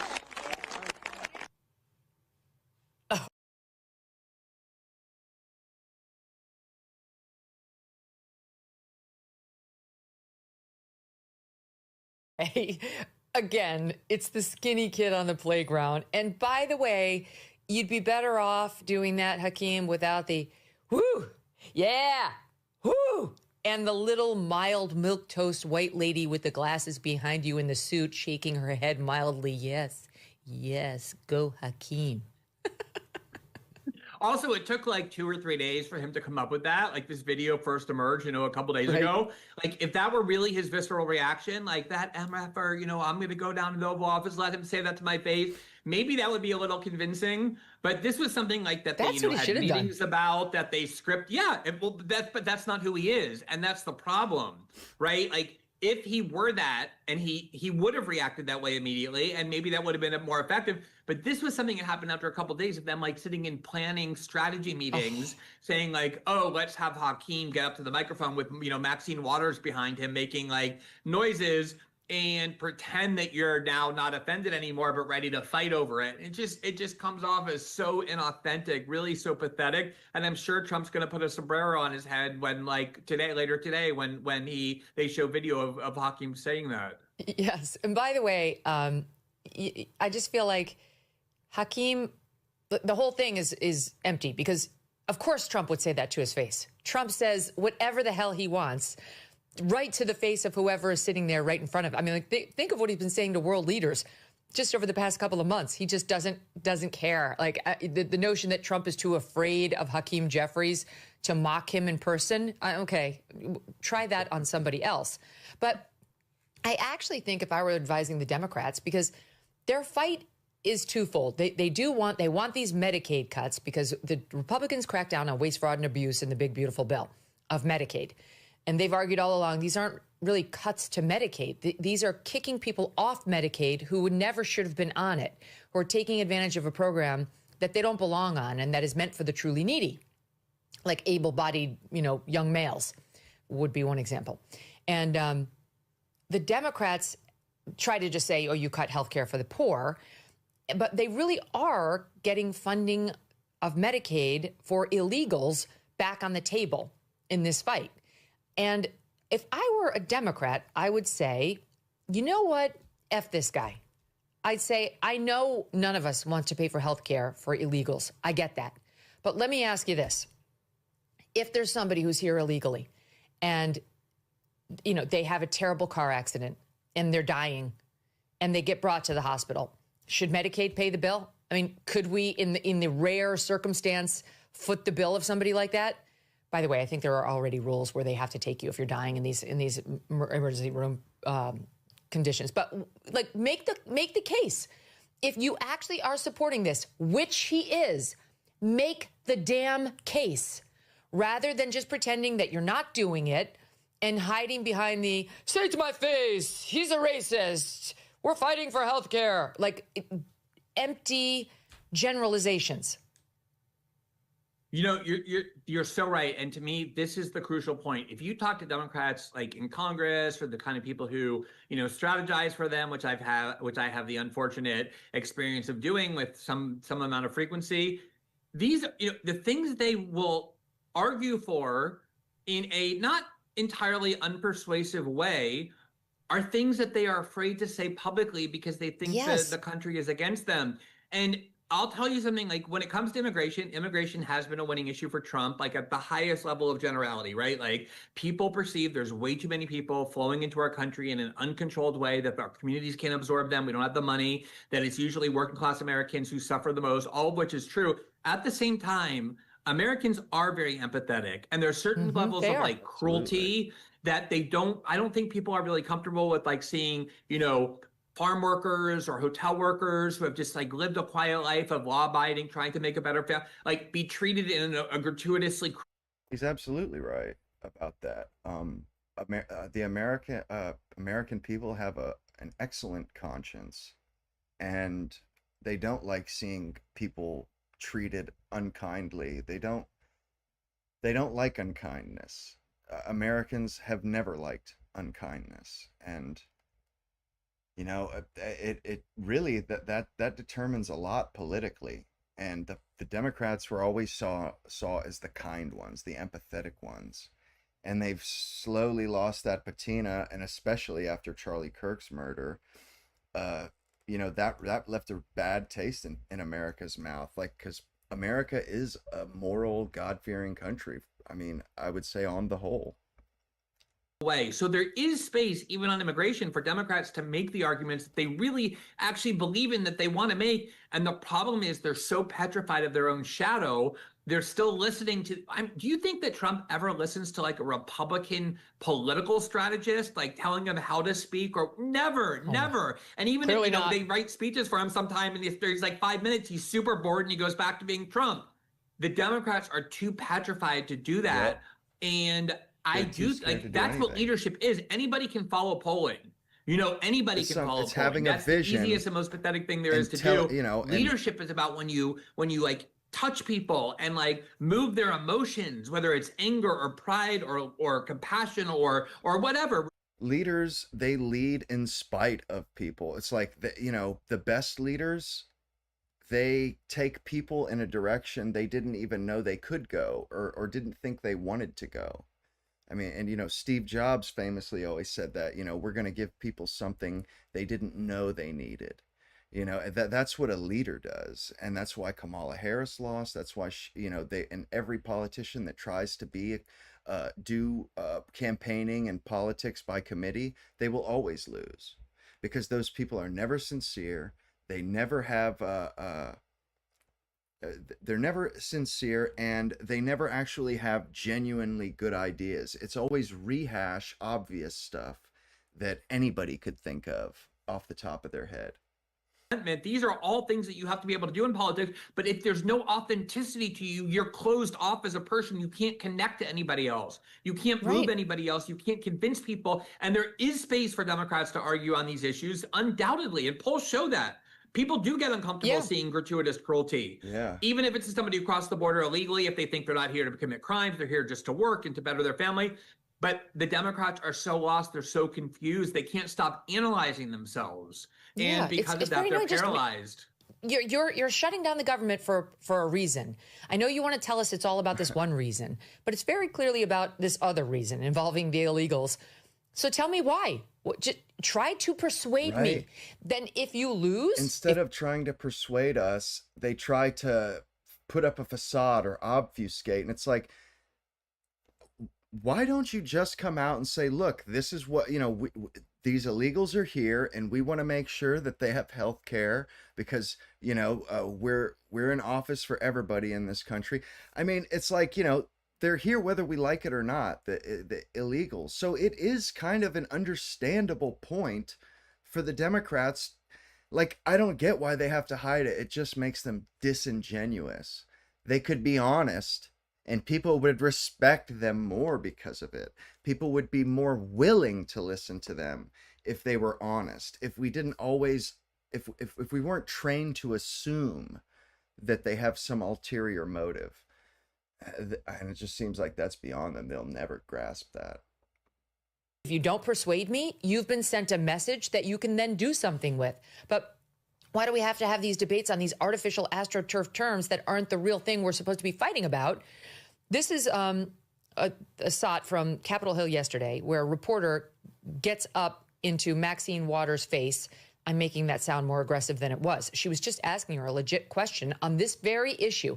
Now, Maxine Waters has been around for 200 years. She can answer a question. She realizes a microphone in your face is an opportunity. Does she take it? Here's how it went. Aren't Democrats demanding health care for illegal aliens? Democrats are demanding health care for everybody. Oh, my God. We want to save lives. We want to make sure. It's so disingenuous that she wouldn't just say yes as well as everyone else. She had to duck the question and answer that by saying the affirmative, but not actually answering the question. You know, she basically just said, yeah, the immigrants, but they're just a side piece.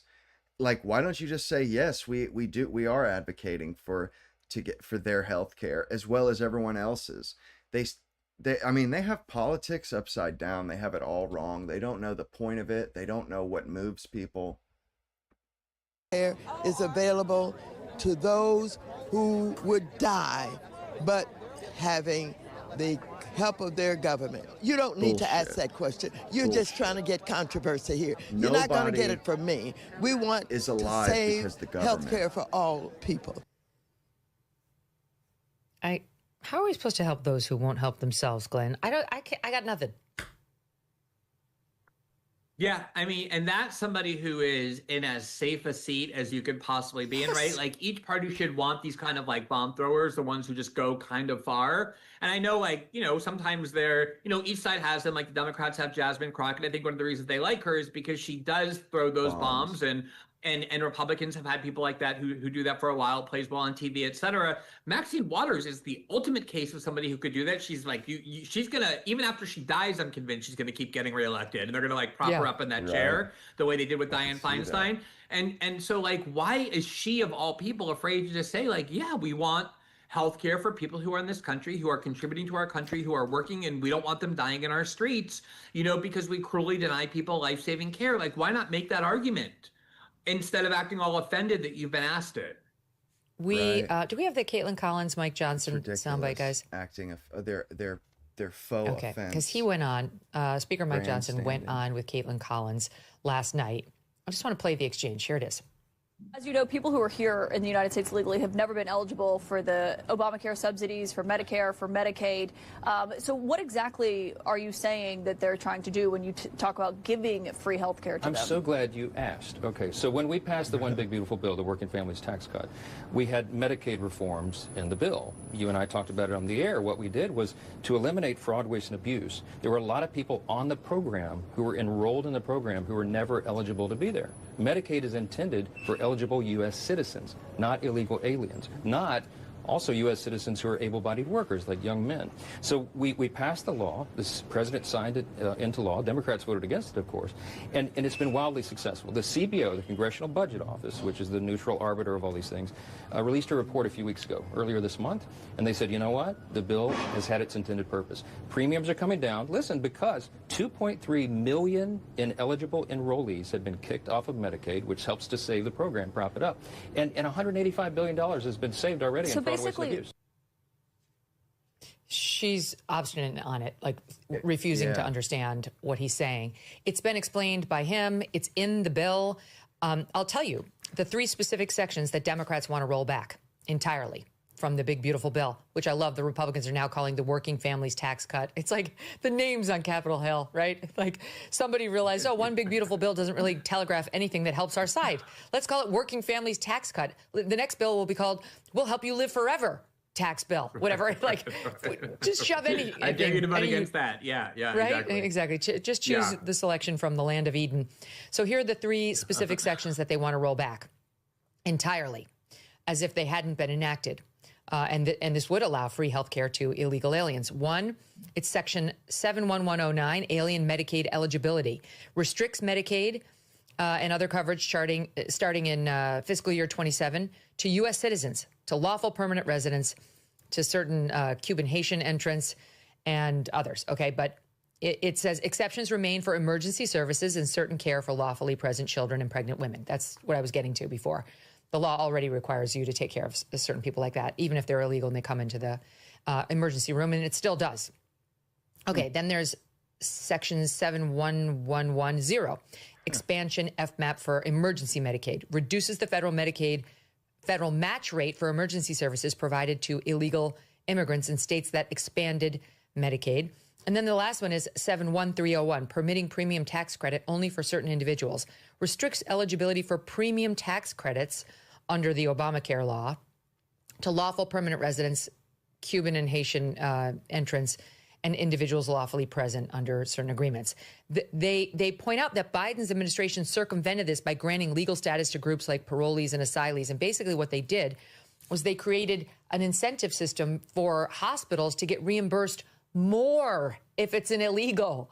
They can get reimbursed more. You get this premium tax credit. Bullshit. If you treat an illegal. And they reduce that, saying, no, now you can only get this premium tax credit if the person you're treating is a U.S. citizen or somebody who's here lawfully. That's what they're fighting over. The Democrats want all of those repealed. And the Republicans are like, no. In any event, you're not going to hear any of that on mainstream media or on CNN, certainly, though Mike Johnson certainly tried to explain it to her. Here's J.D. Vance, by the way, taking a shot on Fox and Friends today and doing a good job of it. SOT 7. They say we're not actually trying to give health care benefits to illegal aliens, and here's why it's not true.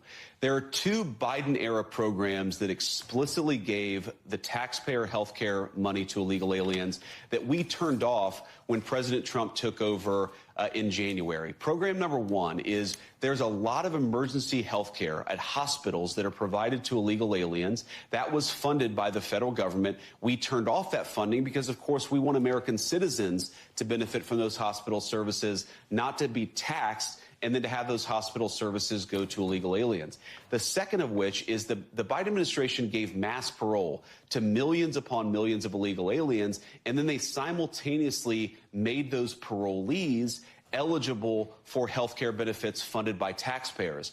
In the One Big Beautiful Bill, President Trump and congressional Republicans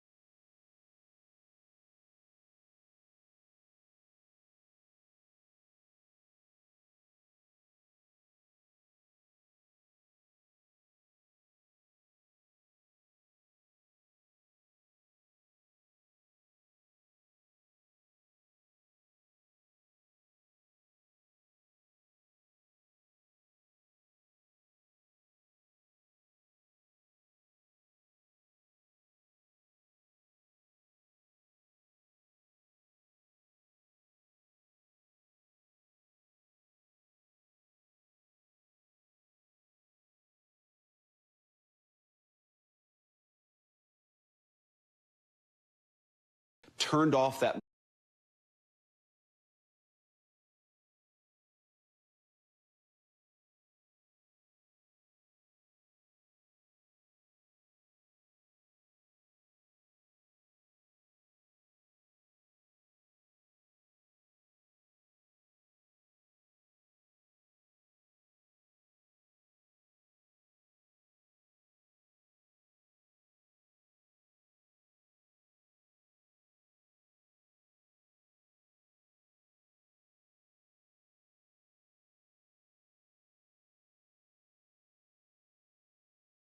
to health care funding for illegal aliens, the Democrats want to turn it back on. He's so effective, Glenn. There is no Democrat counterpart to J.D. Vance right now. I'll be back. Yeah, I mean, I'm a little at a disadvantage just because I'm not the expert in these healthcare debates and in these legislative details. But I think the Democrats have kind of a conceptual argument, which is that one of the priorities of the Trump administration was to make sure that the tax cuts for the wealthiest Americans, for corporate America, got cut even further, or at least the tax cuts remained and got extended. And then at the same time, they're trying to pay for those tax cuts by throwing people off of Medicaid. And you're absolutely right. The argument of the Republicans is, no, we just want to make sure that there's no abuse going on with Medicaid. I think we can all agree that, you leave it to like a bunch of regulators. Some people who maybe should be on Medicaid or have the right to be on Medicaid are going to get kicked off Medicaid. So you have you could create a conceptual argument that's based on a political ideology. The problem, and this is the problem for Democrats, like if you have the populist wing of the Democratic Party, because populism has worked for Republicans, to come in and say exactly that might be an effective understanding for Americans. The problem is that the donor base of the Democratic Party does not allow them to speak in populist terms, because the donor base of the Democratic Party wants those Trump tax cuts as much as the corporations on the Republican side. And that leaves them with these like bureaucratic squabbles that are very difficult for people to understand, and that ultimately do seem like they're arguing for more benefits for people who are in the country illegally. And that's the problem that Democrats have, on top of what you said. Like J.D. Vance, I think he's an extremely effective political communicator. And I also don't see a counterpart, as you said. I mean, you saw what happened when Tim Walz tried to go against him, and that was one of the biggest blowouts of a debate I've ever seen, the way that J.D. Vance handled that. And he only gets better the more, he's still a newly arrived person on the political scene, and he's only getting better. And I think that's a big problem for Democrats as well. You know what J.D. does that is so effective is he does not run from the danger. He stays right over the target, and he'll speak in very frank terms about it, which is very disconcerting for the other side. He doesn't telegraph fear at all by bridging away, by giving like a pat answer and then bridging to something more comfortable. He stays right over the target and completely exploits his own rationale and those of his side for why they're doing what they're doing. It's very powerful. It's very effective. It's why people over time do come to see him as a truth teller, because he'll take you on no matter what you ask him, even if you think he's vulnerable when you pitch the question. Here is Chuck Schumer. This is making the rounds. It was unearthed by an X account that goes by Western Lensman. Very, very good and worth the follow. This is Chuck Schumer in 1996, about this problem of illegals. Listen here, SOT 10. All over where we go, people say, well, why can't you stop illegal immigrants or others from coming here? And the number one answer we give our constituents is when they come here, they can get jobs, get benefits against the law because of fraud. Yes, that's a problem, which now we're attempting to fix, but the Republicans have held steady on it and the Dems have switched their tune. Okay, on the subject of JD and Gavin Newsom. So Hakeem Jeffries did not respond with an AI video of his own. He did not jokingly show up with a little one of those, what's it called? The little sombreros. Yeah. I mean, honestly, if he showed up wearing the Mexican garb in an actual sombrero, we would all have such a fun laugh. We would actually like him a lot better. No, Gavin Newsom drops an AI video. And instead of taking aim at Trump, he takes aim at J.D. Vance, resurrecting a photo from J.D., I think in law school, at a costume party or a Halloween party. And here's what he offered in SOT 6. It's an AI video of J.D. Let's Vance clear in something that up. costume Yes. dancing. There's a photo of me in drag from a college party, and that's normal. Everyone AI. experiments in college, costumes, makeup, whatever. Totally normal. But what I don't understand is why people are so obsessed with this other thing, couch intimacy. Like, really? That's the part you're hung up on? Out of everything? That's bizarre to me. Look, couches are comfortable. Video They're of a couch. dependable. They support you when you're down. If you can't appreciate that kind of bond, maybe you're the one with issues. I feel so much better just being able to get this off my chest and give you piece of shit internet bullies a piece of my mind. Now, grow up and go get a job. Go follow Nostrum Accord. And good night, America.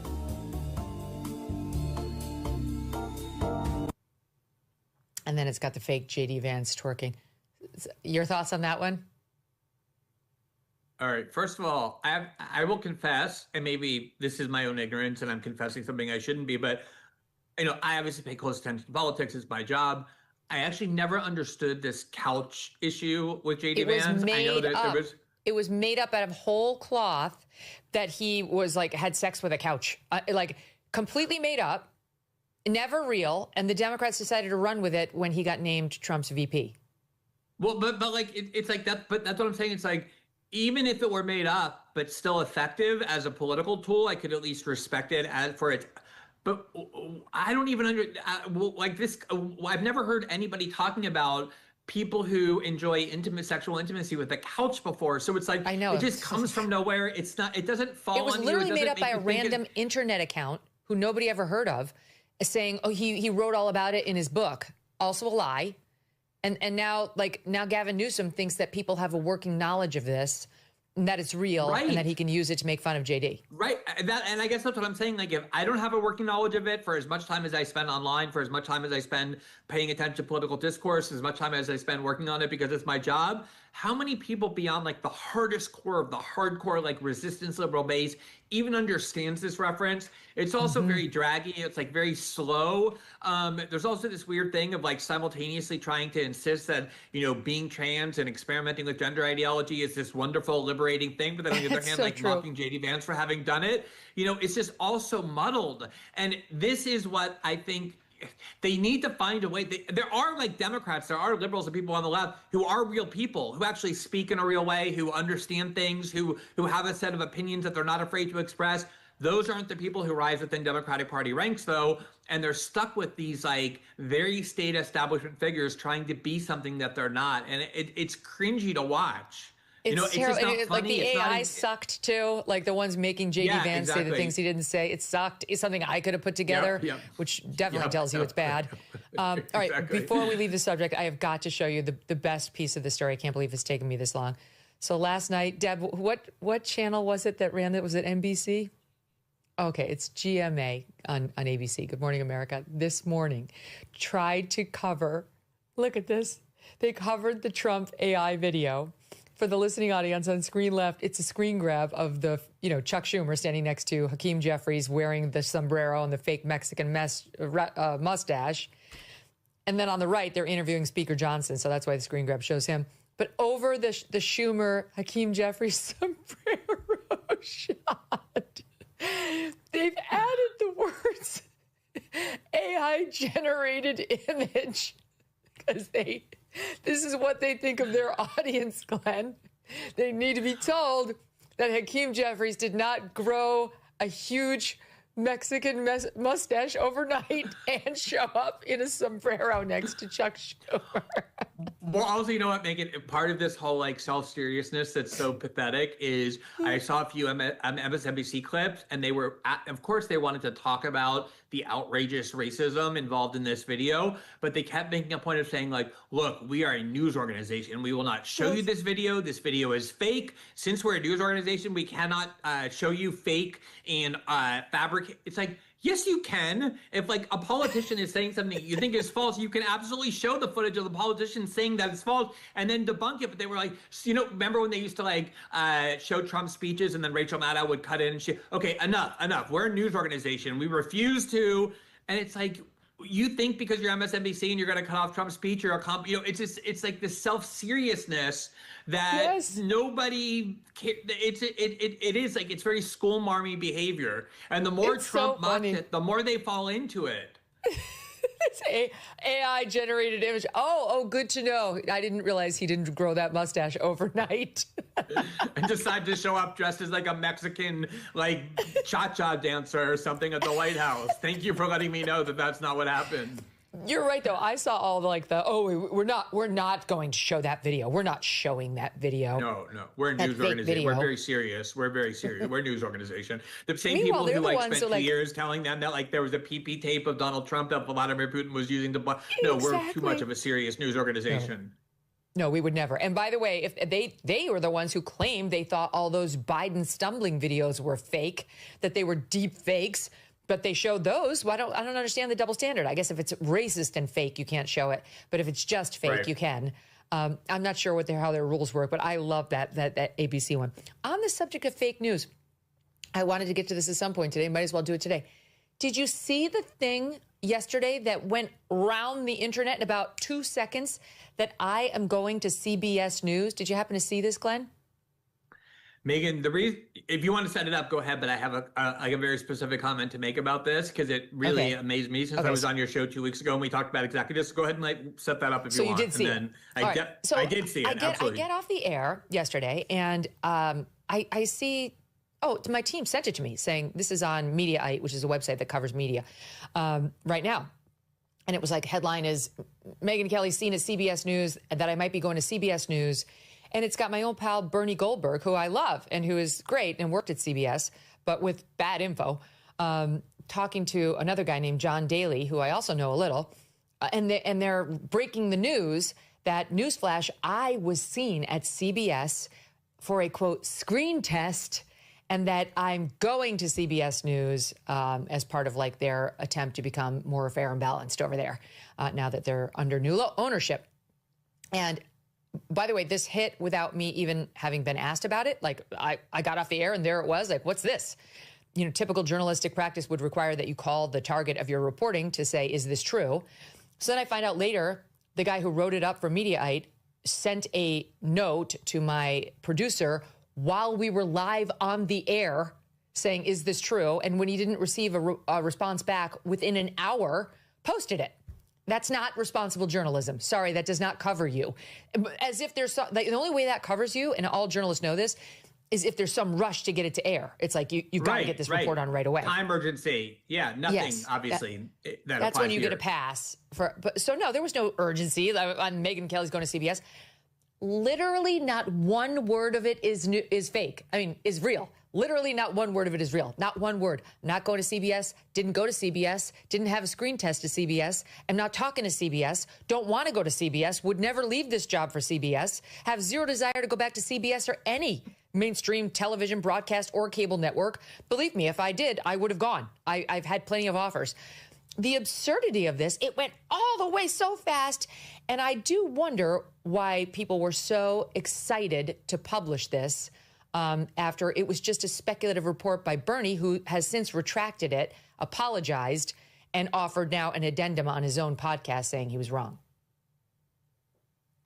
Yeah, and it was also like, it was so detailed too. It was like that you had gone and done a screen test as though like CBS would need you to like, let's see what Megyn Kelly looks like in front of a camera. Nobody knows. Like, let's try and test how she might seem. But the thing personally that made me so amazed by it was that I was on your show, I don't know, 2-3 weeks ago. And one of the topics we discussed was Bari Weiss and the reports that she might go to CBS News or seems on her way to CBS News to assume some kind of editorial position. And you asked me about it and I had my own views relating to the Ellison family and why they were buying up these properties. But your view on it, which you and I ended up discussing and agreeing on, was like, why would you be an independent media, which is the place where everything is growing, everything is vibrant, it's the future of media, you're your own boss, you can do everything you want, you operate without constraints. Why would you give that up, especially if you have a large audience, you're having a successful independent media outfit, and go and submit to all the suffocating constraints that comes from working within a gigantic media conglomerate, only one unit of which is the media. And you were basically saying that as a friend of Barry's, you don't understand why she's doing it. You personally would never do it. So the fact that I just listened to you 3 weeks ago in a very passionate way say, you think it's crazy to give up a successful career in independent media where all the impact is, where all the growth is, to go and work for a dying corporate news outlet, to then open my computer and see Megyn Kelly is doing a screen test at CBS News because she wants to go there. I just instantly knew it was false because you just told me 3 weeks ago how crazy you thought it was. Why would I say that? Really quickly. Right. But you said it because I know that's what you think. I know that's what you think because that's how I feel too. I would in a zillion years never return to anything like corporate media, especially given that it's so obviously dying. Yes. But I just want to quickly say, like, a lot of people distrust the media for good reasons. A lot of people.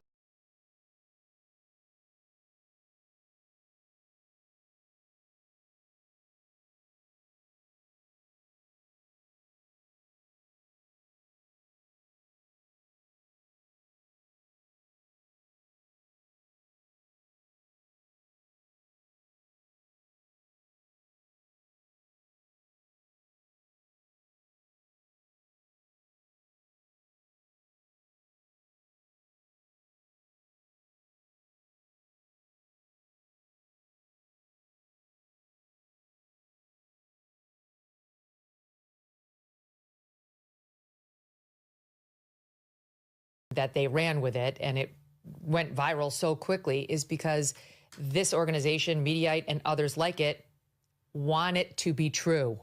They want some sort of affirmation from people in our lane that this is the wrong lane, that these other more traditional media entities are the right lane and the better lane.